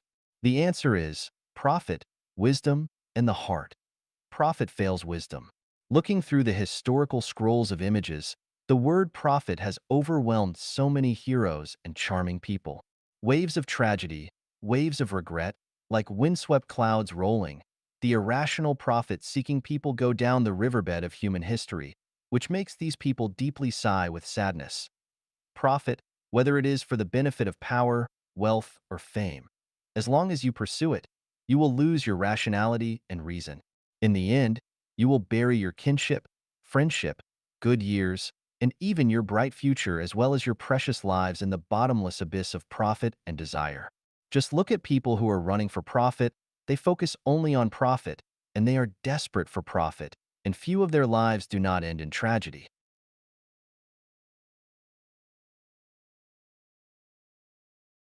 Profits, which are obtained by serving others, are good.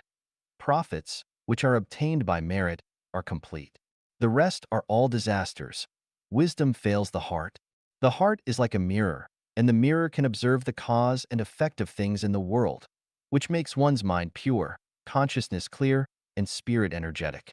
If the mirror is covered with dust, one cannot see clearly and cannot see through the truth of things. As a result, people will be confused, often making wrong judgments and having bad behavior. When a person is knowledgeable, intelligent, arrogant, and pretentious, their heart is muddled. Just look at the people who write books and make statements, those who teach scriptures, those who write long speeches, and those who sell morals and ethics. They are all people with high intelligence. However, their hearts are mostly muddled. This is called wisdom makes the heart dim. Believing and following the preaching and guidance of these dim-hearted people is like walking toward the desert and death. The heart fails people's nature. The heart is born for all things and all phenomena. Without the boundless universe, there would be no heart. When this phenomenon occurs, the mind will be born. When this phenomenon disappears, the mind will die. The mind changes with the condition. There are very few people who can change the condition with their heart. People have many things on their mind, and their hearts have many knots. The mind is a mirror, which only reflects objective reality. The mind is not the objective reality itself. Therefore, the mind is not reliable.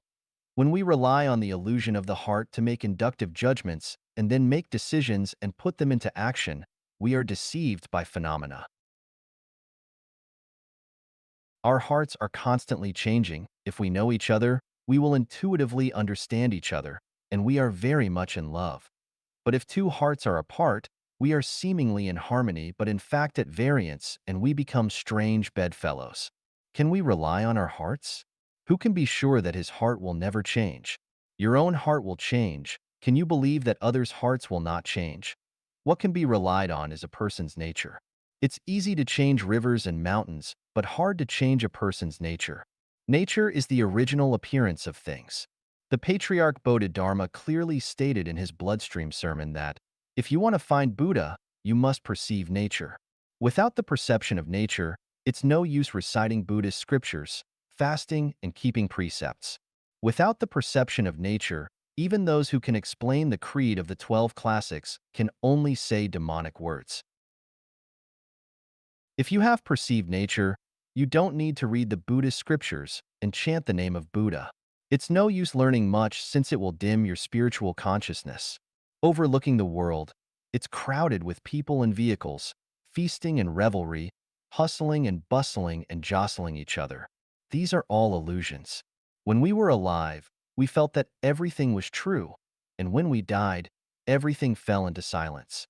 Isn't it a tragedy to live a whole life, be busy for a whole life, but return to emptiness, not knowing where you came from and where you are going? Isn't it a tragedy?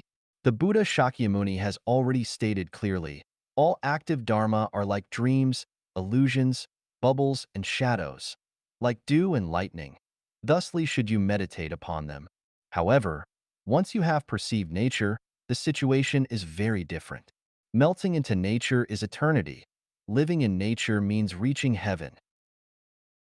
The realm of eight without is what I said the spiritual state of an immortal reached. But without the perception of nature, it is hard to enter the wonderful realm of eight without. The conclusion is, do not pursue profit, do not show wisdom, do not rely on your heart, and allow your nature to bloom. 恐惧使我们远离真理. Fear keeps us away from the truth. Xiefeng, August 15th, 2018. Translated by Qin Yu and edited by Peter. Fear refers to the intensely depressing emotional experience that people feel when they are facing a certain dangerous situation, which they tried to get rid of but were unable to do anything. When fear occurs, it is often accompanied by a series of physiological changes, such as rapid heartbeat or irregular heartbeat, shortness of breath or pauses, increased blood pressure, a pale face, trembling lips, dry mouth, cold sweats, weakness in the limbs, etc. The phenomenon of physiological dysfunction often causes or promotes the occurrence of physical diseases. On the other hand, fear can cause obstacles to people's perception, memory, and thinking process, can make people lose the ability to analyze and judge the current situation, and cause behavior disorders. Baidu Encyclopedia. Faced with sudden dangers and crises, it is normal for people to be afraid. But before the coming of risks and crises, people can fantasize about a certain dangerous situation which causes them to feel fear. This is abnormal. It is a kind of disease, a kind of mental illness. Fear not only causes physiological dysfunctions, malfunctions of thinking, and behavior disorders, but also takes people far away from the truth.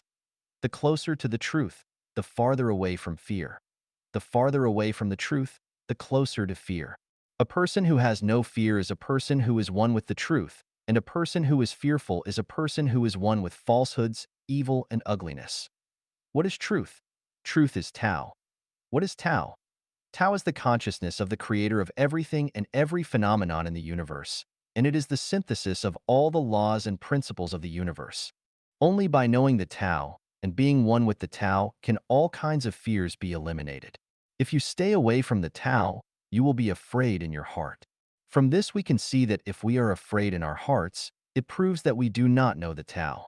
If we are constantly in fear, it proves that we do not understand the Tao at all, and do not understand the truth. Simply put, the more we fear, the closer we are to hell. The less we fear, the closer we are to heaven. Therefore, among the 8 without realms described in the Sutra of attaining the state of immortality, one of them is without fear. If there is still fear, it means you have not attained the state of immortality yet. The lower the realm of life, the more fear there is. The higher the realm of life, the less fear there is. Hell is full of fear. Heaven is full of joy. So, if we're in an environment where there's a lot of fear, it proves that this environment is very bad, almost like hell. If we live in an environment where there is little fear, it proves that it is an ideal environment, almost like paradise. It thus can be seen that a person who has many fears is close to hell. A person who has little fear is near heaven. What do we fear? Why should we fear? If we haven't done anything that hurts the world, why should we fear? If we haven't done anything stealthily, why should we fear? If we haven't done anything illegal, why should we fear? If we haven't hindered others living, why should we fear? We fear because we have been hiding something in our hearts. We fear because we have possessed too much, had too strong a desire for fame and fortune, and have been too ambitious. We fear because we are deeply entangled with secular ties, have too much sin and too little merit, and are too selfish. We fear because we do not understand the laws of heaven.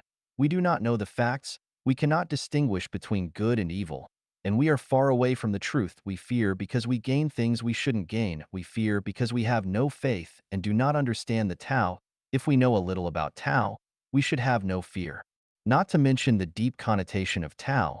Just examine the 3 connotations of Tao, and we should not allow fear to be generated. Point 1.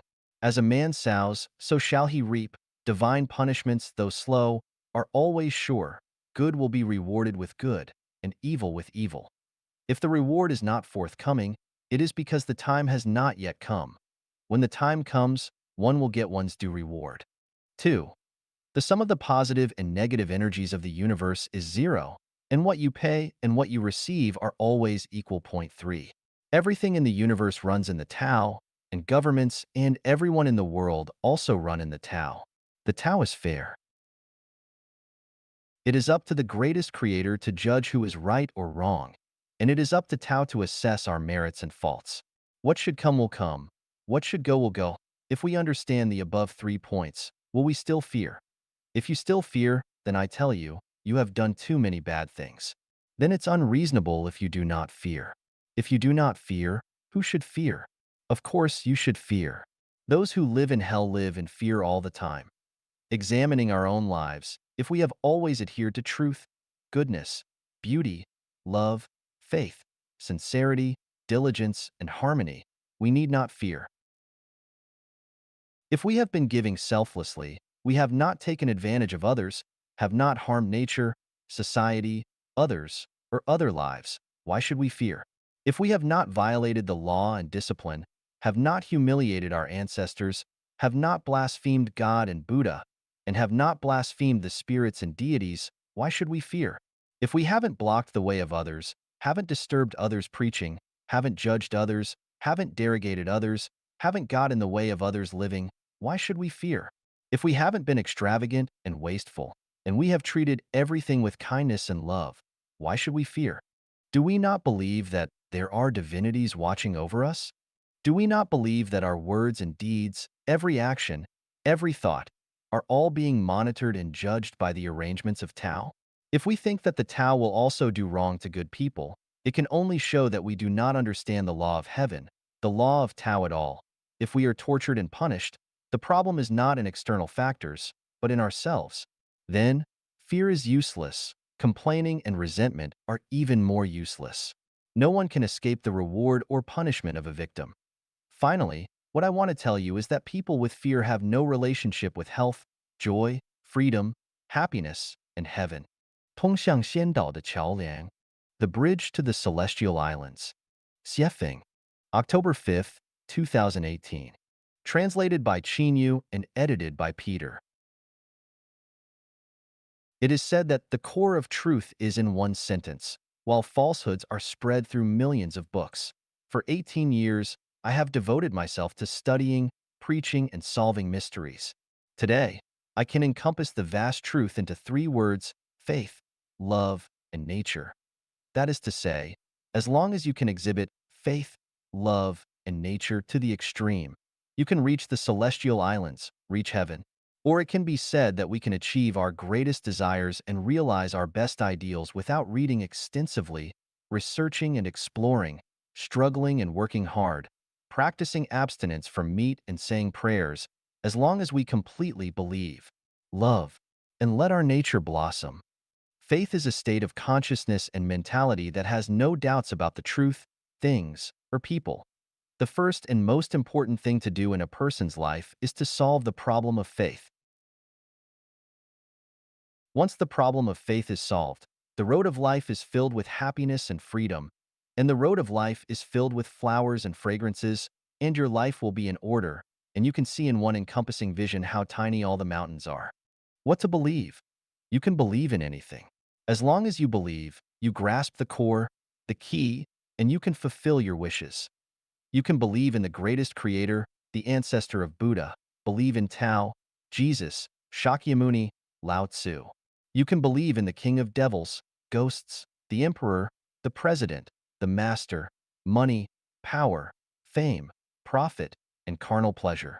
You can believe in your parents, your children, your husband, your wife, your boss, your friends. You can believe in atheism, theism, creation theory, evolution theory, communism, capitalism, planning theory, and market theory. You can believe in the sun, the moon, the water, the mountains, the tortoises, and the caterpillars. You can believe in yourself, believe in everything whimsical, believe in lies, believe in strange conversations. In short, whatever you believe in, you can achieve something. As long as you firmly believe and have no doubts, your wishes will be fulfilled, and this is where the secret of magical powers also lies. For example, if you firmly believe that you can become a dragon, you can do it. And if you firmly believe that you can turn a stone into gold, you can definitely do it. Once you believe it, do not doubt it. Believing with doubts is not believing. When we doubt our beliefs, then our minds will become overcast with clouds and wind, flying sand and rocks. Even chickens and dogs will become restless around us. For example, between husband and wife, if the husband does not believe in the wife, or the wife does not believe in the husband, then the couple will become strange bedfellows, each having their own axe to grind, and they will be uneasy, will start quarreling and fighting, and start living a life of misery. Since you believe something, Do not use your own standards to test, judge, and examine what you believe. For example, if you believe that your boss is a real gentleman, then do not be displeased because your boss farted or molested a woman. For example, if you believe in the greatest creator, do not have doubts because you have encountered setbacks or hardships. Love is the most beautiful state in heaven and in the world. It is a state that combines truth, goodness, beauty, faith, sincerity, peace, and joy. Look at the blooming flowers. Love is in the blooming flowers. When a person becomes filled with love, he is the most sacred, most pure, most beautiful, and most radiant life in the universe. He is a Buddha, an angel, and a celestial being. Love has no desires. Love has no conditions attached. Love cannot be hurt. Love has no pain. Love has no self. Love has no object. Love has no morals or ethics. And love is irrespective of right or wrong. The essence of love is selfless giving and dedication. If a person is easily injured because of love, psychological injury, he has demands and expectations, troubles, pains, and regrets from the outside world because of his giving and dedication. He is angry, complaining, and raging because of love, and he is anxious, worried, and fearful because of love. He has no sense of love, and he himself does not love. Nature is a kind of primitive magnetic field formed by the structure of things, that is, the features of things. Nature is Buddha. Nature is a celestial being. Nature is an angel, and nature is truth. In the same way, nature is the devil. Nature is a monster. Nature is a demon, and nature is spirits. Nature is innate, and nature is Tathagata. Following one's nature means being natural. Following one's nature is to be one with the Tao. If you are following your nature, do not rely on your own cognition and thinking to analyze and judge, and do not weigh the pros and cons, but just live out your own Tathagata nature. The world's vast and voluminous scriptures, wisdom, knowledge, and preaching about self-improvement and self-refinement can be summed up in these three words: faith, love, and nature. These three words are the bridge to the celestial islands.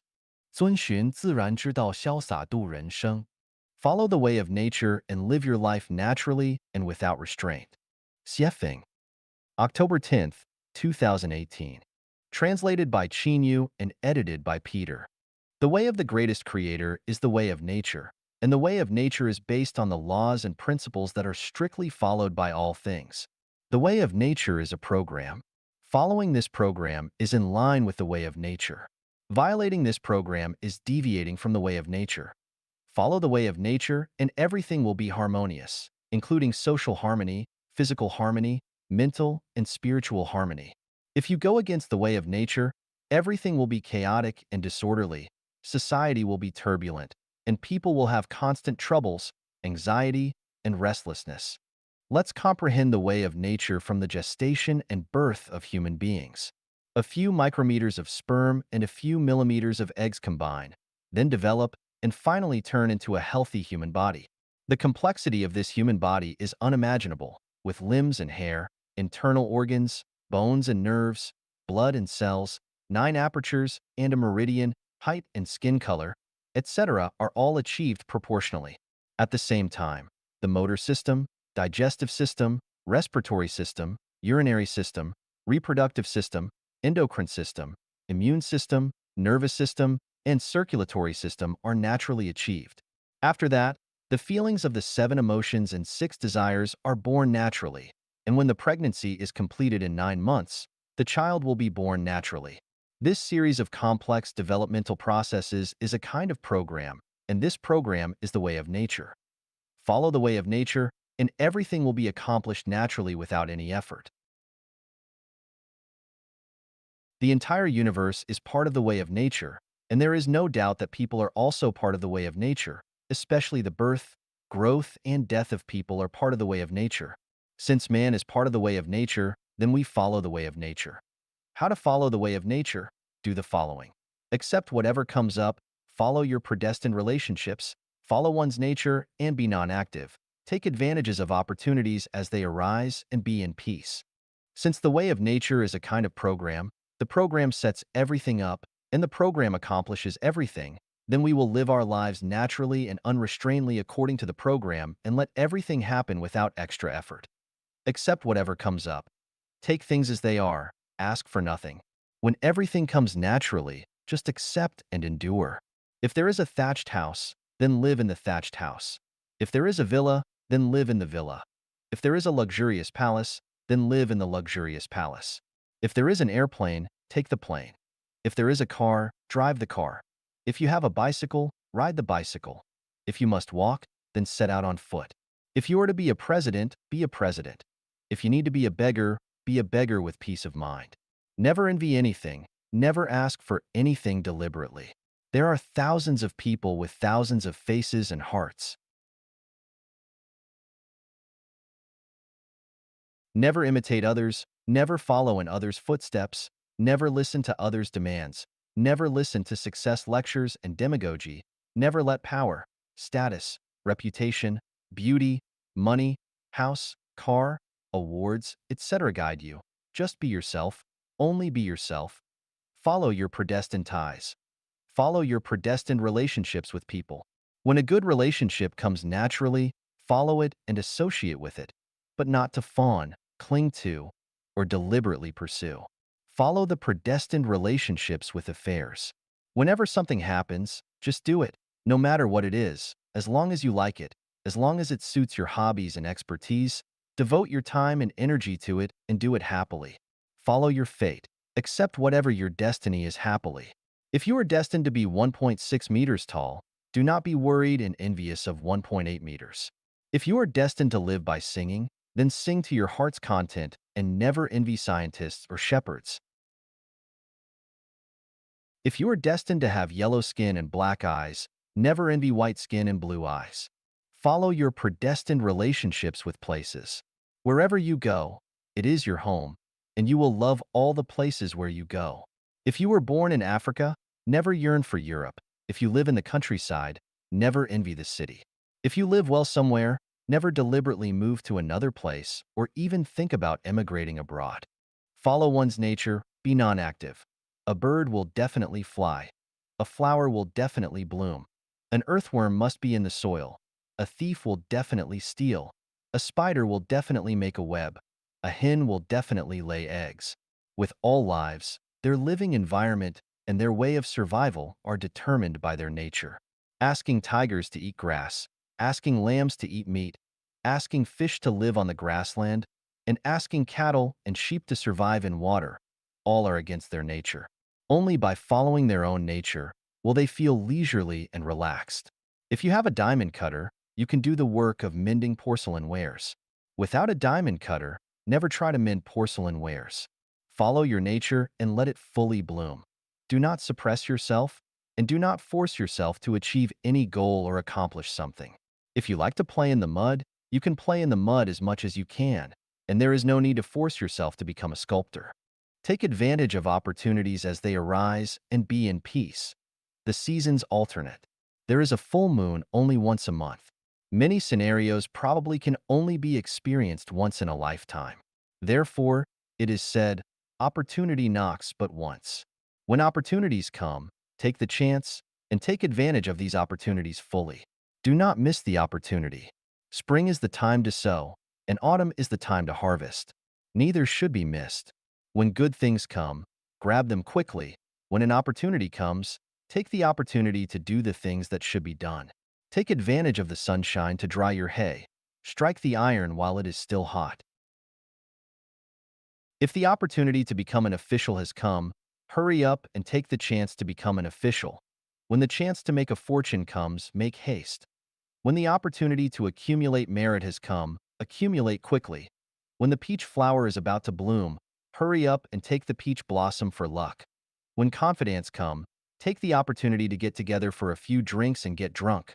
When the gods, Buddhas, and celestials are here, my goodness, how can you miss such a golden opportunity that only comes once in a lifetime? If no opportunity comes, it does not matter. Overlook the tides ebb and flow and flowers blooming and fading. Keep a calm mind. Even if you are a genius, if you do not have a chance, let it be buried. Life is short, but life is long. If the opportunity does not come today, Wait for tomorrow. If it does not come this year, wait for next year. If it does not come this life, wait for the next life. Anyway, there will be opportunities. Do not be anxious or impatient. Follow the way of nature, and life will always be cool and comfortable. You will no longer have worries and sorrows, anxiety and fears. Enjoy life no matter where you are or what you are doing. Remember, it's not that you can achieve anything that you want to achieve, not that you can do whatever you want. Everything has been set and arranged in the program of the way of nature, and the path of conforming to the way of nature is the path of Buddhas and celestial beings. It can also be said that if a person can truly follow the way of nature completely and thoroughly, he is already a Buddha and a celestial being. 自然之道之秘解析 An analysis of the mysteries of the way of nature.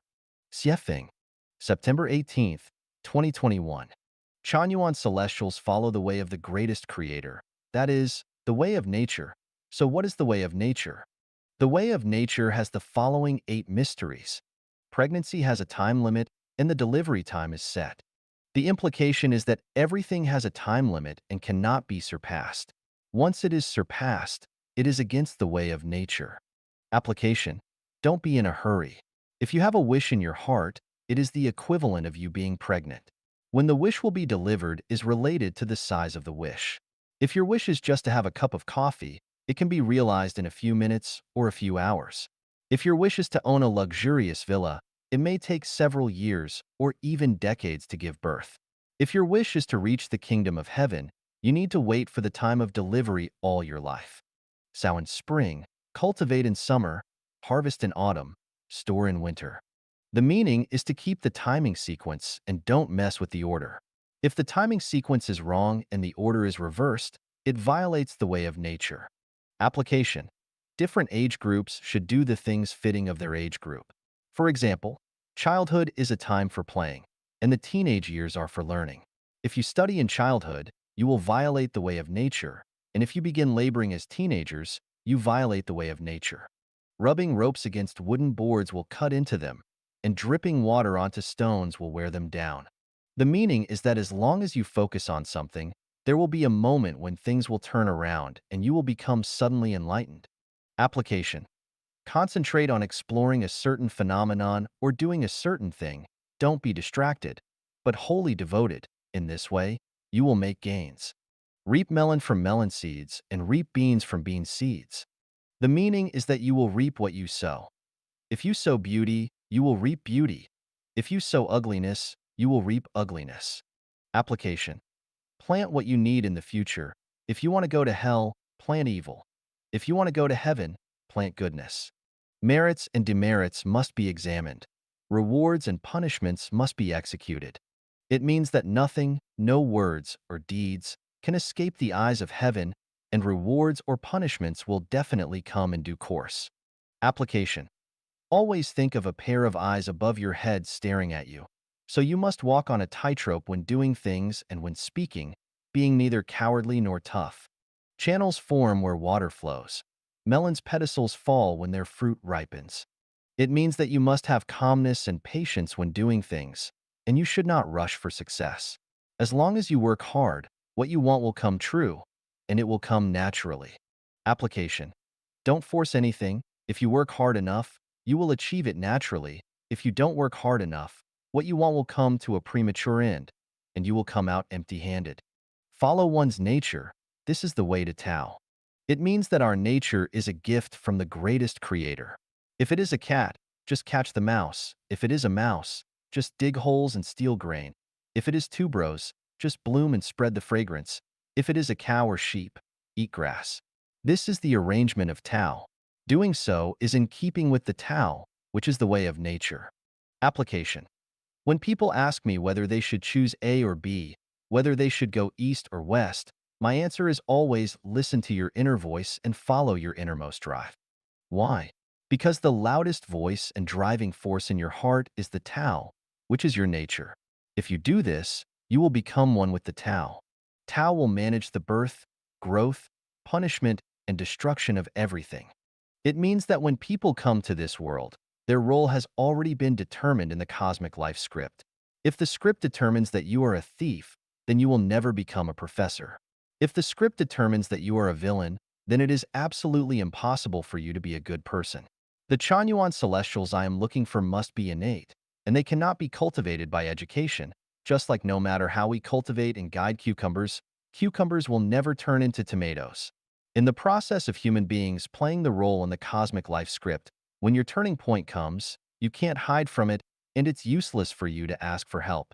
If you are destined to be a big villain, that's the arrangement of Tao. You cannot refuse it even if you pray to gods and Buddhas for help. There are various factors and personnel arrangements that lead you to the path of being a great villain. Similarly, the same is true for wanting to become a saint. This is called Tao arranges the growth. There are countless people who have been punished in the world. Who is punishing people? On the surface, people are punishing people. Accidental events are punishing people, and natural disasters are punishing people. In fact, Tao is punishing people. The root cause lies in the natural law of you reap what you sow. If the Tao wants you to grow, no one can destroy you. If the Tao wants to punish you, no one can save you. Application. Since it is up to the Tao to arrange your birth, don't try to change it, neither try to change others nor yourself. Since it is up to the Tao to arrange your growth, don't worry and don't bother to find relationships and backers. What comes will come naturally, and what goes will go naturally. Since it is up to the Tao to arrange punishment, don't hide and don't complain. Since it is up to the Tao to arrange destruction, just smile and go with the wind. After understanding the secrets of the way of nature and looking at various phenomena in today's society, we will come to know that all bad phenomena are the results of violating the way of nature. Everyone can take stock and analyze their past and current situation. You will definitely find that your hardships and rough experiences are the result of you being against the way of nature. 我从游戏娱乐中看到了道的运行. I perceive the functioning of Tao through gaming and entertainment. Xiefeng, June 14th, 2023. Edited by Qin Yu. Playing struggling upstream poker game, playing mahjong, kicking shuttlecock, playing hide and seek, and engaging in various other game activities, does the Tao operate within them? The answer is undoubtedly yes, because Tao is present in everything, and everything exists within Tao. In games like struggling upstream, poker game, Tao is certainly operating. Tao governs the evolution of everything, so gaming and entertainment are also within the realm of Tao. Gaming and entertainment can serve as an opportunity for enlightenment and a form of spiritual practice. Through gaming and entertainment, one can also attain Tao. Many people have played the game struggling upstream in poker. Have you ever noticed that the probability of drawing the joker cards, the big and small jokers, is higher for the player upstream? Or they may be drawn by the player downstream and contributed to the player upstream. Isn't it fascinating? What does this indicate? It indicates that only the player upstream has the qualification to obtain the joker cards. This is a rule. Regardless of how you shuffle and deal cards, there is an 80% chance that the joker cards will end up in the hand of the player upstream, showcasing their nobility. Now, let's gather a few people to play struggling upstream and collect data to see how likely it is for the joker cards to end up in the hands of the player upstream. Can we come up with a convincing percentage rule? No, this percentage rule cannot be derived. Why is that? This involves the observer effect in quantum mechanics. Is light a particle or a wave? When there is no observer, light behaves as a wave. But when there is an observer, light behaves like a particle. Photons possess both wave-like and particle-like properties. The nature of light depends on the observer. If no one is observing, it behaves like a wave. If someone is observing, it behaves like a particle. So, here's the answer. When playing struggling upstream, do the joker cards end up in the hands of the player upstream or in the hands of other players? If everyone does not consciously count or keep track, the joker cards will likely go to the player upstream. However, if someone consciously counts or keeps track, it is highly probable that the joker cards will go to a player in the middle position. Quantum mechanics tells us that the manifestation of particles depends on interference of external factors. Once a person consciously wants to do something, the essential characteristics of things tend to exhibit completely opposite states. Does the operation of Tao have similar characteristics to the manifestation of particles? I cannot draw a conclusion at this moment because there are too many factors involved. and it is a complex matter. However, we can find some clues from natural phenomena. For example, the saying, when consciously planting flowers, they do not bloom, but unintentionally planting willows, they grow in abundance. Intentionally planting flowers involves too many human factors, so they do not bloom. Unintentionally planting willows lacks human influence, so they grow luxuriantly. As willow trees are easy to grow while flowers are difficult to cultivate. This phenomenon widely exists in nature and various aspects of human society. Based on the above analysis, I would like to propose the following 5 hypotheses. The history we learn from books may be precisely the opposite of real history. What we see, hear, smell, taste, and touch may all be false or illusory. Conscious and desirous efforts of individuals may be opposite to their ideals. Living without intent or purpose may align most closely with the operation of Tao and make it easier to attain. Living out one's true nature is the unification of Tao. Qingjai, the affection debt. Xiefeng, January 31st, 2022. Translated by Qinyu, edited by Peter. Debts can include property debts, money debts, affection debts, nature debts, and life debts. Property debt. You borrowed something from someone else and didn't return it, or you ate or took something that belongs to someone else without repaying it. You then owe a property debt. Money debt. You borrowed money from others and didn't repay it, so you now owe a money debt. Affection debt. You received help from others or received physical, psychological, and spiritual comfort without returning or compensating them. You incur an affection debt. Nature debt. Anyone who harms nature or others without making sufficient efforts and contributions will owe a nature debt. Life debt. As the saying goes, one who murders pays with the forfeit with his life. In fact, if you kill any life, you have to pay with your own life. If you killed a life and have not paid for it, then you owe a life debt. What we need to be vigilant about and keep in mind is that as long as the above-mentioned debts are not repaid, we will inevitably enter reincarnation, and there is absolutely no hope of going to heaven. This article focuses on affection debts. Affection debts are divided into debts of favor and love debts. The debt of favor means that others have helped you, but you have not correspondingly helped them, so you owe a debt of favor. Therefore, everyone should carefully recall who has helped them. If you have received help from others but have not returned the corresponding help, you should quickly find a way and an opportunity to help them. There is a value in life. Genuine. Do not offer help if someone does not ask for it. If you helped someone without him asking for it, you are actually hurting him because he thus owes you a debt of favor, and you will make him become a pig in the next life. It is cruel to make him transform into a pig, dog, cow, or sheep to pay you back in the next life. Love debts are mainly the debts owed by men and women who are in love. People need comfort in their spirits and souls, and also need comfort in their physiology. When people get physical and receive psychological and spiritual comfort from the other side without giving the corresponding consolation to that other side, then they owe a debt of love. There is a predestined relationship in a love debt, and that predestined relationship is also a debt. Once you feel that you still have feelings for someone and feel that you are in debt to someone, or you can't forget him or her because of the deep affection, that means you owe a love debt.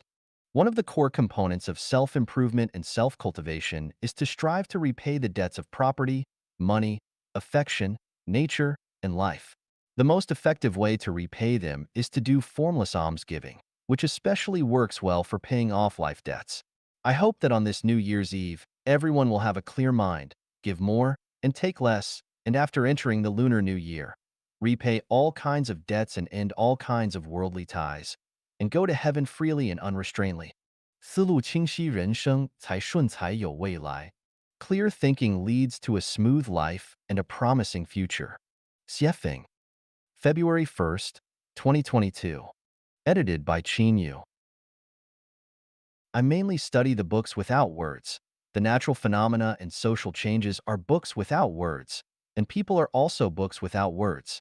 Reading people is like reading books without words. After studying many individuals, I've noticed a pattern. The clearer and more organized one's thinking, the smoother their life tends to be. Conversely, a disorganized mind leads to a difficult life. A core factor for an unsatisfactory life is a confused thought process. If one's thinking is muddled, their life is bound to be turbulent. From this, we understand that to make our life smoother, our first step should not be to pursue external success, but rather to adjust our thinking. Once our thoughts become clear, a smooth life will naturally follow. To predict someone's future, don't focus on their wealth, status, or facial features and physiognomy based on the 8 characters, Bazi. Instead, pay attention to the clarity of their thinking. If their thoughts are unclear, their future will likely be chaotic. If their thoughts fluctuate between clarity and confusion, their future will be a mix of success and failure. However, if someone's thinking is consistently clear, even reaching a state of profound understanding, their life will not only be smooth, but will also lead them to a heavenly realm. The direction a nation or a country is headed can be determined by the clarity of the thinking of its citizens, especially that of its leadership. If the thinking is unclear, without a doubt, the future of that nation or country will be in turmoil. On the contrary, if the thinking is clear, the future will be bright, leading to prosperity and success. If you don't believe my viewpoint, you can randomly select an elderly person and observe whether their life has been smooth or not. If it has been, then check the clarity of their thinking. Without a doubt, it will be clear and organized. Take the case of a high-ranking official who has been steadily advancing in their career for over a decade. Suddenly, they commit a crime and are imprisoned, and their assets are confiscated. They experience a major setback. Is this a result of clear thinking or confusion? Undoubtedly, it is due to unclear thinking, as they believe that being in a position of power allowed them to act with impunity. Their lack of clear thinking led to this outcome. When someone writes an article, if it lacks focus, is rambling, has disjointed arguments, and is full of loopholes, without a doubt, their thinking is unclear, and their life will certainly not be smooth. Anyone who follows such an individual, no matter how many people he attracts, will ultimately suffer. Similarly, look at a person's living environment. If their bedroom, yard, and surroundings are dirty and messy, with garbage scattered everywhere, clothes and bedding left in disarray, and dishes piled up in the sink, there is no need for further analysis. Their thinking is undoubtedly unclear, and their life will match their environment, chaotic and disordered. How to make one's thinking clear? This question is too broad and extensive to be fully revealed in a few sentences. It involves one's past merits, faith, worldview, values, and outlooks on life and life. However, one point worth considering is to read more books, travel more, observe more, and engage in deeper contemplation. Extend the scope of your thoughts as far as possible into the distant future. For example, the results of thinking about something 1 year ahead will be different from thinking about it 10 years ahead, and thinking about it 100 years or even 1,000 years ahead will be entirely different. The longer the time span of your thinking, the clearer your mind will become. Short-term thinking leads to scattered thoughts, and as a result, your mind cannot be clear. Conversely, long-term thinking leads to a clear mind. Short-term thinking leads to confusion. 慢聊远见与短视的差异 Chatting about the difference between foresight and short-sightedness. Xiefeng, February 2nd, 2022. Edited by Qin Yu. The farther we look ahead, the simpler and lighter life becomes. The closer we focus, the more complex and burdensome it becomes. Are you considering tomorrow's life? Or are you thinking about life 10 years from now? How about 60 years from now? Or even 100 years from now? Imagine ourselves standing at a crossroads, with one path led by a president saying, "Follow me, and I will give you a position in government." Another path led by a billionaire saying, "Follow me, and I will make you rich." Then, a pastor saying, "Follow me, and I will lead you to heaven." Finally, a philosopher saying, "Follow me, and I will help you discern right from wrong." Which path should we choose? This decision involves a person's perspective. As we have already clarified, the longer the time limit for thinking about outcomes, the clearer our thoughts become and the brighter our future becomes. Conversely, the shorter the time limit for thinking, the more confused we are about the future. At the same time, we know that tigers will never grow wings. We should never fantasize about having all the advantages. Thus, when making choices, we know that following the president will only secure tomorrow's benefits, following the billionaire will secure benefits 10 years from now, following the pastor will secure benefits after death, and following the philosopher will ensure that we live a clear and straightforward life. Now, who are you ready to follow? Is there anyone thinking, I'll follow the president first? Maybe I can gain a position, make money, go to heaven, and live a clear life? If you think that way, it proves that your thinking is unclear, and the issue of foresight and short-sightedness does not even arise. You are a muddled individual, a patient with schizophrenia, living in a fantasy world because such a thing is almost impossible. The vast majority of people in humanity lack foresight. They drift with the wind, pursuing immediate benefits, saying, whoever offers me the most money, I'll follow them. Or, I'll follow whoever can provide me with comfort, excitement, and pleasure. Or, I'll follow whoever can give me a government position. Or, I'll follow whoever has the highest reputation. These are all short-sighted behaviors. It's similar to many parents helping their children choose a college and major based solely on which one will best secure a job with a higher salary after graduation, a very short-sighted approach. Foresight means knowing the future outcome of a certain phenomenon. The longer the time span of knowing the result, the more foresight one has. For example, some people see a child's appearance, behavior, and way of speaking and conclude that the child will become an outstanding talent 20 years later. Others see a teenager shoveling manure while reading a book and predict that this person will undoubtedly become a future leader. Some people witness an official accepting a bribe and predict that this person will end up in prison 10 years later, and so on. These are all instances of foresight. Short-sightedness, on the other hand, means prioritizing immediate benefits without considering the future consequences. For example, polluting rivers and exploiting others for personal wealth, giving up faith for personal safety and gain, betraying close friends and family for promotion, willingly singing praises to the devil to avoid risks, distorting facts, and confusing right and wrong for the sake of promotion, and being opportunistic without principles. These are all forms of short-sightedness. The benefits of foresight are avoiding pitfalls, being proactive in taking preventive measures, and maintaining confidence in the future even during extremely challenging times, instead of compromising one's principles to ally with wrongdoers and assist in their evil deeds. The tragedy of short-sightedness is that it may bring temporary gains and secure personal interests. However, when circumstances change, they might encounter troubles or even disasters. Anyone only considering immediate benefits or benefits 3 to 4 years ahead is undoubtedly short-sighted. Those considering benefits 10 years or longer ahead are surely individuals with foresight. Anyone considering benefits 100 years ahead is extraordinary and no longer an ordinary person. As for those considering benefits thousands, tens of thousands, or billions of years ahead, they are surely gods, Buddhas, or immortals. 自然之道在日常生活中的运用. The application of the way of nature in daily life. Xiefeng. November 2nd, 2022. Edited by Qin Yu. What is the way of nature? Let us gain inspiration and understanding from the natural world. Take a corn seed, plant it in moist soil, and within 1 day, the embryo germinates. After about 1 week, a small shoot emerges from the ground. Around 27 days later, it starts to grow new leaves. After 52 days, it develops corn silk, and male pollen appears at the top. Around 90 days later, the corn cob matures. In about 100 days, the corn will be ready for harvest.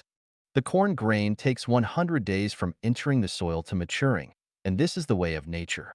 An egg hatches into a chicken in around 21 days under normal conditions, and this is also the way of nature.